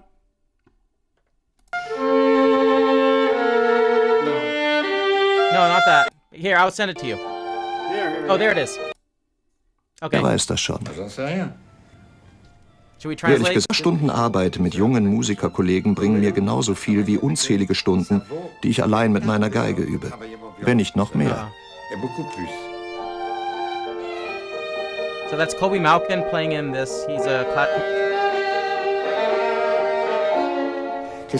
Was ich vermitteln will, meinen jungen Kollegen sage ich immer, Geige zu üben, heißt nicht nur die Noten zu üben oder die Noten so herunterzuspielen, wie sie dastehen oder wie man sie zu sehen glaubt, sondern die Vorbereitung ist alles. Ihr müsst zuerst den Teig zubereiten, wie ein Bäcker oder wie ein Bildhauer, der eine Masse knetet. Es braucht einen guten Teig. Und mit diesem Teig könnt ihr dann... Okay, here, listen to this. No, before that. Okay, guys, stop for a second. Okay, so I just want to give the concept. He just played the master class, and Gitless is trying to get a point across. Now, pay very close attention to this video because something happens, but also listen to the sound. He does barely any vibrato, then there's a crazy amount of vibrato, and he really does something very unique. That's so unlike him.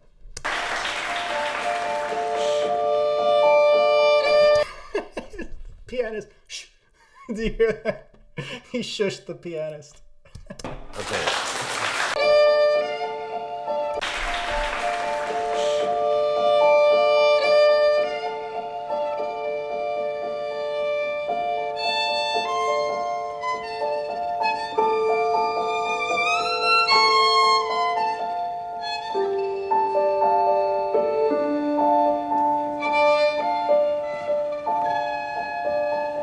I also don't like a slide there.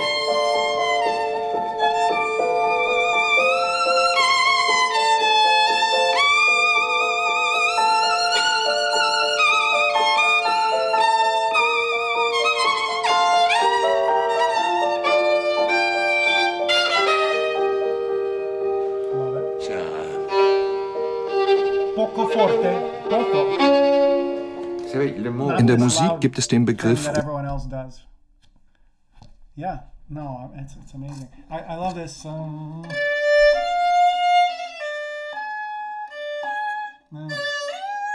It's too easy to put a slide in there, and he just changes the color amazingly. Something that he does very unique is also he's okay letting the note kind of die away. Yeah. I think Mutter did something similar, but in a very different way, in a different context. Mm-hmm. But like I'm exaggerating, but we hear that in a lot of playing. It's like well, even sometimes it even sounds good, you know. Like we were told we need to sustain things to the end kind of approach. But yeah, and when he's playing really loud, this actually happens even more obviously. Like he doesn't, if he wants to play forte, he goes, he gives you the front, but he lets go very often, like right away he lets go of the note. Well, this is a classic fugue technique. If you're playing fugues, you basically have a phrase structure, or you play the first note a little bit louder. So like, for instance, in the Bach C minor Fourth Sonata for harpsichord and violin, you have...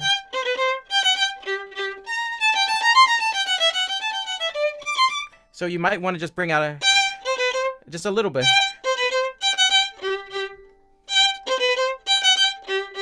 If you play,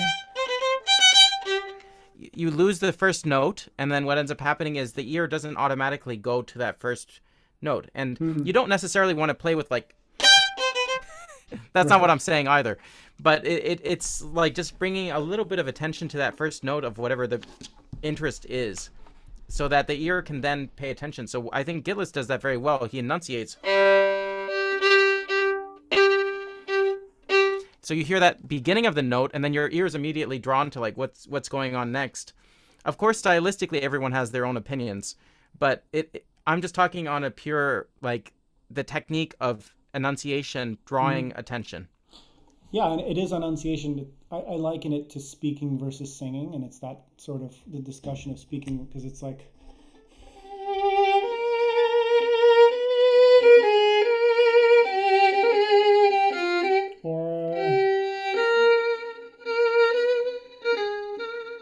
Or his boy, wasn't it?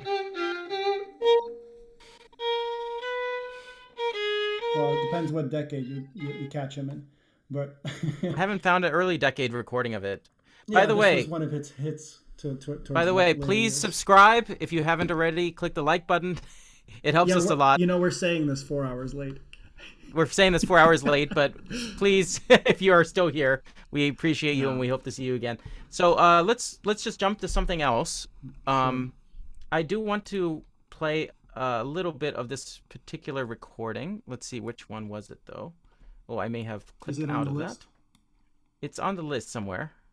The Franz list. Vasha Prihoda. Vasha Prihoda. With that pronunciation, you know what that means in Russian, Vasha Prihoda? If you say it like that, it means your arrival. Your arrival. Vasha so is your, and then Prihoda is arrival. So let's listen to his Nel Corpionami Santo in 1938. After that, I'll give you my Prihoda recording. Yes, this was recommended. A few people were waiting for this one, so we're happy to put this in now.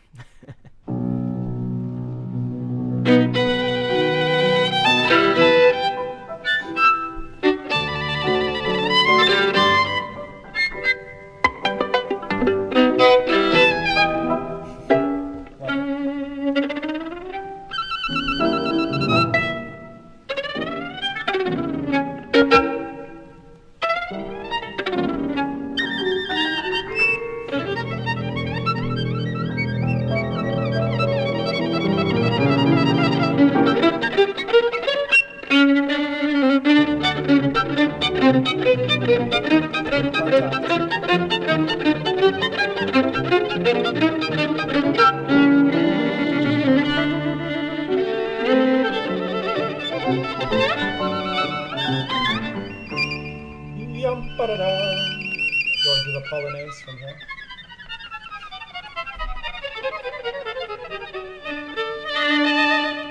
Tartini.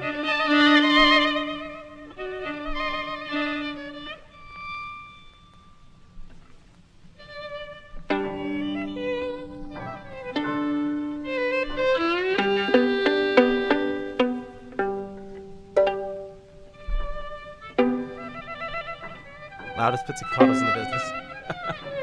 Strong pinky. After Roman Kim. Even louder.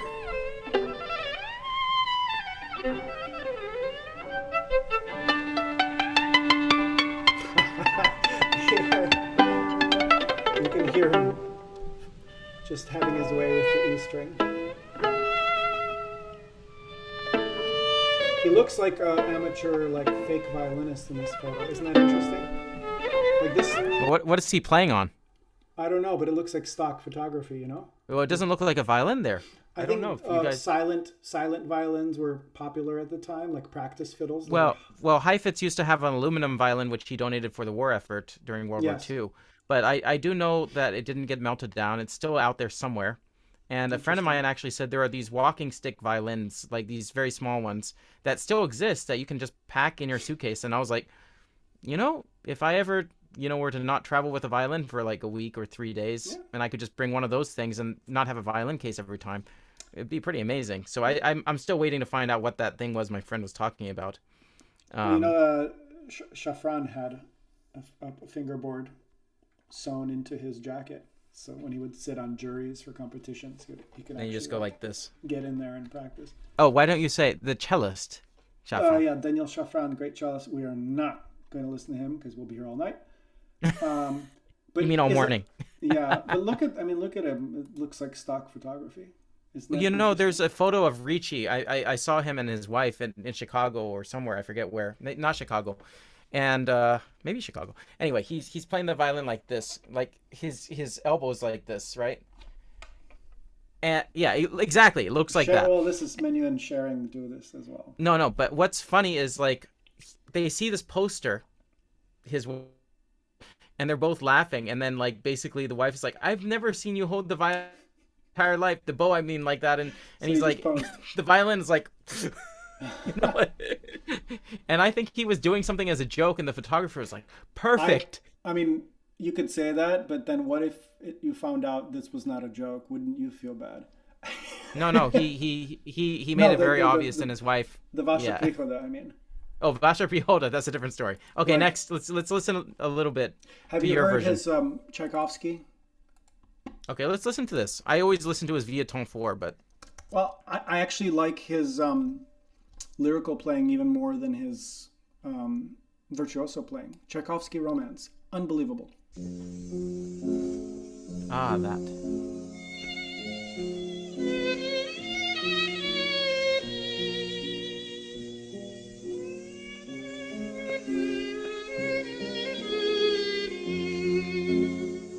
Touch.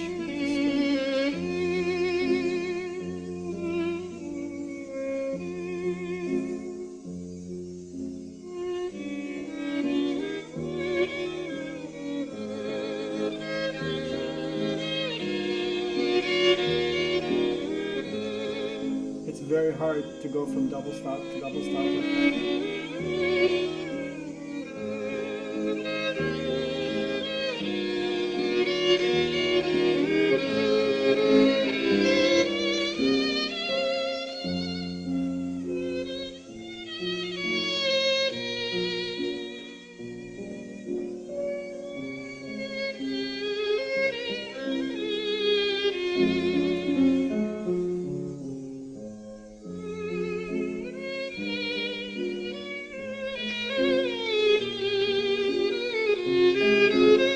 That's a different kind of connection between notes. You see what I'm talking about? Everyone has their unique sound. This guy has his own.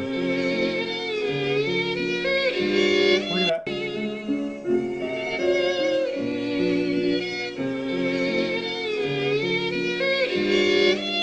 Two voices double stop. One of the voices travels differently than the other.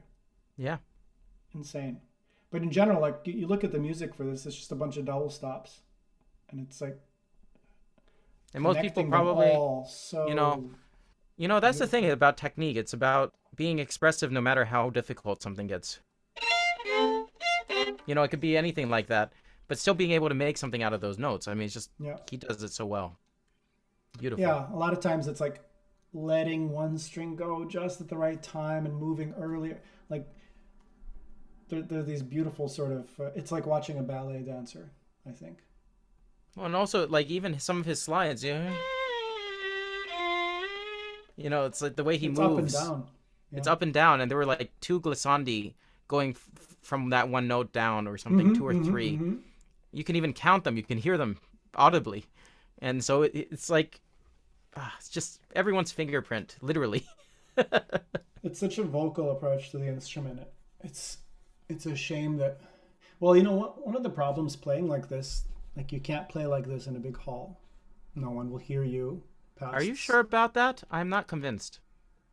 Past a certain row. I mean, I don't believe in this play to the 30th row stuff. I mean, if you're playing to the 30th row, then you're not doing like okay, 50% wait. of nuance. Anybody who's in the comment section still writing, please let us know, because this is a real question. We want to hear your feedback. Are you able to hear people playing pianissimo in giant halls from wherever you've heard concerts? Because I've heard many times where somebody is heard even in a pianissimo if they have a certain timbre of sound. Yeah, well, you have to make it more dense. It's different sound now.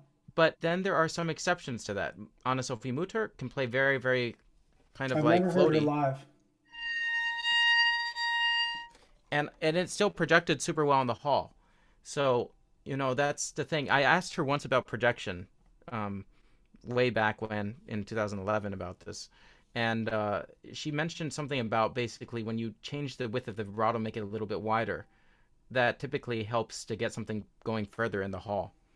Right. But I think it's just the way she finds the balance between the right and the left hand. It's just like there's a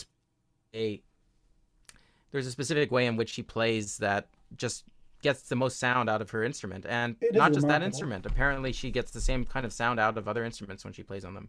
So it's something about her. Her ability to project is remarkable. But I'm hearing what you're saying, and I'm wondering, like, okay, it sounds like there are tactics to make sure you're heard doing this kind of playing in that row.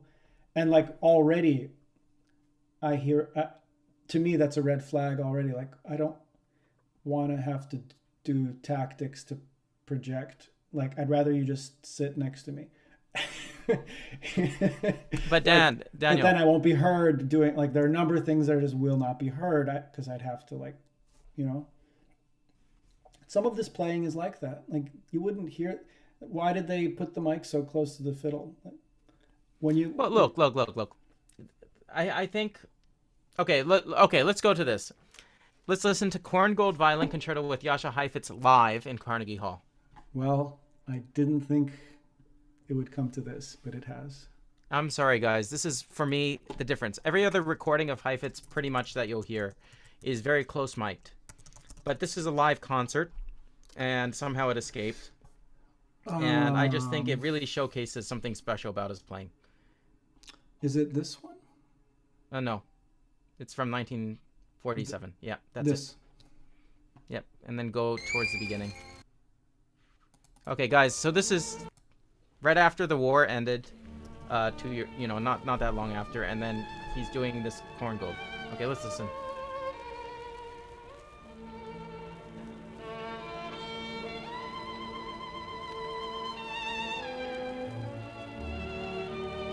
It's not that far, Mike.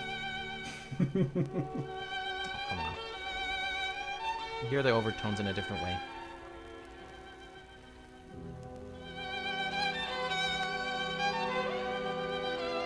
I mean, the violin has a mic. It's not like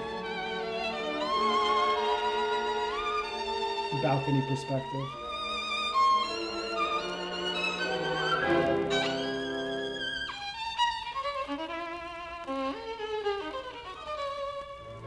Yeah, it's a little further. It's like what we would call normal today, I think, versus like a ribbon mic right here.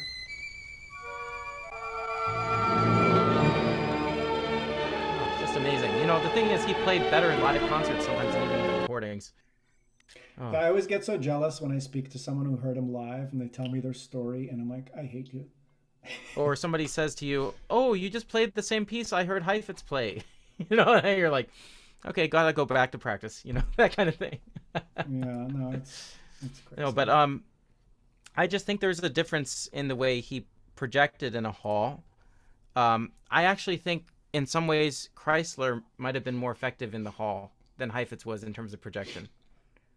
I don't know why I feel that way. I think it's partially because I did an interesting experiment where I put several different violinists into a concert hall, and then I just had them on the stage and just started pushing play.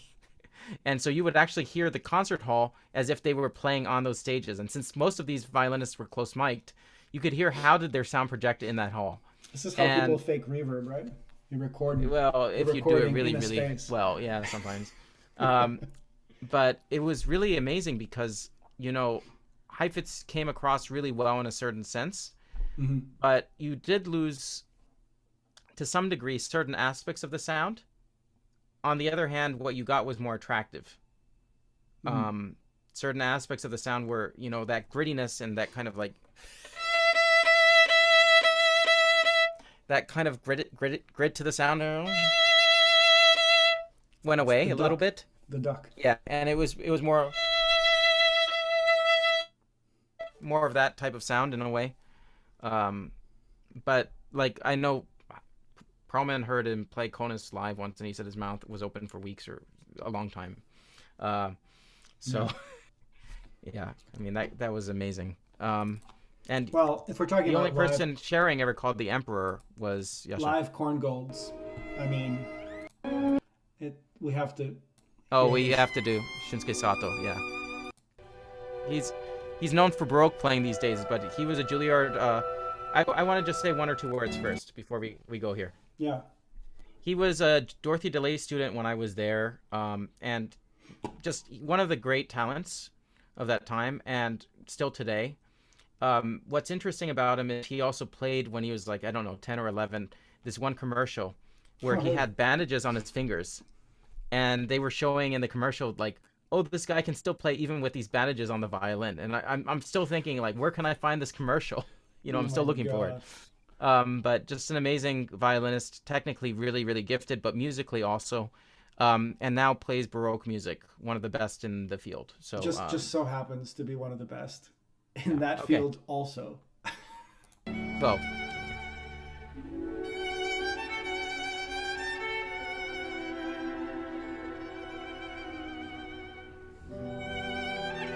And he plays even sharper than hybrids, which is nice. This is a live concert in Aspen. With an orchestra that can't. In a tent. In a tent. Really hot, probably.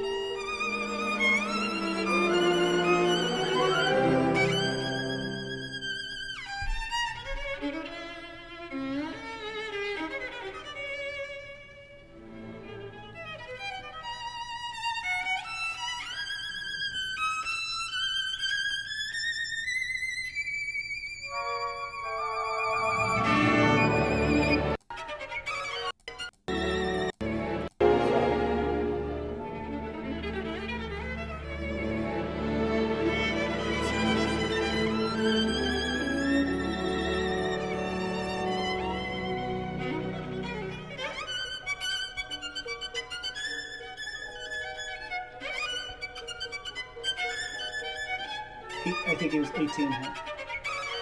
Yeah.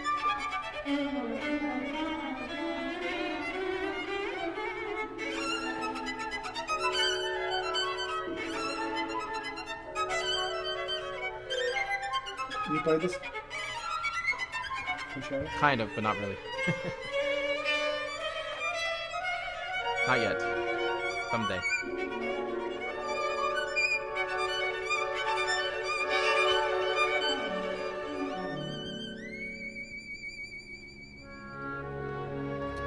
By the way, I just take a second here to mention that as you get sharp, the octaves move higher and higher. So each octave going higher goes slightly sharper each time. So it's a really interesting situation because when you play high on a violin, if you're depending on what you're tuning to, also you generally want to get a little bit sharper as you go up higher on the violin. So if you play really sharp in first position or third position, sounds a little bit sharp, but somehow it's more okay at that pitch in that octave when you put it together with an orchestra or a piano. Interesting. Yeah, it's like the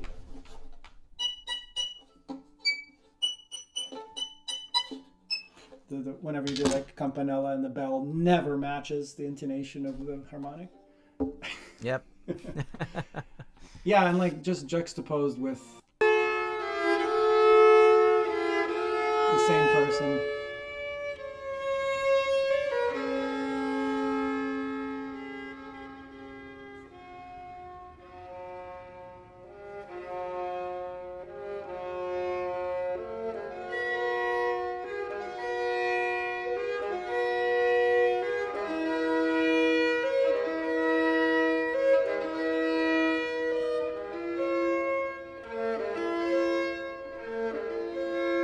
Okay, I want to show one other thing. Anyway. Let's listen to a tiny bit of Sergei Malov playing violoncello da spalla. This is a really crazy instrument, and there's basically two people I know that really play it really well.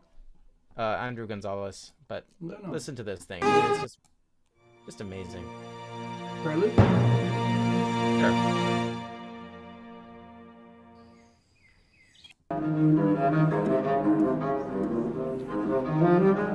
Fantastic violinist and violist, this guy.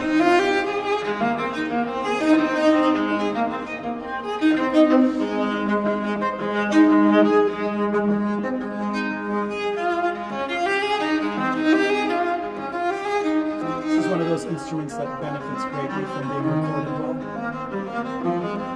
Sounds pretty good live. Well, it's always a little thin. You expect to hear a cello. Of course, it's not a cello.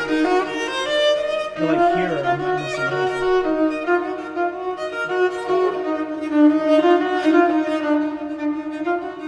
Have you ever tried one?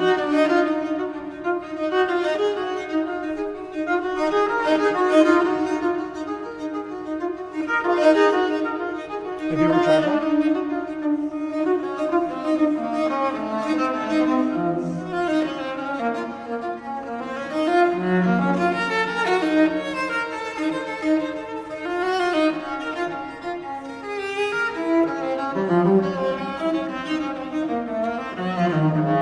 I'm just going to go to the jig.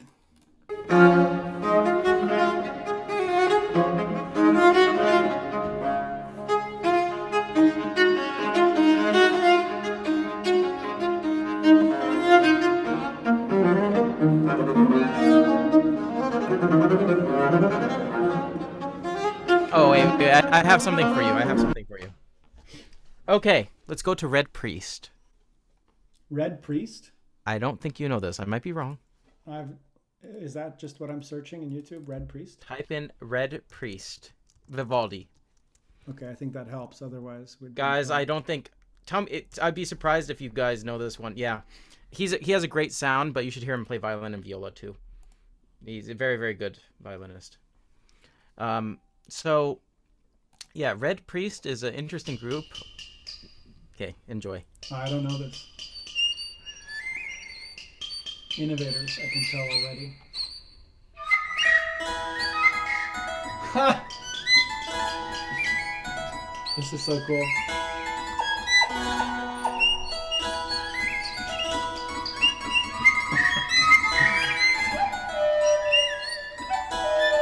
That's what Cormier was doing with it.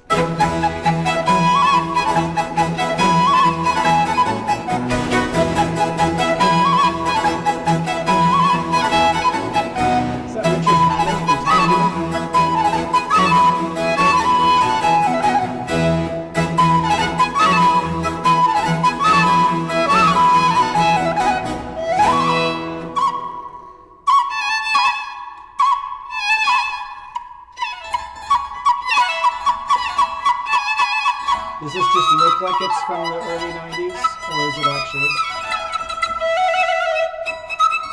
Maybe 2000s or 90s.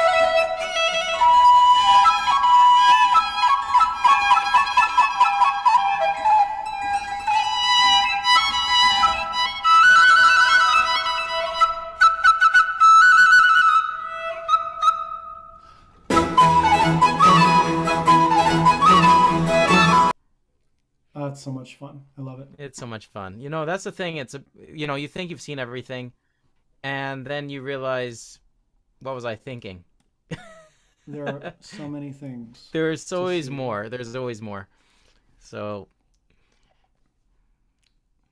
well, the question remains: do we keep investigating more, or maybe call it a night? Well, here's the question. Begin to wrap up. We should probably wrap by midnight or earlier, but I want to just see if you guys are going to keep joining us until midnight. We'll go a little bit longer. So please write in the comments if you are. Otherwise, we'll end it a little bit earlier. I have so much more. Because we both have a lot more. A lot more to go with. One thing we promised to do and didn't is this. Okay, which one is this? Oh, come on.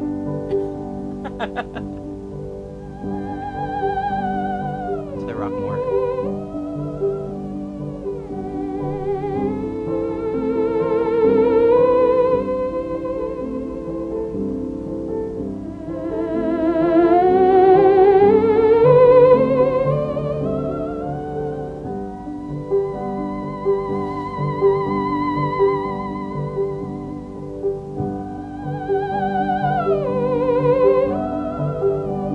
She invented this technique. She could do these glissandos with vibrato by using the fingers.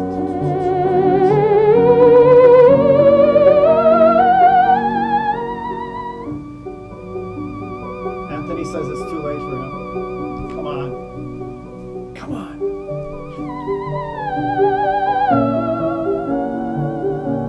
She was a student of our. Had to stop playing at age 19. Why? I think she had an accident or something. It was not. And then she met Theremin, the mentor of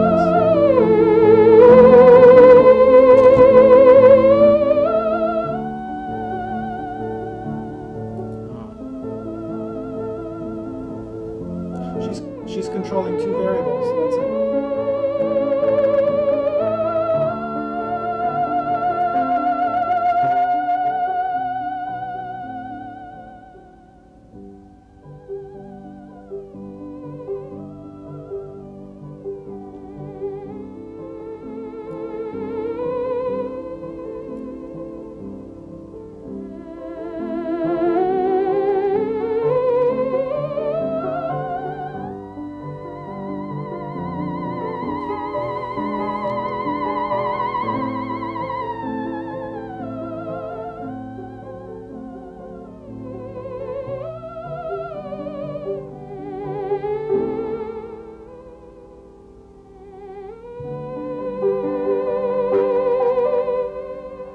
You can tell she was a good violinist.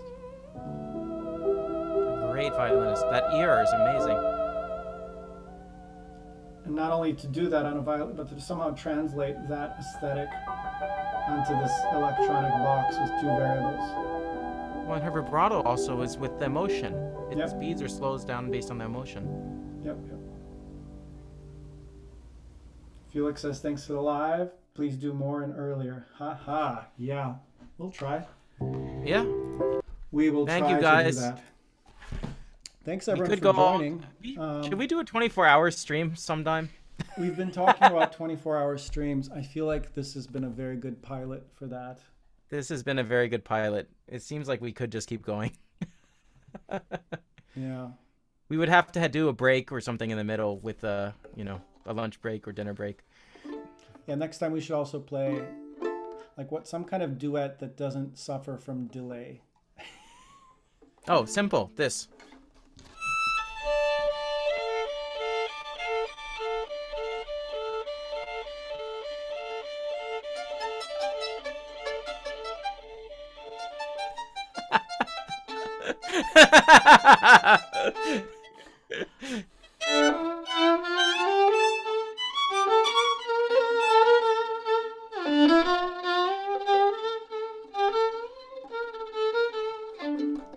Sorry, did I just spoil the moment?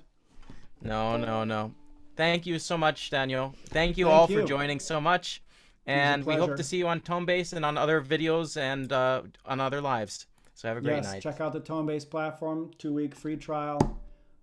You won't see us doing silly things, but you'll see some very useful and beautiful Very things. useful stuff and fun. All right. See you all next time. See you later. You Eric. all. Bye.